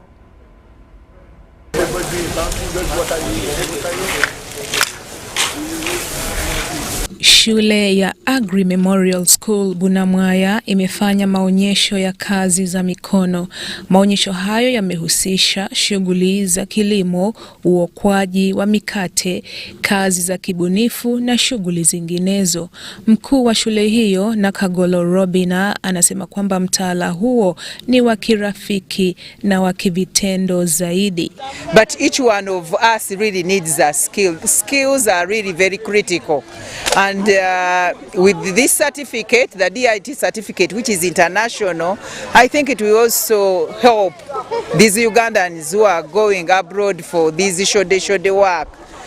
You can present your DIT certificate and you're taken as a profession other than being taken as a housekeeper. So it's really good and it adds the value to the learner. Lengo kuu la kuanzisha mtaala huo ni kuwapa ujuzi wanafunzi utakao wainua kiuchumi na pia ili waweze kushindaniwa katika soko la ajira. Chini ya mtaala huo mpya, wanafunzi wanapewa ujuzi wa kazi za kibunifu, mapishi, kilimo, ufundi cherehani, ufundi seremala, uchomaji wa vyuma na masomo mengine kama hayo.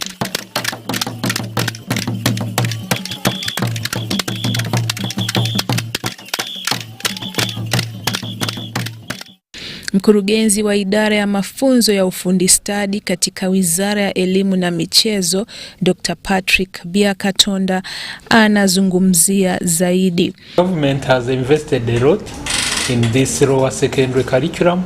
First of all, in the development, because it was a consultative process and took a long time. Then into implementation, into training of teachers, but also providing of materials. I want to thank the students themselves for really showing this zeal. They're very active, they're very involved, they love what they're doing, their attitude has fully changed.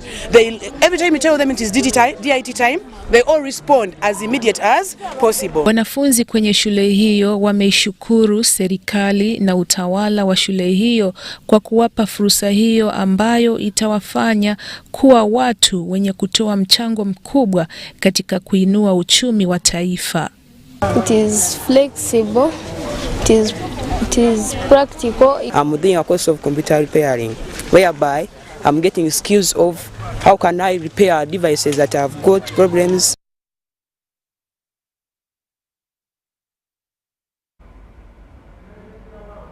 Serikali ya Korea Kusini imesifu mpango wa kimaendeleo wa Parish Development Model unaolenga kuinua maisha ya watu wa vijijini.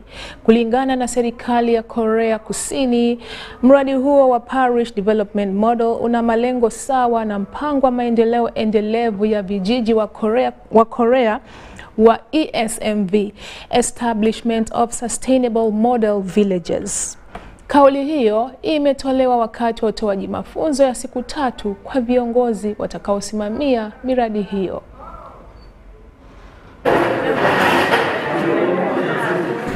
Kauli hiyo imetolewa wakati wa utoaji mafunzo ya siku 3 kwa viongozi watakaosimamia utekelezaji wa mpango huo wilayani Mpiji, yanayolenga kuwasaidia wakazi wa wilaya hiyo kuondokana na mitazamo hasi kuhusiana na mpango huo na kuwapa taarifa viongozi kuhusu jinsi utakavyotekelezwa.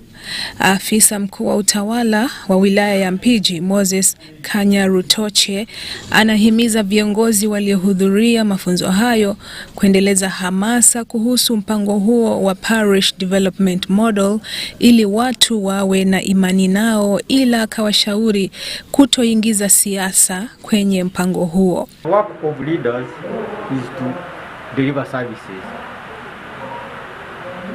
time for politicking ended for politics. Now we are in implementation. All these leadership have been given a mandate to steer their offices for the next 5 years. So we are not in politicking, we are in service delivery.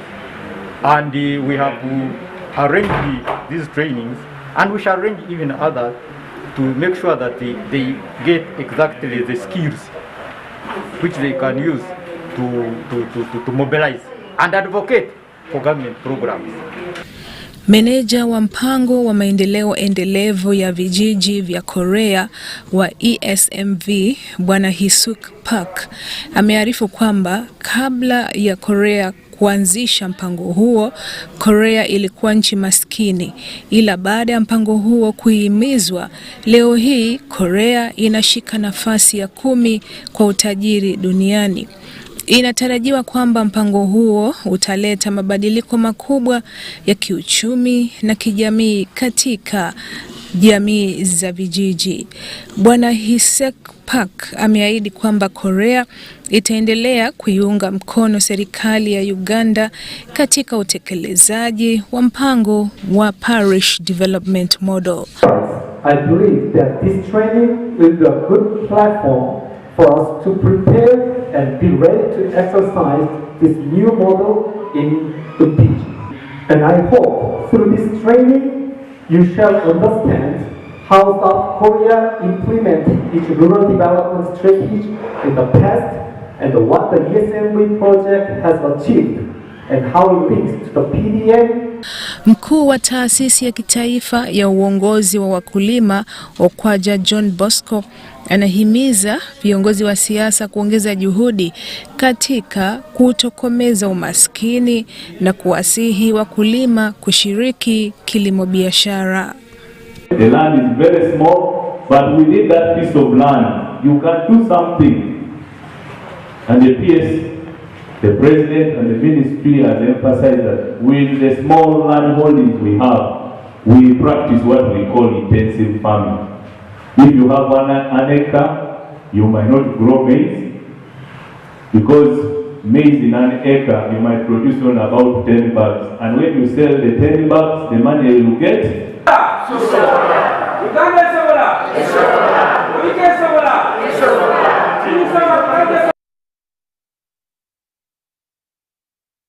Na hivi sasa tupate mapumziko machache kutoka studio.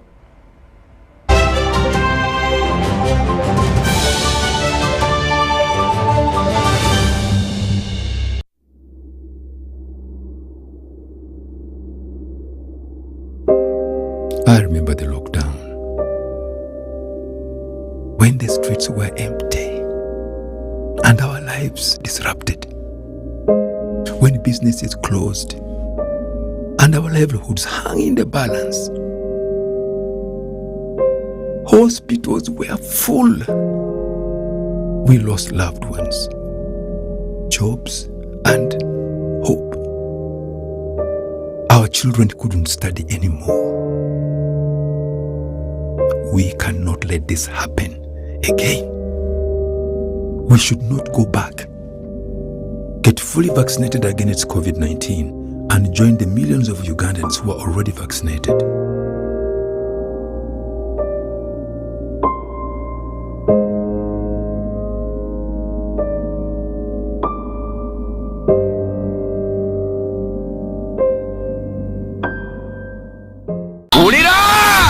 Abanyambarani tuyenda okubagambira ekigamba ki ne bakyeta ekitimbure kya radio UBC West tugenda kubeerawo ku University Inn tugenda okubeerawo mu Gardens bangi ba comedians bangi tujje tunyumirwe. Don't miss Comedy Gata Milata Madratan 23rd of this month Saturday by the way abiri mu satu tuliya ku University Inn UBC West ekitiwapi ekitimbure kakasiza ntiba kubeerayo ulira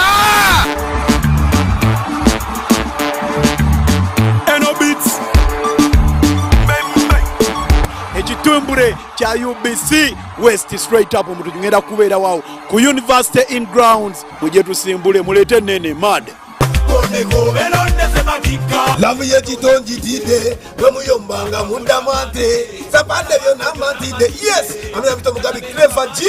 Abantu bembarara. Music time you don't know. The song University in. On 23rd July 2022 at Mbarara University in people of Ankole, Kisoro, Tigezi, Toro, Bunyoro, Rwenzori and all parts of Uganda. Do not miss your cocktail of fun with UBC West presenters, listeners and supporters. Come be part of the 2022 biggest party in the land with top artists, comedians, cultural dancers and ODs, women cyclists in the cycling competition, sports activities and many more from Western and Central Uganda at only 10,000 shillings. Don't miss the annual crowd puller of UBC West in Pikahona, and that is Etitimbure Reikunga.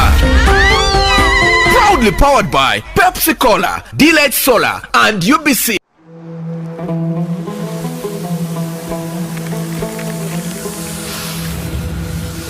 A World Cup in the desert? The first one in the Middle East. The first to be held at the end of the year? That's crazy.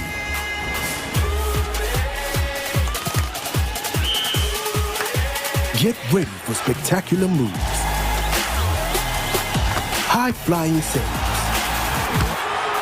unbelievable goals.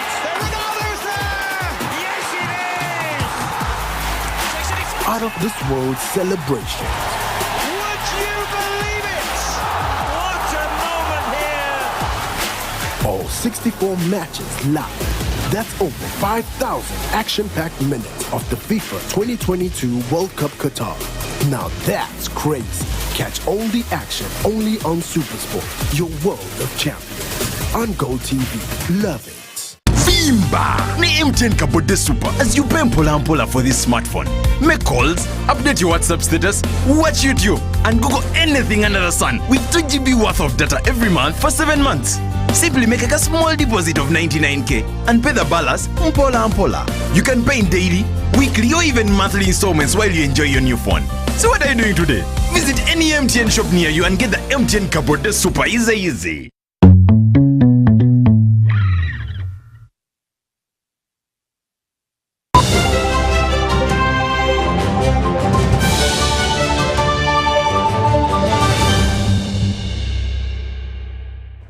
Karibu tena kutoka studio ambapo kwa sasa tunaangalia habari ya mwisho kwa leo ya michezo. Mashindano ya mabingwa wa mpira wa miguu baina ya shule za upili ya CAF African Schools Championships yamemalizika. Kabla ya mechi hiyo, timu mbili zilizoshindwa wakati wa mashindano ya nusu fainali zilicheza kabla ya mechi hiyo ya fainali kufanyika. Kutoka shule ya upili ya Mukono Kings SS na Standard High School Zana. Timu ya Royal Giants ilicharaza timu kutoka Dynamic SS kwa mabao 2-0.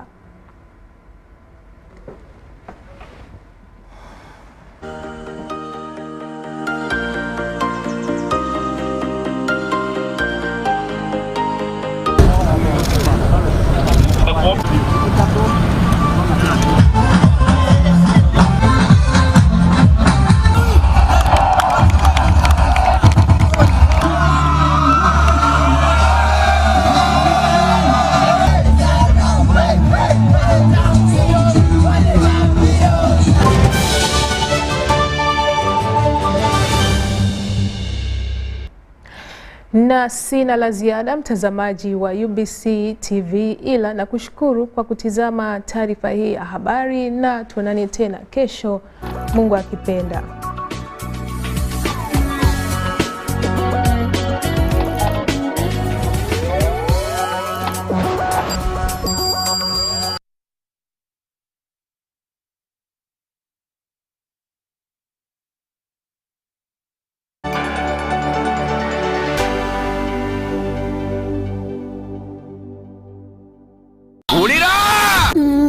Mama Rita Yaman Rasta chazi ninyeta abantu mwena abanyambarana n'emyanya yetorireho manya aharwa mukagoro a University in nza kubatu yo mu kitimbure cha UBC West mwize mwena ninza kubatera obweshongoro bwanje obusya na nobukuru bwona Gana maso tegachala babalala nsaba jogenda gwetogenda n'omulala yo amabara gange ninyo olusekarungi omuzini wanyu omutoro art. On 23rd July, I will also be there at Mbarara University in Hachitumbure cha UBC West in Kahona. Don't miss Muiji abana bomuka tubatera omuziki.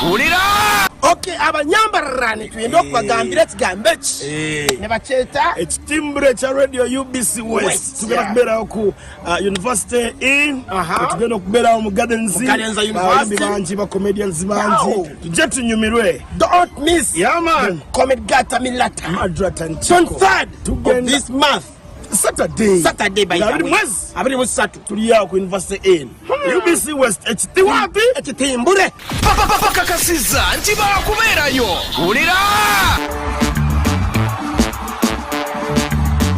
eno beats ekitumbure kya UBC West straight up omuntu ngenda kubeera wawo ku University in grounds muje tusimbule mulete nene mad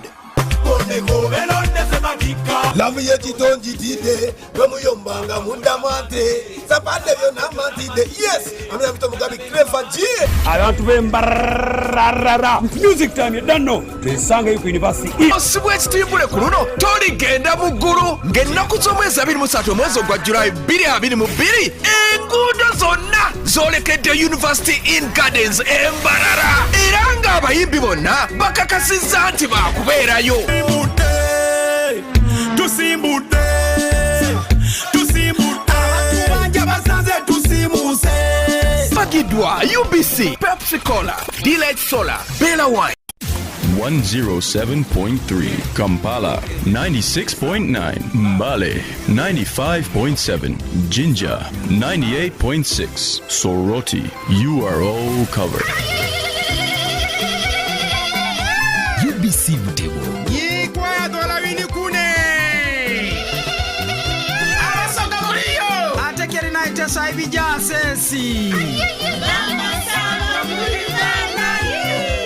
UBC Butego. We also have enough air. It is intellectually engaging. And you can only become a leader when there are problems. I like that. The same applies to Rwanda, Burundi. So what are we federating? Whether rights from another country can be, somebody must be there to hold everybody accountable. But at the moment, we would rather deal with what we have, make it right. First of all, we as elites of Uganda, we have made Museveni the issue. I can tell Museveni is not the problem of Uganda. The problems of Uganda are much deeper. We can change the next 20 presidents and we'll still be this roundabout. Deeply incisive. The different political forces that we have in the country, we don't seem to really have achieved that minimum political consensus over certain things. Authentically symbolic and insightful. Behind the headlines every Wednesday at 10 p.m. with Charles Odong Thor. All on your public broadcaster, UBC, inspiring Uganda. On UBC, the program that helps you identify opportunities for investment, job creation, growing your entrepreneurial skills, wealth creation, and social transformation. We have a product that is ready for schools, supermarkets. Create wealth, transform livelihoods. Every week, we showcase opportunities for creating new products and enterprises. I now harvest a lot of cocoa. When I harvest it, I sell. After selling, I put money in my project. I have two projects. One is for construction of my house. Two is for educating my children. Excellence in innovation, the passion and drive to succeed, and the right mindset to grow your business. Lives transformed on UBC. Every Wednesday, 7:30 p.m. Create wealth, transform livelihoods. Brought to you by Operation Wealth Creation. Buli munya-Uganda nayitinga amakuru marungi. UBC West erina amakuru marungi kandi agali kwesigwa. Leero za programu zaayo ziri omu Lunyakitara hamwe n'Orufumbira. UBC West eine teknolojia ey'omurembe eri kugibasisa kuhika omu bicweka byona omwihanga nangu naheru y'eihanga. Tukwatire aha frequencies Kisoro 97.7 Fama, Kabari 93.7 Fama, Hoima 99.1 Fama, Kampala 5.7 Fama, Mbarara 97.4 Fama, Footpoto 98.8 Fama, Masindi 5 Fama. Kurikiriza UBC West ohurire mbaganiza UBC West empika huna bati tozoka no chonda bakonga tona genda omukwano gususeko baby yo amanya ne dobozi bitwa Dr. Jose Kabile sana simba tako katageja meji Uganda UBC West abantu bembarara music time don't know twisanga yuko university in all in one. The biggest party of 2022 is here. UBC West MP Kahona launches its Mbarara station on Goat Road in Mbarara City with your favorite entertainer, Timburecha UBC West on 23rd July 2022 at Mbarara University Inn. People of Ankole, Kisoro, Tigezi, Toro, Bunyoro, Rwenzori and all parts of Uganda. Do not miss your cocktail of fun with UBC West presenters, listeners and supporters. Come be part of the 2022 biggest party in the land. With top artists, comedians, cultural dancers and ODs, women cyclists in the cycling competition, sports activities and many more from Western and Central Uganda at only 10,000 shillings. Don't miss the annual crowd puller of UBC West MP Kahona, and that is Etitimbure Reigunga. Proudly powered by Pepsi Cola, Delight Solar and UBC. For sponsorship and partnership, call 0700-236-415 or 0782-265-827. UBC, inspiring Uganda.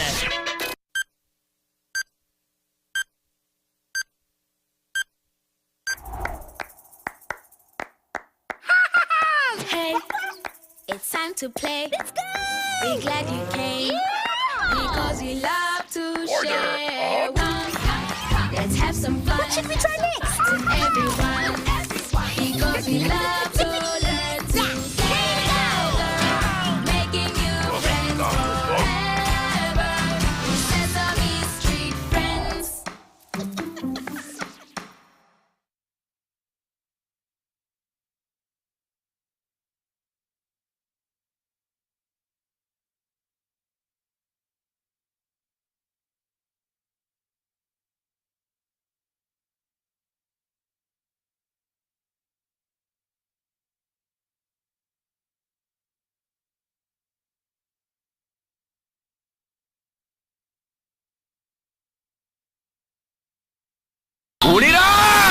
Kwete mama Rita Yaman Rasta chazi ninyeta abantu mwena abanyambarana n'emyanya etorireho manya aharwa mukagoro a University in tuzakuba tujyo mu kitimbure cha UBC West mwize mwena ninza kubatera obweshongoro bwanje obusya na nobukuru bwona Gana maso Tega chala babalala musaba jogenda Gwetogenda no mulala Yo, amabara gange ninyo olusekarungi omzini wanyu omutoro ati.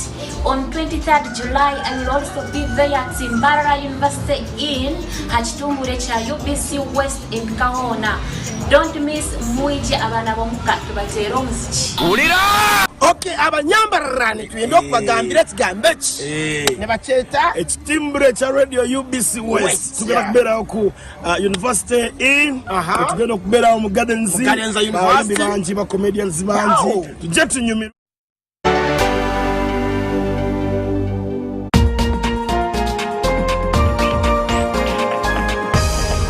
Up next on UBC, brought to you by Keep the lights on. Use Airtel Money to pay for all your Yaka bills conveniently. Open the My Airtel app to buy Yaka units. Airtel Money. Simple, secure, borderless.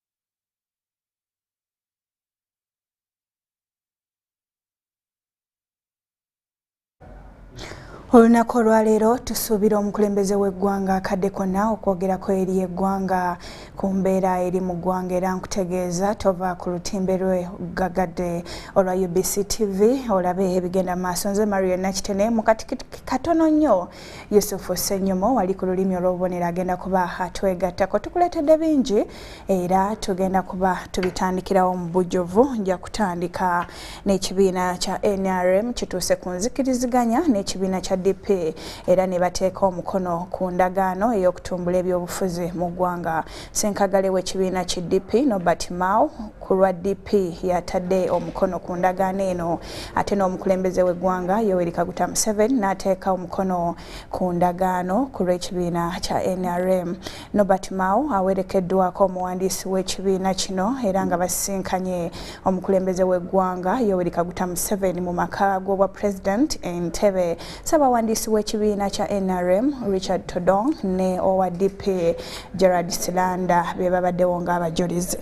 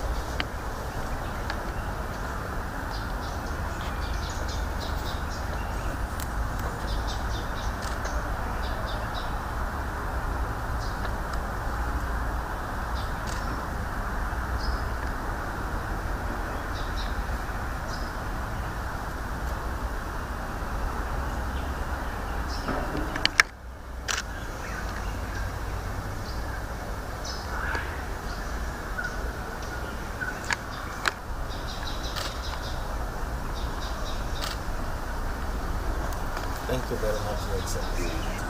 You are my brother.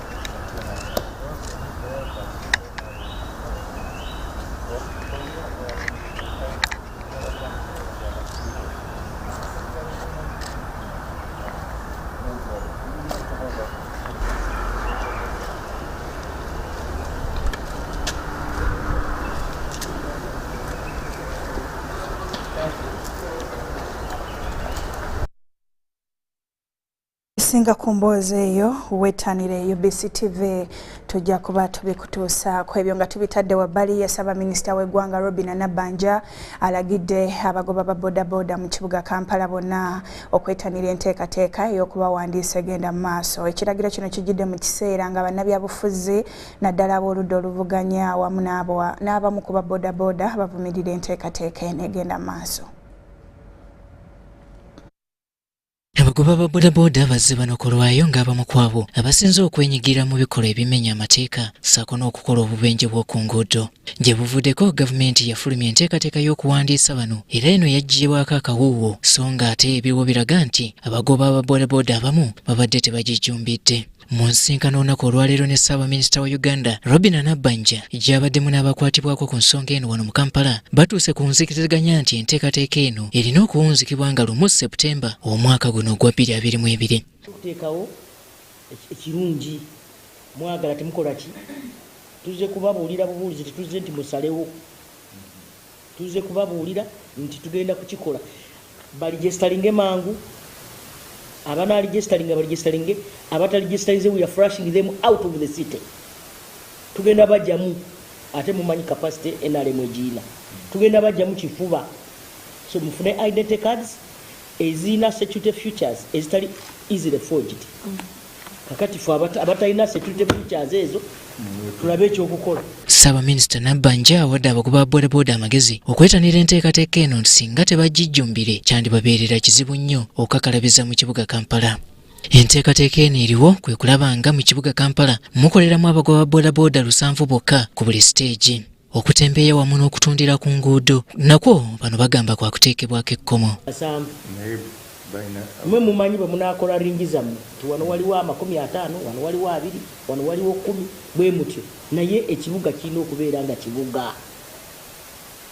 Accident zikoze eki zisuse tusigale bwe tuti mazima nga tuli bakulembeze ese genda tugamba etya buli kaseera tunakoleranga bya bululu katwagala development obululu mubutuwadde mwebale twagala development gye tugenda okusosowaza obululu bujja tusanga abantu bajja tuwa obululu nga basanyuse ekirala bano ababadde batundira ku nguudo tebakyaddako ne mu kulwana okungi ennyo nti wano Kampala ebisingamu obukulu kya politics nti oli alowooza abalonzi bw'aboogerako n'abawagira njyadde ekyabatembeyi wakyogeddeko abatembeyi baali badde bavuddewo dda naye baba bavuddewo nga te politics ayingirawo. Abazzi b'emisango bangi bazze bano ku lwayo ng'abamu ku basinze okulabisa n'okusiga ekifaananyi ekikyamu eri omulimu guno ogwa bodaboda. Mu mwaka ogwa 2019 mu bufuubo akakiiko ak'ebyokwerinda aka National Security Council kalangirira ng'abagoba ba bodaboda bonna mu ggwanga bwe balina okuwandiisibwa. Tusabye ne Ministry ya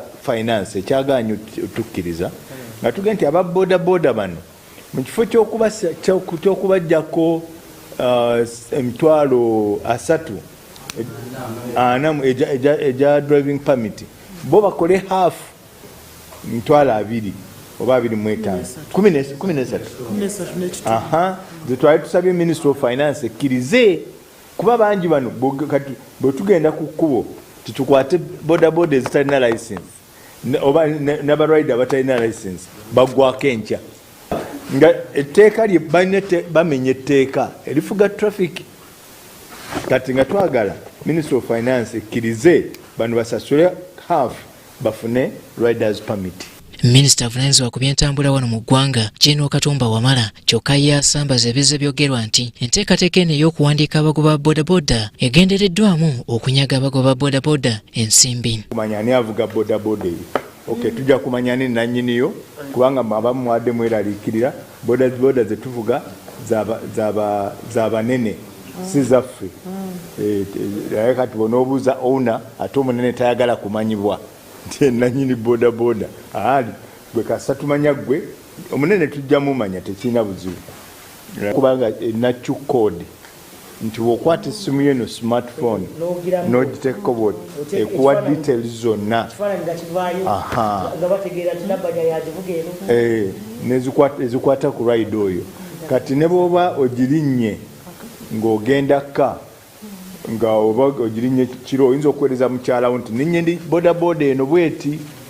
Yamyuka ofisisi wa Nakawa Division wano mu Kampala Kasimu Komugisha asuubizza nga bwagenda okukolera wamu n'ekitongole ki KCCA wamu n'ebitongole ebya gavumenti ebikwatibwako ku nsonga eno okulaba ng'enteekateeka eno etambula bulungi. Borders, it is time to comply with the registration process because this is not a political matter, it is a security matter. Tubatendeka okweyambisa enguudo kuba kyazuulwa nti ddala bonna bavuga enguudo tebamanyi bulungi kweyambisa nguudo mateeka g'oku nguudo bubonero empisa zaabwe buli omu z'amanyi ez'ababodaboda tugezaako okuzizzaawo obubenje bonna obaddewo ennaku zino bubaawo lwakuba nti ababodaboda oli ayekwata bukwasi pikipiki n'akola ki tubayigiriza enkolagana yaabwe ne bakasitoma baabwe na abasaabaze bangi olwa bizinensi eno because ye means of transport ennyangu mu kibuga naye abasaabaze bakendedde olwa accidents ezeyongera buli kiseera kati through training zino ezigenda mu maaso mu bisaawe kigenda kutuyamba okuba nga tugenda bulungi mu maaso. Ensonga endala bwe tuma training tugenda bawa reflector jacket erimu QR code eraga wa wookolera division ki gy'olimu. Ebyo nga tubitadde wabbali bo abaagala okuvuganya ku kifo ky'omubaka wa Soroti East Constituency balabuddwa okwenyigira mu bikolwa ebitali birambulukufu okwewala okugenda mu mbuga z'amateeka nga kalulu kawedde. Okulabula kuno kujjidde mu kiseera ng'abeegwanyiza bamaze okusunsulwa era nga 3 be bakakasiddwa okwesimba watwala ebyokulonda mu kibuga kye City Christian ayo ategeezezza abeesimbyewo bw'abadde asinkanye okubawa ennaku kwe balina okunoonyeza akalulu.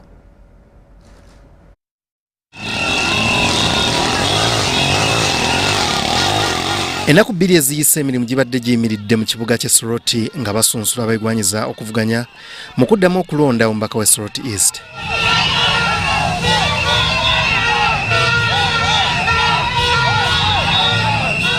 Abawagizi bangi bazze balaga obuwagizi era nga basuubizza okulonda abo be bawagira.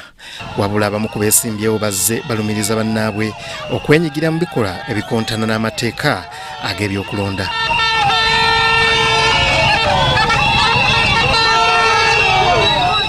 RDC owapa kwachi civil servant gwe tumaze okutegeka nti tumutwala mu mbuga atunyonyole yenga civil servant ajatya mu byobufuzi okuva pakwachi muzale wa loyet ba civil servant tebabakiriza kuba mu byaki bya bufuzi nakwekubirira ku side yonna yatulugunyizo abaana bange n'ayambula omu t-shirt yange ng'amukuba n'amwambaza t-shirt ya Museveni. Tata w'omwana oyo wa NRM tata yawulidde ennaku n'agamba NRM yetulugunya omwana owange olw'okubanga awagira ataani ekisanyunze kutulugunya okwo n'omuzeeyi yavuddeyo munyiivu kati anoonyeza kalulu. I am used to Mr. Tans being a crybaby and a little one. I don't know why he's not in a nursery school, because he's done this in 2016, he did it in 2021, he's doing it again. I use my personal vehicles. Indeed, I am not short of transport logistics. I have resources, and as far as that is concerned, I have several friends who have loads of mobility. I do not have to use a government vehicle. I resigned my office on the 1st of July when I was aware that I was coming for elections. Olw'okulonda okw'amazima awamu n'obwenkanya naddala mu kiseera ky'okunoonya akalulu atwala ebyokulonda mu kibuga Soroti asinkanya abeesimbyewo okukakkanya ku butya bwe bagenda okunoonyaamu akalulu awatali kukontanamu. I don't know, but it's a very big challenge to us. We are not going to sleep at night protecting your posters. But it is very bad. Even if you tear a post of Ariko or Atan, they know him. You are doing nothing. These people were here in generations.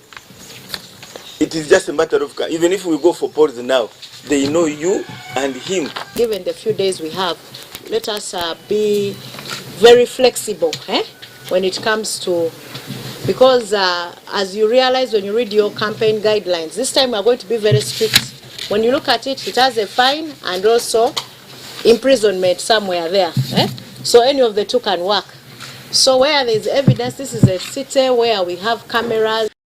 Muna NRM Herbert Ariko akiikiriddwa mu nsinkano eno ate muna FDC Moses Atan abaddewo. Atan was in the parliament, Ariko was in the parliament. The laws we are following, the laws we are going to enforce, were put in place by you. Ebiragiro ebiyisiddwa awamu n'ennaku kwe bagenda okubira mu campaign bisengekeddwa. Kati bano abatagoberedde mateeka guidelines ziri clear. Sente zisasulibwa weeziri ate bayinza n'okukomenkerezebwa nga basibiddwa. So security weeri ejja kubanga ekola ogwo omulimu bulungi nnyo. Abeesimbyewo wamu ne ba agency baabwe basabiddwa okugondera amateeka ag'ebyokulonda.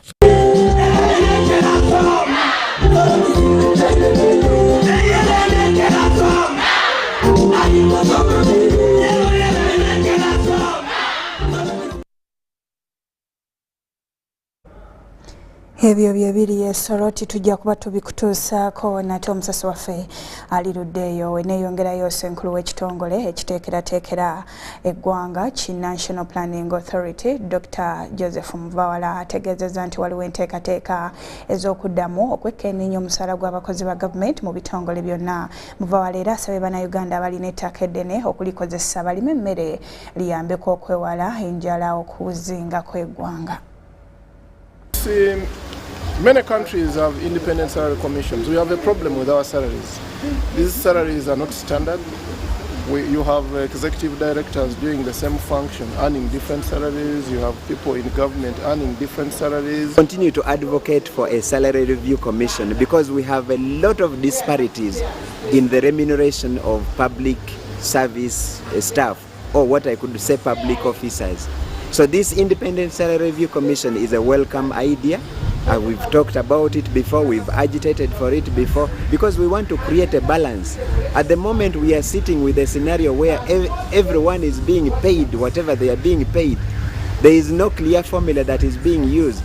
As the tusaba nti ebintu bye tuyingiza mu ggwanga mamotoka byonna byetuleeta nga tukozesa ate foreign exchange yaffe tubiyimirizeemuko katono tube nti tusobola okuddira ssente ezo zigende ku bintu ebirala. Eyo emmotoka y'envuga ya miliyoni 4, emmotoka y'emiliyoni 4, waliyo endala z'endaba ez'emiliyoni 7. Bw'ozigatta n'ogatta ssente ezo okutambuza ebyenfuna mu ngeri ennuŋŋamu ereeta okukulaakulana mu buli wantu.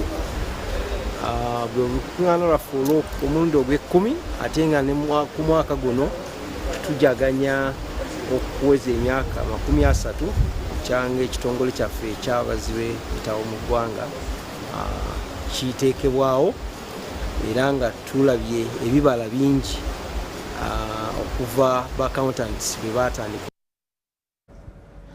Ebyo nga tubitadde wabbali minisita avunaanyizibwa ku nsonga z'abakozi ba gavumenti Wilson Muloli Mukasa asabye abaddukanya amasomero ga gavumenti agali ku mutendera gwa siniya okulowooza ku ky'okutandikawo ebibiina ebinaayitangamu okutabaganya abayizi ab'endowooza ez'enjawulo. Minisita Muloli asinzidde ku ssomero lya Kyambogo College School wano mu Kampala bw'abadde atongoza enkola eya School Peace Club singa ewoomeddwamu omutwe aba Global Peace Foundation Uganda Chapter. Ekitongole kya Global Peace Foundation Uganda Chapter kitandiseewo kaweefube w'okwagazisa abayizi ba secondary okwettanira emirembe wamu n'okwagala eggwanga lyabwe okusobola okulwanyisa emize egimu egibeera mu masomero ogamba ng'effujjo n'obwegugungo okukabasanya abayizi mu by'omukwano okwekalakaasa n'ebirala.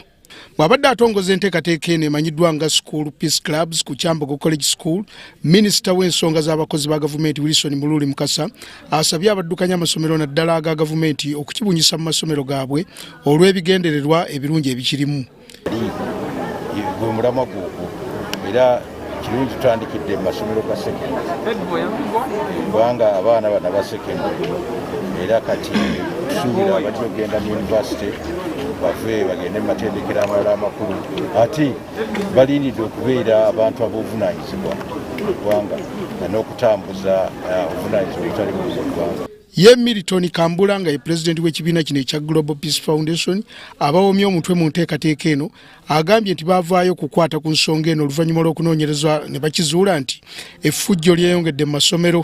COVID abaana bavudde waka nga tebakyalina mpisa ekyo mukirabye abaana bakuba abasomesa kati so nga ngamba in the Global Peace Foundation nga imaze okukola gundi research gundi indicators zino nga early warning indicators on national grid development kati ffe tetulinze tunonyambo funding tusoke tugende mu parliament tukole ffe tutaddeyo omwoyo okutandikawo platform gye bayita Peace Club. Peace Club egenda kubeera buli ssomero. Ku mukolo gwe gumu Dr. Grace Baguma akulira National Curriculum Development Center wamu ne mukyala Helen Twongerirwe akulira essomero lino erya Kyambogo College School basiimiddwa ne baweebwa ebirabo eby'enjawulo olw'ebyo bye bakoledde abayizi mu kisaawe ky'ebyenjigiriza.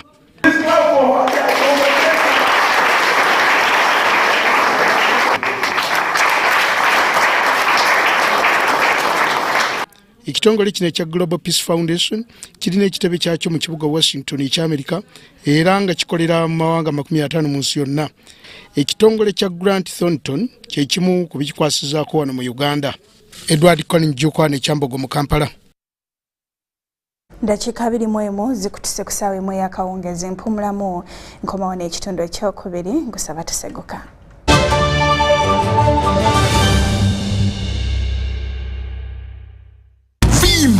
Ni MTN Kabode Super as you pay mpola for this smartphone. Make calls, update your WhatsApp status, watch YouTube, and Google anything under the sun with 2 GB worth of data every month for 7 months. Simply make a small deposit of 99k and pay the balance mpola. You can pay in daily, weekly, or even monthly installments while you enjoy your new phone. So what are you doing today? Visit any MTN shop near you and get the MTN Kabode Super easy.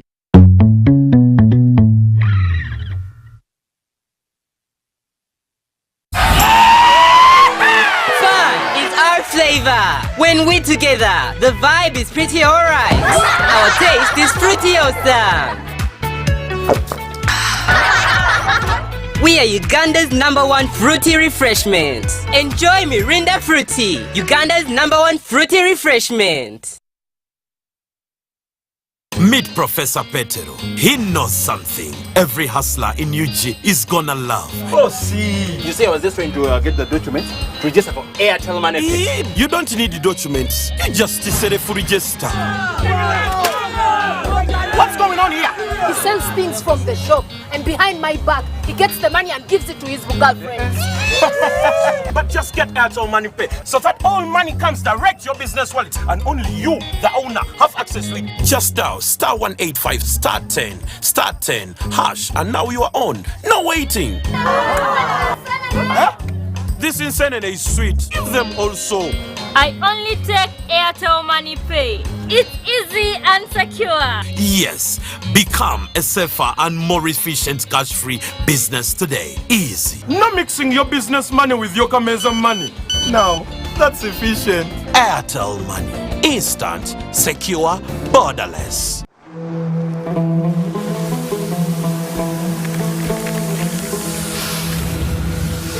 A World Cup in the desert? The first one in the Middle East. The first to be held at the end of the year? That's crazy.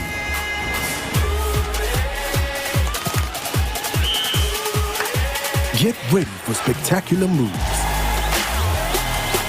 High-flying saves. Unbelievable goals.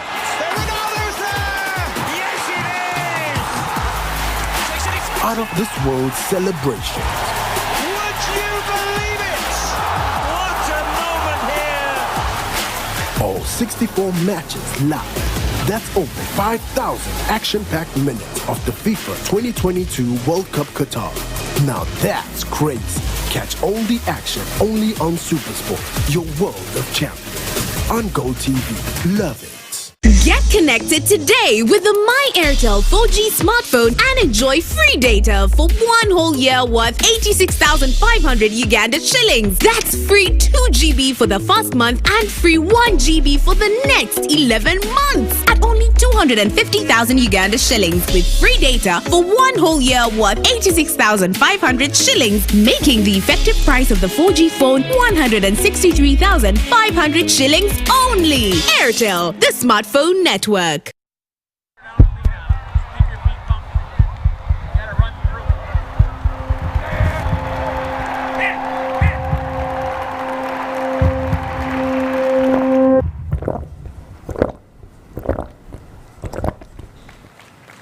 Nivana wafe twenywele, nivana wafe twenywele, nivana wafe tunyola. Eish, eish, eish, eish.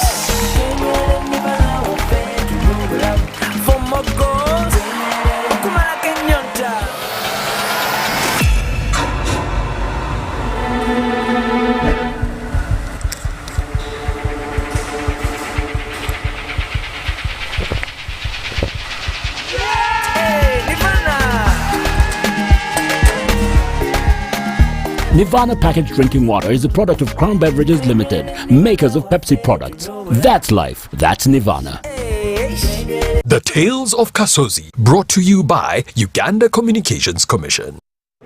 Yes, hello? This is Kasozi. How can I help you? Calling you from the mobile service center. Okay. So how can I help you? Well, we have noticed a few things wrong with your number and need your mobile money PIN. John Ferrer, never give out your password or PIN to any caller. Your mobile service provider will never call or ask for your personal details. If in doubt, go to your nearest phone service center. This message is powered by UCC, MTN, Airtel, Bank of Uganda, and NPSP Association.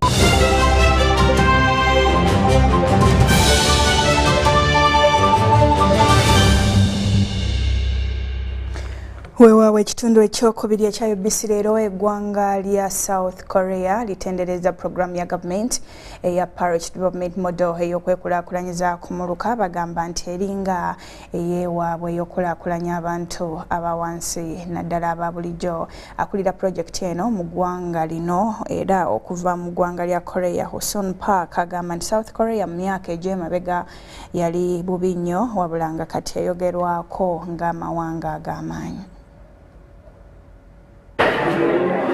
Pulogulamu ya gavumenti ya Parish Development Model PDM yakulakulanya abantu mu byenfuna n'eggwanga lyonna okutwalira wamu singa ebigendererwa byayo tebikotoggerwa ne biteekebwa mu nkola. Akulira pulogulaamu okuva mu ggwanga lya South Korea eya Project for Establishment of Sustainable Model Villages Usuk Park agamba PDM erina ebigendererwa bye bimu n'eya ASMV ey'okubiri n'asuubiza nti bakwasizako gavumenti ku pulogulaamu eno. Of the continued and sustainable growth of this country, Uganda. Nti linonalera kijja lyamaanyi nnyo erinayamba mu kulaakulanya Uganda mu kulaakulana ebeerera ebbanga eggwanvu. In this regards, I believe that this training will be a good platform for us to prepare and be ready to exercise this new model in the beach. Bino Park abyogeredde mu musomo ogw'abakulembeze mu district AMPG n'ategeeza nti South Korea mu myaka egy'emabega yali njavu nnyo naye kati lyerimu ku mawanga 10 agasinga obugagga olwa pulogulaamu eno eya ESMV erina ebigendererwa bye bimu ne PDM. Mu musomo guno ogw'ennaku esatu ku ttendekero lya National Farmers Leadership Center e Kampiringisa mu district MPG akulira abakozi Moses Kanyarutoche asabye abakulembeze okukyusa endowooza zaabwe baleme okutabiikiriza ebyobufuzi mu nkulaakulana. Bwe tunamala okusomesa bano ba kansalaze bate bajja kunyweza kulungi emirimu gyabwe egy'obukulembeze kubanga bajja kuba bafunye okutendekwa bajja kuba bafunye abakugwa b'amaanyi abavana wano mu senta yaffe ye Kampiringisa ne batutwala mu bantu obuvanyuma lw'ennaku zino ebbiri. Kati politics ijja kugenda mu maaso kubanga politics egenda ne development, PDM egenda ne development. Kanyarutoche atendereza eggwanga lya South Korea olwa pulogulaamu eya ESMV eyaleetebwa mu ggwanga emyaka 5 egiyise mu district AMPG n'Emityana okulaakulanya abantu gy'alinamu essuubi nga ziri wamu ne PDM za kwongera okubakulaakulanya.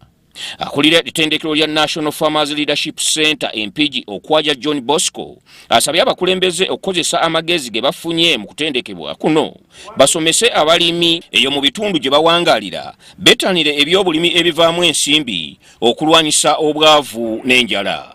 And we go commercial. The land is fragmented, the land is very small, but we need that piece of land. You can do something. And the PS, the president and the ministry has emphasized that with the small land holdings we have. Ndisalo Kasibante e Kampiringisa mu district yetu.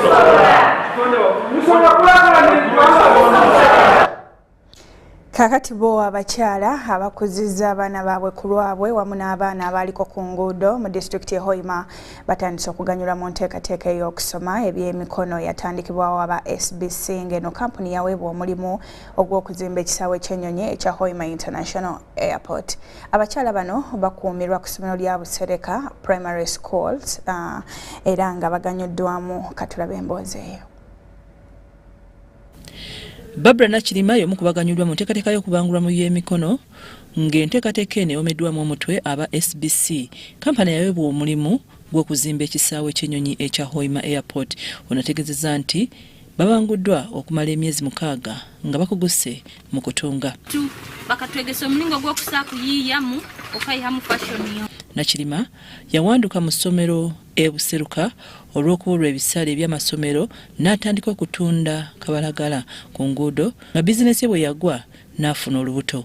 Jacqueline ahumuza ono naye aganyuddwa mu nteekateeka eno. Kirizanga okwega okunyegere tukubaire kwabusa baitu kujja kubako omugaso mu maiso okuyamba abaana bange abazaire bange okuyimukya enkulaakulana mbakyala niko tuleka okusigikira hala abasaija ensawo z'abasaija baitu naitwe ntwega okwekora itwenka niko twebeseho twasima kandi nyewe ndagenda mu maaso n'okubikora nikofuna kasente. Amos Morisa omwogezi wa SBC Uganda ategeezezza nti enteekateeka eno bagikoze okuddiza abantu. Kyaleero ezira under our community development rundi okutungura community kandi na infrastructure management.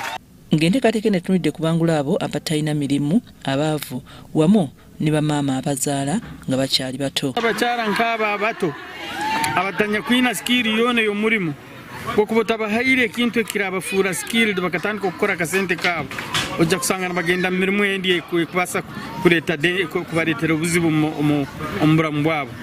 So hati tukatwamu twagamba we have to support single mothers abo bamaama abatalina basaija kandi abalina abaana b'okurorera. Merab Kamatenesi nga muzadde ategeezezza nti obuyambi obubaweereddwa aba SBC bwakuyamba kinene abantu bano wamu n'okukyusa obulamu bwabwe. Zaire n'obwakuba tarikwebaasa konka omwana ahabwa obwengye bumwongeye kwigura obwonko bwe nayongera kugira ngo agire ekiyayehistya omu maisho ningashi ekiyayetwatse yayina omurimo gw'enkoko nigukwera omu kasente nk'omwana w'omwishiki nikamuhwera akasente kye n'obu omuzaire yakuba tarikwebaasa.